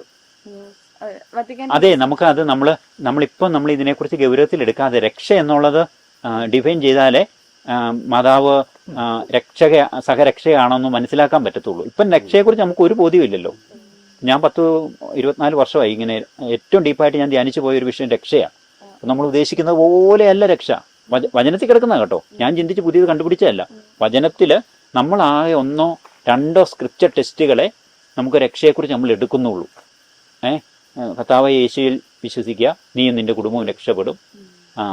അതരം കൊണ്ട് ഏറ്റു പറയുക, ഹൃദയത്തിൽ വിശ്വസിക്കുക, അതരം കൊണ്ട് ഏറ്റു പറയുക. അങ്ങനെ 1-2 ടെസ്റ്റുകളെ നമ്മൾ ആകെ എടുക്കുന്നുള്ളൂ. ഞാനിത് നോക്കിയിട്ട് 200 സ്ക്രിപ്ചർ ടെസ്റ്റുകൾ അങ്ങനെയുണ്ട്. ഈ രക്ഷ എന്നാണ്, രക്ഷ എവിടുന്നാണ്, എങ്ങനെയാണ്, അതിനുള്ള അത്രയും പ്രാധാന്യപ്പെട്ട ടെസ്റ്റുണ്ട്. അത് ഇതുവരെ എടുക്കുന്നില്ല നമ്മൾ. ആകെ 1 or 2 ടെസ്റ്റിൽ നമ്മൾ നിന്നിട്ട് നമ്മളെ രക്ഷയെ നമുക്ക് വാസ്തവം പറഞ്ഞാൽ നല്ലപോലെ ഇത് ചെയ്ത രക്ഷയെക്കുറിച്ച് നമുക്ക് ഒരു പിടിയില്ല. അതാ നമുക്ക് പറ്റിയിരിക്കുന്ന അബദ്ധം. അതാന്നേ, നമ്മൾ സീരിയസ് ആയിട്ട് എടുക്കേണ്ട ഒരു വിഷയവും നമ്മൾ ഇന്നോളം സീരിയസ് ആയിട്ടില്ല. നമ്മളിങ്ങനെ പോകുന്നത് ഒരു അന്തരീക്ഷത്തിൽ പറക്കുന്ന ഏതോ 1 or 2 or 3 അല്ലെ ഏതാനും കാര്യങ്ങൾ മാത്രം സഭയെക്കുറിച്ച് അറിയാവുന്ന ഒരു മനുഷ്യരായിട്ട് അങ്ങ് പോവുക. നമ്മൾ സ്ക്രിപ്ചർ സീരിയസ് ആയിട്ട് എടുത്തില്ല, സഭയുടെ പഠനങ്ങളും സീരിയസ് ആയിട്ട് എടുത്തില്ല. നമുക്കൊരു കുഞ്ഞു വട്ടം ഏതാണ്ട് ഉള്ളൂ. ഒന്ന് എടുത്ത് നല്ലപോലെ സീരിയസ് ആയിട്ട് നോക്കി എന്നാ ഭയങ്കരമാണെന്നറിയോ. എന്നാലേ രക്ഷ എന്നാണെന്ന് നമുക്ക് പറയാൻ പറ്റത്തുള്ളൂ. അന്നാരവേ മാതാവ് ആ രീതിയിൽ സഹരക്ഷയല്ലെന്നും പറയാൻ പറ്റത്തുള്ളൂ. മാതാവിന് ഇങ്ങനെ കുറേ ഏറ്റവും പ്രധാനപ്പെട്ട രക്ഷാകരമായ കുറേ ഇത് മതിയല്ലോ. അല്ല, മാതാവ് ഒരിക്കലും അങ്ങനെ കുറേയും കൂടെ മാതാവിന് ആ ഒരു ഗ്ലോറി കൊടുക്കുന്ന കാര്യങ്ങളിലൂടെ നമുക്ക് വേണമെന്നില്ല. അങ്ങനെ കൊച്ചേസിയൊക്കെ പറയുന്നത് മാതാവിനെക്കുറിച്ച്, കൊച്ചേസിയ പെങ്കൊച്ചായിരുന്നുകൊണ്ട് വൈദികയാകാൻ പറ്റിയാലെന്ന് അറിയായിരുന്നു. എങ്കിലും കൊച്ചേസിയ ഒരു വൈദികനാകാൻ ആഗ്രഹിച്ചു. അതിനുള്ള റീസൺ ഇതാണ്, എല്ലാവരോട് പ്രസംഗിച്ച് മാതാവിൻ്റെ മഹിമയെ അങ്ങ് ഒരാവശ്യമില്ലാതെ അങ്ങനെ എന്നാണ് പറയുന്നത്, ഒത്തിരിയാക്കി, വലുതാക്കി, ഒത്തിരി അങ്ങ് ഇതാക്കി. അതുകൊണ്ട് നമുക്ക് അനുകരിക്കാൻ പറ്റാത്ത ഒരു സ്ത്രീയായിട്ട് മാതാവ് മാറിപ്പോയി. അതുകൊണ്ട് ഞാൻ അച്ഛനായിട്ട്, ഞാൻ പുരോഹിതനായിട്ട് ഈ ഒരു കുഞ്ഞു പ്രസംഗം, ആ പ്രസംഗം മതി മാതാവിനെ കുറിച്ച് എന്ന് കൊച്ചേസ പറഞ്ഞു. എന്നിട്ടൊരു കവിത എഴുതിയിട്ടുണ്ട്. കൊച്ചേസയുടെ കവിതകളുടെ ഈ നവമാലിക പോലെ കവിതകളെക്കുറിച്ചുള്ള ഒരു പുസ്തകമുണ്ട്, കൊച്ചേസ എഴുതിയ കവിതകൾ. അതിനകത്ത് ഇത് പറയുന്നുണ്ട്, ആ കവിതയുണ്ട്. അത്രയും മതി എന്നാണ് കൊച്ചേസ പറയുന്നത്. അപ്പം നമ്മൾ കുറേയും കൂടെ ഈ അങ്ങനെ ടൈറ്റിലുകൾ ആഡ് ചെയ്തിട്ട് വല്ല കാര്യമുണ്ടോ? മാതാവ് ഇതെല്ലാം പറഞ്ഞാൽ ഈ അമലോൽപ്പയാണ്, മാതാവ് സ്വർഗാരോപണം ചെയ്തു, അങ്ങനെ മാതാവിനെക്കുറിച്ച് പ്രഖ്യാപിച്ച നിത്യകന്യകയാണ്, അങ്ങനെയുള്ള ഇതെല്ലാം ഉണ്ടെങ്കിലും മാതാവ് വാസ്തവം പറഞ്ഞ വത്തിക്കാൻ സെക്കൻഡ് തീരുമാനിച്ചത് മാതാവിനെക്കുറിച്ച് വത്തിക്കാൻ സെക്കൻഡിൽ ഒരു ചാപ്റ്റർ തന്നെ അവരെഴുതി തയ്യാറാക്കിയിരുന്നു എന്നാണ് പറഞ്ഞത്. പിന്നെ ഇത് പ്രാർത്ഥിച്ച് ഇവർ കൂടിക്കഴിഞ്ഞപ്പം അവർ പിന്നെ റീതിങ്ക് ചെയ്തെന്നാണ് പറഞ്ഞത്, മാതാവിനെ കുറിച്ച് അങ്ങനെ ഒരു ചാപ്റ്റർ വേണ്ട, മാതാവ് സഭയുടെ ഭാഗമാണ്, സഭയുടെ ഭാഗമായിട്ട് മാതാവിനെ കുറിച്ച് ഇത് എഴുതിയാൽ മതിയെന്ന്. അപ്പം മാതാവ് ശരിക്കും നമ്മൾ എനിക്ക് നല്ലപോലെ ബോധ്യപ്പെട്ട കാര്യം നിങ്ങൾ ധ്യാനിച്ചിട്ട് ഇത് ചെയ്താൽ മതി. മാതാവിൻ്റെ ഉദരത്തിൽ ഉണ്ണീശോ 9 മാസം 9 ദിവസം എന്ന് കൂട്ടിക്കല്ലേ 9 മാസം ആയിരുന്ന ആ സമയത്തുണ്ടായിരുന്ന ഐക്യത്തെക്കാളും ശക്തവും പൂർണ്ണവും നിത്യവുമായ ഐക്യം ഇപ്പം മാതാവ് ഈശോയുടെ മൗതിക ശരീരത്തിലെ അംഗമാണെന്നുള്ളതാണ്. അതോ അതിനേക്കാളും വലുതാണ്. മറ്റേയൊക്കെ ഒരു ദൗത്യപരമായ കാര്യങ്ങളേ ഉള്ളൂ. ഇതെന്ന് പറയുന്നത് ഈശോയുടെ മൗതിക ശരീരത്തിലെ അംഗമായിരിക്കുക എന്നുള്ളതാണ് ഏറ്റവും വലിയ കാര്യം, ഏക കാര്യം. അതങ്ങനെയാ മാതാവ്. അങ്ങനെ മാതാവിനെ കാണുന്ന മാതാവിന് പോലും ഇഷ്ടമേ. നമ്മൾ കുറെ അങ്ങനെ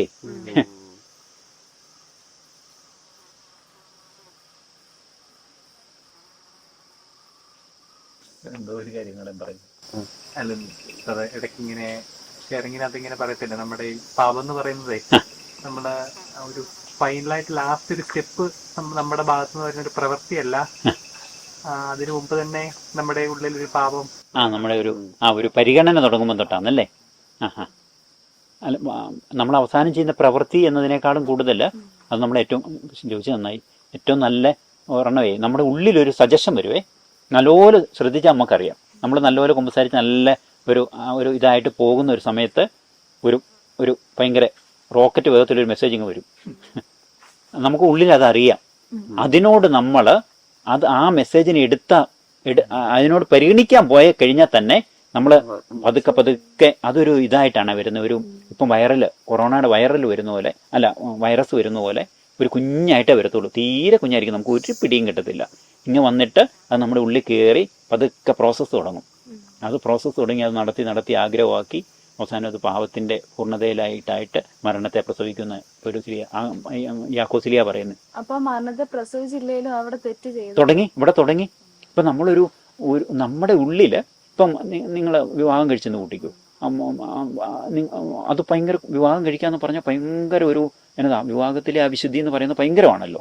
അതിനിടയ്ക്ക് നമ്മുടെ ഉള്ളില് ഇപ്പം ഒരാള് ദേശത്ത ജീവിത പങ്കാളി, നമ്മുടെ ഉള്ളില് നമ്മൾ വേറെ എന്തിനേലും ഒരു കുഞ്ഞു പരിഗണിക്കാൻ ആദ്യം തുടങ്ങുന്നുള്ളത് നമുക്കറിയാം. നല്ലപോലെ നമുക്കറിയാം, നമുക്ക് നല്ലപോലെ ഓക്കെ ആയിരിക്കുന്ന ഒരു അവസ്ഥയെ അറിയാം, ഒരു പരിഗണനയ്ക്ക് നമ്മൾ ഇടുന്ന ഒരു അവസ്ഥയെ അറിയാം.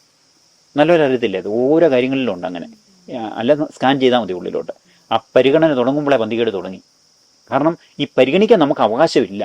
അത് ആദത്തിൻ്റെ ഹവ്വായുടെയും പാപത്തിലും പറ്റിയത് അതാണ്. ദൈവം പറഞ്ഞ് ഇത്രയും സ്നേഹപൂർവ്വം പറുദീസായിലാക്കി, ഇത്രയും സ്നേഹപൂർവ്വം സൃഷ്ടിച്ച്, ഇത്രയും സ്നേഹത്തിലായിരുന്ന ദൈവത്തിൽ അവർ അതുപോലെ ട്രസ്റ്റ് ചെയ്താ പോയിരുന്നേ. ട്രസ്റ്റാണ് ബ്രേക്ക് ചെയ്യപ്പെട്ടെന്നാണ് പറയുന്നത്. അപ്പം ആ ദൈവം അത്ര പൂർണ്ണ ജ്ഞാനമുള്ള ദൈവമല്ലേ. ദൈവം പറഞ്ഞത് അങ്ങോട്ട് പിന്നെ ഒന്നും പരിഗണിക്കാതെ അങ്ങ് ഇത് ചെയ്താൽ മതിയായിരുന്നു. നമ്മൾ ആ ദൈവത്തിൻ്റെ ആ കൽപ്പനയ്ക്കല്ല, ദൈവത്തിൻ്റെ ആ വചനത്തിനെതിരായിട്ട് ഒരു കുഞ്ഞു പരിഗണന പോലും ഇവരെടുക്കേണ്ട കാര്യമില്ലായിരുന്നു. എപ്പോൾ എടുക്കാൻ തുടങ്ങിയോ അന്നേരം പോയി അവസാനം പറിച്ചു തിന്ന് നല്ല പ്രശ്നം. എവിടെ മൈൻഡിൽ ആ പ്രോസസ്സ് തുടങ്ങിയോ അവിടെ നമ്മൾ യാത്ര. പിന്നെ സ്റ്റെപ്പുണ്ട്. അതാ ഈ ഈശോയുടെ കുരിശുമരണത്തിന് വെച്ച് മുമ്പേ ചോദിച്ചതിൻ്റെ ഈ കുരിശ് തറയ്ക്കുന്ന ഈ കാലിൻ്റെ യാത്രയുണ്ട്, ഈ കൈയുടെ പഴം പറിക്കുന്ന കൈ നീട്ടലുണ്ട്. ഇതെല്ലാം ഈ കുരിശുമരണത്തിൽ ഇത് ഉത്തരം പറയുന്നുണ്ടേ നല്ലപോലെ ധ്യാനിച്ചു കഴിയുമ്പോൾ. അപ്പോൾ ആ നടപ്പ്, ആ ഹൃദയം കുത്തുന്നില്ലേ, ഹൃദയത്തിലാണല്ലോ ഈ ആദ്യത്തെ തീരുമാനം എടുക്കുന്നത്. അങ്ങനെയെല്ലാം അങ്ങനെയുള്ള ഒരു നടപ്പ് നടക്കുന്നുണ്ട് ഇവർ. അപ്പോൾ അന്നേരം അവിടെ ചെന്നിട്ട് ഈ പഴത്തിൻ്റെ ക്വാളിറ്റികൾ കാണുന്നു. വിശന്നിട്ടും അല്ല തിന്നുന്നേ, ഭക്ഷിക്കേണ്ട വിശക്കുമ്പോഴാണല്ലോ പൊതുവേ, വിശന്നിട്ടും അല്ല തിന്നുന്ന ഇവർ.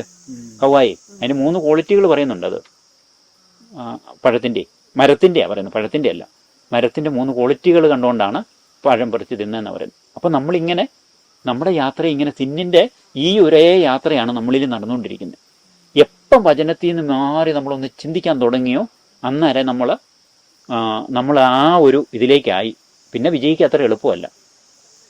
അന്നേരം തന്നെ അത് ഒരു ഉദാഹരണം പറഞ്ഞ് ഒരു അശുദ്ധമായ ഒരെണ്ണത്തിലാണെങ്കിലേ അന്നേരം നമ്മുടെ ശരീരത്തിന് കമാൻഡ് കിട്ടി. നമ്മുടെ ശരീരം അതിനുവേണ്ടി തയ്യാറാകാൻ തുടങ്ങുന്ന പറയുന്നത്.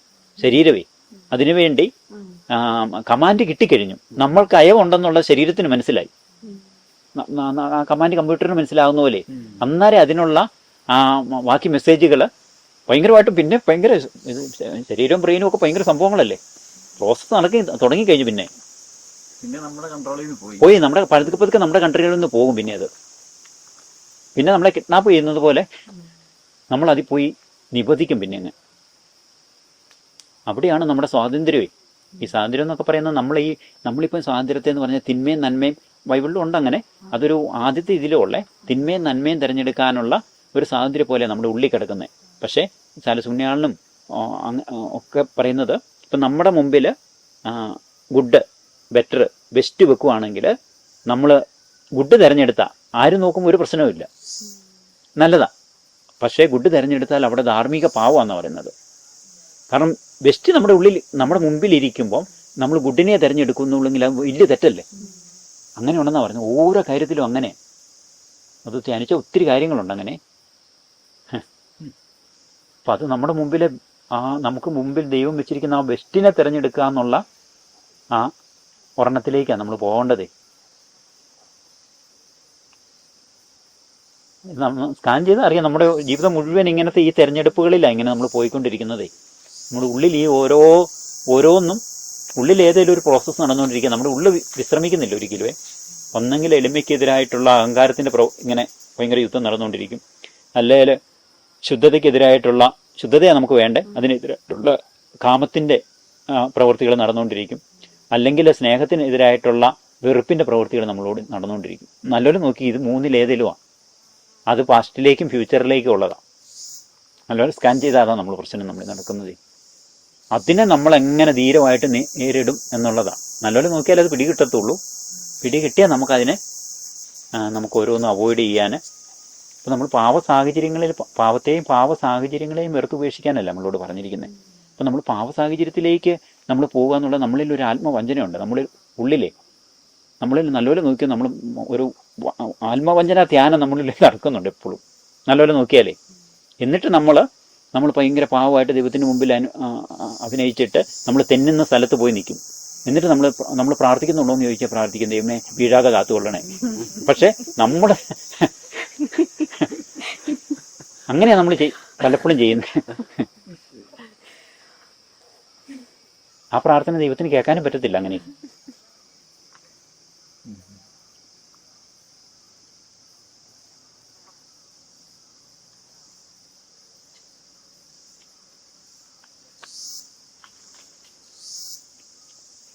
പാവത്തിൽ നിന്നൊക്കെ അങ്ങ് ഓടിപ്പോവാന്ന് ഈ ശാലശൂന്യാളം പറയുന്നത്. പ്രത്യേക ശുദ്ധതയ്ക്കെതിരായിട്ടുള്ള പാവത്തിന്റെ സജഷൻ അവിടെ ധൈര്യത്തിന് ഒരു കാര്യമില്ലെന്നാണ് പറയുന്നത്. തീരത്തും അവിടെ നല്ലതെന്നാണ് പറയുന്നത്. അവിടെ ധൈര്യത്തിൽ ഞാൻ വിജയിക്കുമെന്ന് പറഞ്ഞുകൊണ്ട് അവിടെ നിന്നിട്ടുണ്ടെങ്കിൽ നടക്കത്തില്ലെന്നാണ് വിശുദ്ധരൊക്കെ പറയുന്നത്. അന്നേരം ഇങ്ങനെ ഒരു സജഷനോ ഇങ്ങനെ സാഹചര്യം ഉണ്ട്, വിട്ടുപോകണം പാമ്പിൽ നിന്ന്. അത് നമ്മുടെ പ്രവൃത്തിയിലല്ല കേട്ടോ ഞാൻ പറയുന്നത്, മനസ്സിൽ വരുമ്പോഴും. ഇതിന് ഒരു ശക്കല സമയം പോലും ഇത് ചില വിത്തുകളൊക്കെ നമ്മുടെ പറമ്പിൽ വന്ന് ഇങ്ങനെ വീണിട്ടല്ലേ ഇത് കിളിക്കുന്ന. ഒരു മുൾച്ചെടിയുടെ ഒക്കെയാണ് നമ്മൾ എടുത്തു കളയുന്നത് പോലെ തൂട്ടിക്കും. അതങ്ങ് വീഴുമ്പോളെ നമ്മൾ അങ്ങനെ നമുക്ക് ഉള്ളിൽ കിട്ടും ഒരു സജഷൻ വരും. നമുക്ക് നല്ലപോലെ നോക്കിയാൽ നമുക്കറിയാം ഒരു സജഷൻ വരുന്നതേ. വരുമ്പോളെ ഓടിപ്പോക്കണം, അതിന് നല്ല സ്പീഡ് വേണം. അങ്ങനെ അങ്ങ് ഓടിപ്പോയാൽ അത് ദൈവം കാണുന്നുണ്ട് ആ ഓട്ടോയെ. അല്ല നമ്മുടെ പമ്മിയുള്ള നിപ്പുമൊക്കെ ദൈവം കാണും. നമുക്ക് പാസീവ് തലങ്ങളൊക്കെ ഉണ്ടേ. ആക്റ്റീവ് തലങ്ങളെയൊക്കെ വിട്ടിട്ട് നമ്മൾ ചിലപ്പം പാസീവ് ആവും. നമ്മൾ ആക്റ്റീവായിട്ട് ഈ ചില കാര്യങ്ങളിലൊന്നും വേണ്ട എന്നൊക്കെ നമ്മൾ ചിന്തിക്കും. പക്ഷെ പാസീവായിട്ട് നമ്മളെ ഉദാഹരണമാണ്, നമ്മൾ നല്ലപോലെ നോക്കിയാൽ നമ്മളായിട്ട് ഒന്നും ചെയ്യുന്നില്ല, വേറെ നമ്മളായിട്ട് നമ്മുടെ ആക്റ്റീവായിട്ട് എന്ന് പറഞ്ഞാൽ നമ്മൾ ഭയങ്കരമായിട്ട് ദൈവത്തിൻ്റെ മുമ്പിൽ ഇങ്ങനെ ഒരു ദൈവം കാണുന്നിടത്ത് നമ്മൾ ആഗ്രഹിച്ചുകൊണ്ടിരിക്കുക. അതിൻ്റെ അർത്ഥം നമ്മളിൽ ഉള്ളിൽ ഈ അശുദ്ധി കിടപ്പുണ്ടെന്ന് തന്നെ അതിൻ്റെ അർത്ഥമേ. നമ്മൾ ആക്റ്റീവായിട്ടാണേലും പാസീവായിട്ടാണേലും നമ്മൾ ആഗ്രഹിക്കുന്നുണ്ടെങ്കിൽ അശുദ്ധി നമ്മളിലുണ്ട്. അത് നമ്മൾ നോക്കണം. ഈ നമ്മൾക്ക് വിഷയം അശുദ്ധിയാണ്. നമ്മളെങ്ങനെ അതിൻ്റെ ഉത്തരവാദിത്വം ഏൽക്കാത്ത നോട്ടമാണ് നമ്മൾ നോക്കുന്നതേ. ഇൻഡയറക്റ്റ് ആയിട്ട് അങ്ങനെ ഭയങ്കര എന്തോ ആത്മവഞ്ചന ഉണ്ടെന്നറിയാം നമ്മളിലോ. നല്ലപോലെ നോക്കിയാൽ ഇതിൻ്റെ വഞ്ചനയുടെ എല്ലാ രീതിയിലും ഒരു വഞ്ചനയുടെ ഇതുണ്ട് നമുക്ക്. അത് ശുദ്ധതയുടെ മേഖല പെട്ടെന്ന് മനസ്സിലാകുന്നതുകൊണ്ട് ഞാനങ്ങ് പറഞ്ഞതുപോലെ എല്ലാം എന്തോ അതെ വാസം കിട്ടിയില്ല.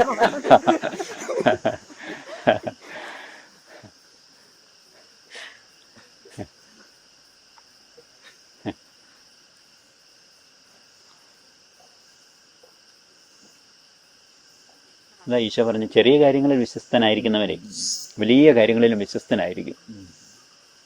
അത് ഏറ്റവും മൈന്യൂട്ടില്ല, നമ്മുടെ ദൈവം കാണുന്ന അതാണ്. ഏറ്റവും മൈന്യൂട്ടുള്ള നമ്മുടെ ഹൃദയത്തിൻ്റെ ആ ഡിസ്പൊസിഷനാണ് ദൈവം കാണുന്നത്. ബാക്കി എന്തെല്ലാം വാക്കുകൊണ്ട് നമ്മൾ എന്തെല്ലാം പറഞ്ഞെന്ന് പറഞ്ഞാൽ ഒരു രക്ഷയില്ല.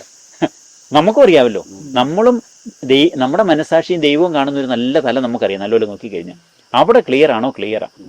ബാക്കി ആൾക്കാരൊക്കെ എന്നാ പറഞ്ഞെന്ന് പറഞ്ഞാലും പ്രശ്നമില്ല. അവിടെ ക്ലിയർ ആണോ, നമ്മൾ ക്ലിയറാണ്. അതാ സഭയുടെ ബലവും ശക്തി എന്ന് പറയുന്നത്.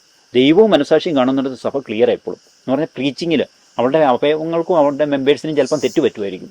പക്ഷേ ഓരോ കാര്യങ്ങളെക്കുറിച്ചുള്ള നിലപാടുകൾ വളരെ ദൈവവും മനസ്സാക്ഷിക്കും അതുപോലെ പൂർണ്ണം. അതാണ് ആ ധാർമ്മിക ബലത്തിൻ്റെ ശക്തി. അത് നമുക്കും കിട്ടും അവസാനം. നമ്മളെ എന്തെല്ലാം ഇതൊക്കെ പറഞ്ഞെന്ന് പറഞ്ഞാലും അവസാനം ദൈവം അങ്ങനെ നീതീകരിച്ചോളുവേ തക്ക സമയത്തെ.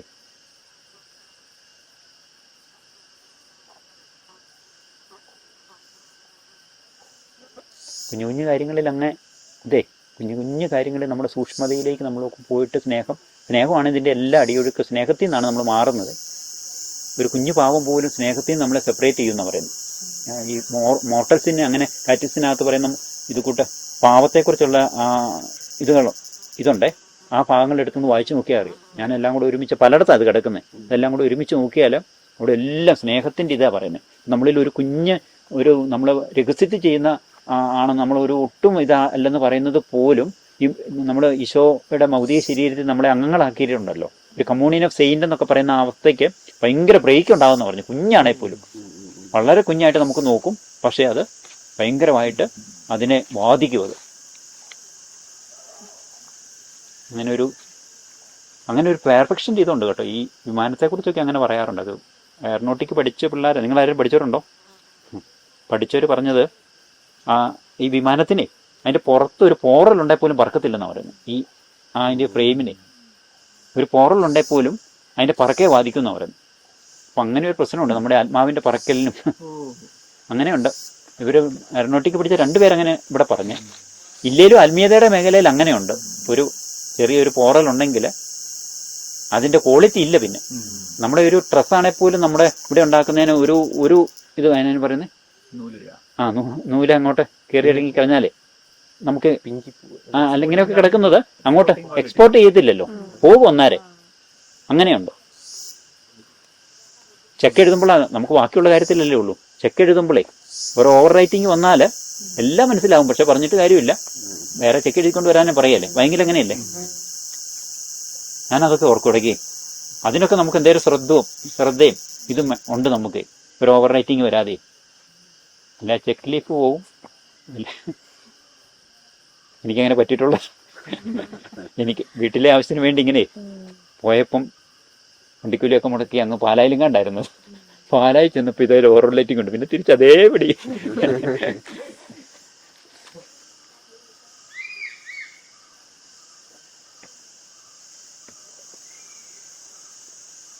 പോകണമല്ലേ.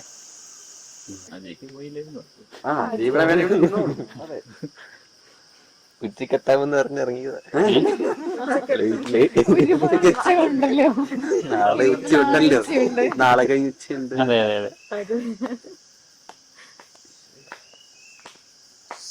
നേരത്തെ പറഞ്ഞാൽ യോശുവ പിടിച്ചു നിർത്തിയാൽ നമുക്ക് സൂര്യനെ പിടിച്ചു നിർത്തായിരുന്നു. നേരത്തെ പകണ്ടായിരുന്നു. അതെ അതെ.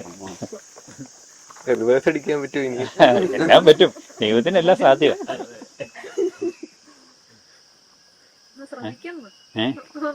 പരീക്ഷിക്കാൻ പറ്റത്തില്ലല്ലോ. തത്തുല്യമായ ഒരു കാര്യം ഉണ്ടേലേ അല്ലേ പറ്റത്തുള്ളൂ. അല്ലേ ഫൈൻ അടിക്കാം.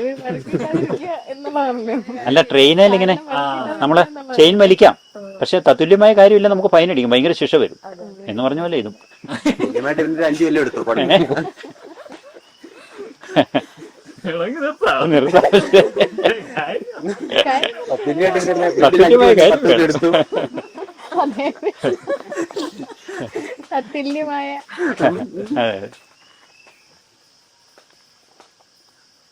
മാനസാന്തരത്തെക്കാളും വലിയ കാര്യം എന്നതായിരിക്കുന്നില്ലേ. ഭൂമിയിൽ നടക്കാവുന്ന ഏറ്റവും വലിയ പ്രക്രിയ അതാണ് കൺവേർഷൻ. സ്വർഗം സന്തോഷത്തിന്റെ സ്ഥലമാണല്ലോ. പക്ഷെ അനുദപിക്കുന്ന ഒരു ഭാവിയെക്കുറിച്ച് സ്വർഗം സന്തോഷിക്കുമെന്ന് പറയുന്നത്. ഓൾറെഡി സന്തോഷത്തിൻ്റെ പെർഫെക്ഷൻ എന്ന് പറയാവുന്ന സ്വർഗം നമ്മളെപ്പോലെ ഒരു പാവം മനുഷ്യൻ അനുദപിച്ചാൽ യഥാർത്ഥ അനുതാപമാണെങ്കിൽ സ്വർഗം സന്തോഷിക്കും. അത്രയും സാധ്യതയാണ് നമുക്ക്. അത് എല്ലാവരോടും പറഞ്ഞു കൊടുക്കാവുന്ന കേട്ടോ. അധികം സന്തോഷിക്കുന്നില്ല. അധികം സന്തോഷിക്കുന്നുണ്ട്. സന്തോഷിക്കും എന്ന് പറയുമ്പോൾ അധികമാണല്ലോ അത്, കാരണം ഓൾറെഡി ആണല്ലോ. അപ്പോൾ സ്വർഗത്തിൻ്റെ സന്തോഷമായിട്ട് അങ്ങനെ ഒരു റീഡിംഗ് ഉണ്ട് കേട്ടോ. നമ്മുടെ മാനസാന്തരത്തിനൊരു നമുക്കൊരു റെഫറൻസ് ഉണ്ട് സ്വർഗത്തിൻ്റെ സന്തോഷത്തിന് നമ്മളുമായിട്ടൊരു ഇതാ. അത്രയും സാധ്യതയുണ്ട്. അപ്പം അതും പാവികൾക്ക് പറഞ്ഞു കൊടുക്കാവുന്ന ഒരു വലിയ ഇതുമാണ് കേട്ടോ. ഇത്തിരി നിരാശയിലൊക്കെ ആയിരിക്കുന്ന, അത് ആദ്യം ഞാൻ പറയാൻ വന്നിട്ട് പെട്ടെന്ന് മറന്നുപോയതാണ്, നിരാശയിലൊക്കെ ആയിരിക്കുന്ന പാവി ആകെ കലങ്ങി മറിഞ്ഞ ഒരു മനുഷ്യന് അവിടെ നമുക്ക് ചുമ്മാ വേണമെങ്കിൽ ആശ്വസിപ്പിക്കുക ഓരോരോ കാര്യങ്ങൾ പറഞ്ഞ്. പക്ഷെ അവന് പറഞ്ഞു കൊടുക്കാവുന്നത്, എടാ നീ ഇങ്ങനെയൊക്കെ ആണെങ്കിലും നിന്റെ ഒരു മാനസാന്തരം വഴി സ്വർഗം പോലും സന്തോഷിക്കുക. അത്രയും സാധ്യതയുള്ളൊരു മനുഷ്യനാണ്, അല്ലെ ഒരു കൊച്ചാണ്, അല്ലെ ഒരു ചെറുക്കനാണെന്ന് നമുക്ക് പറയാമല്ലോ അല്ലേ. എന്നാ സാധ്യത എന്ന് ഓർക്ക്, സ്വർഗത്തെ പോലും സന്തോഷിപ്പിക്കാവുന്ന ഒരു സാധ്യതയിലാണ് എല്ലാ മഹാഭാവി പോലും ഇരിക്കുന്നത്. അങ്ങനെ അതൊരു വലിയ സാധ്യതയല്ലേ, ഒരു മഹാസാധ്യതയാണ്. അത് കേൾക്കുമ്പോൾ ചിലപ്പോൾ അങ്ങ് ഉണരും ആൾക്കാർ. ചേട്ടാ എന്നാ ഞാൻ അതെ അത്രയും വലിയ സാധ്യത നമുക്ക് അടക്കുക. സ്വർഗം എന്ന് പറഞ്ഞാൽ എന്നതാ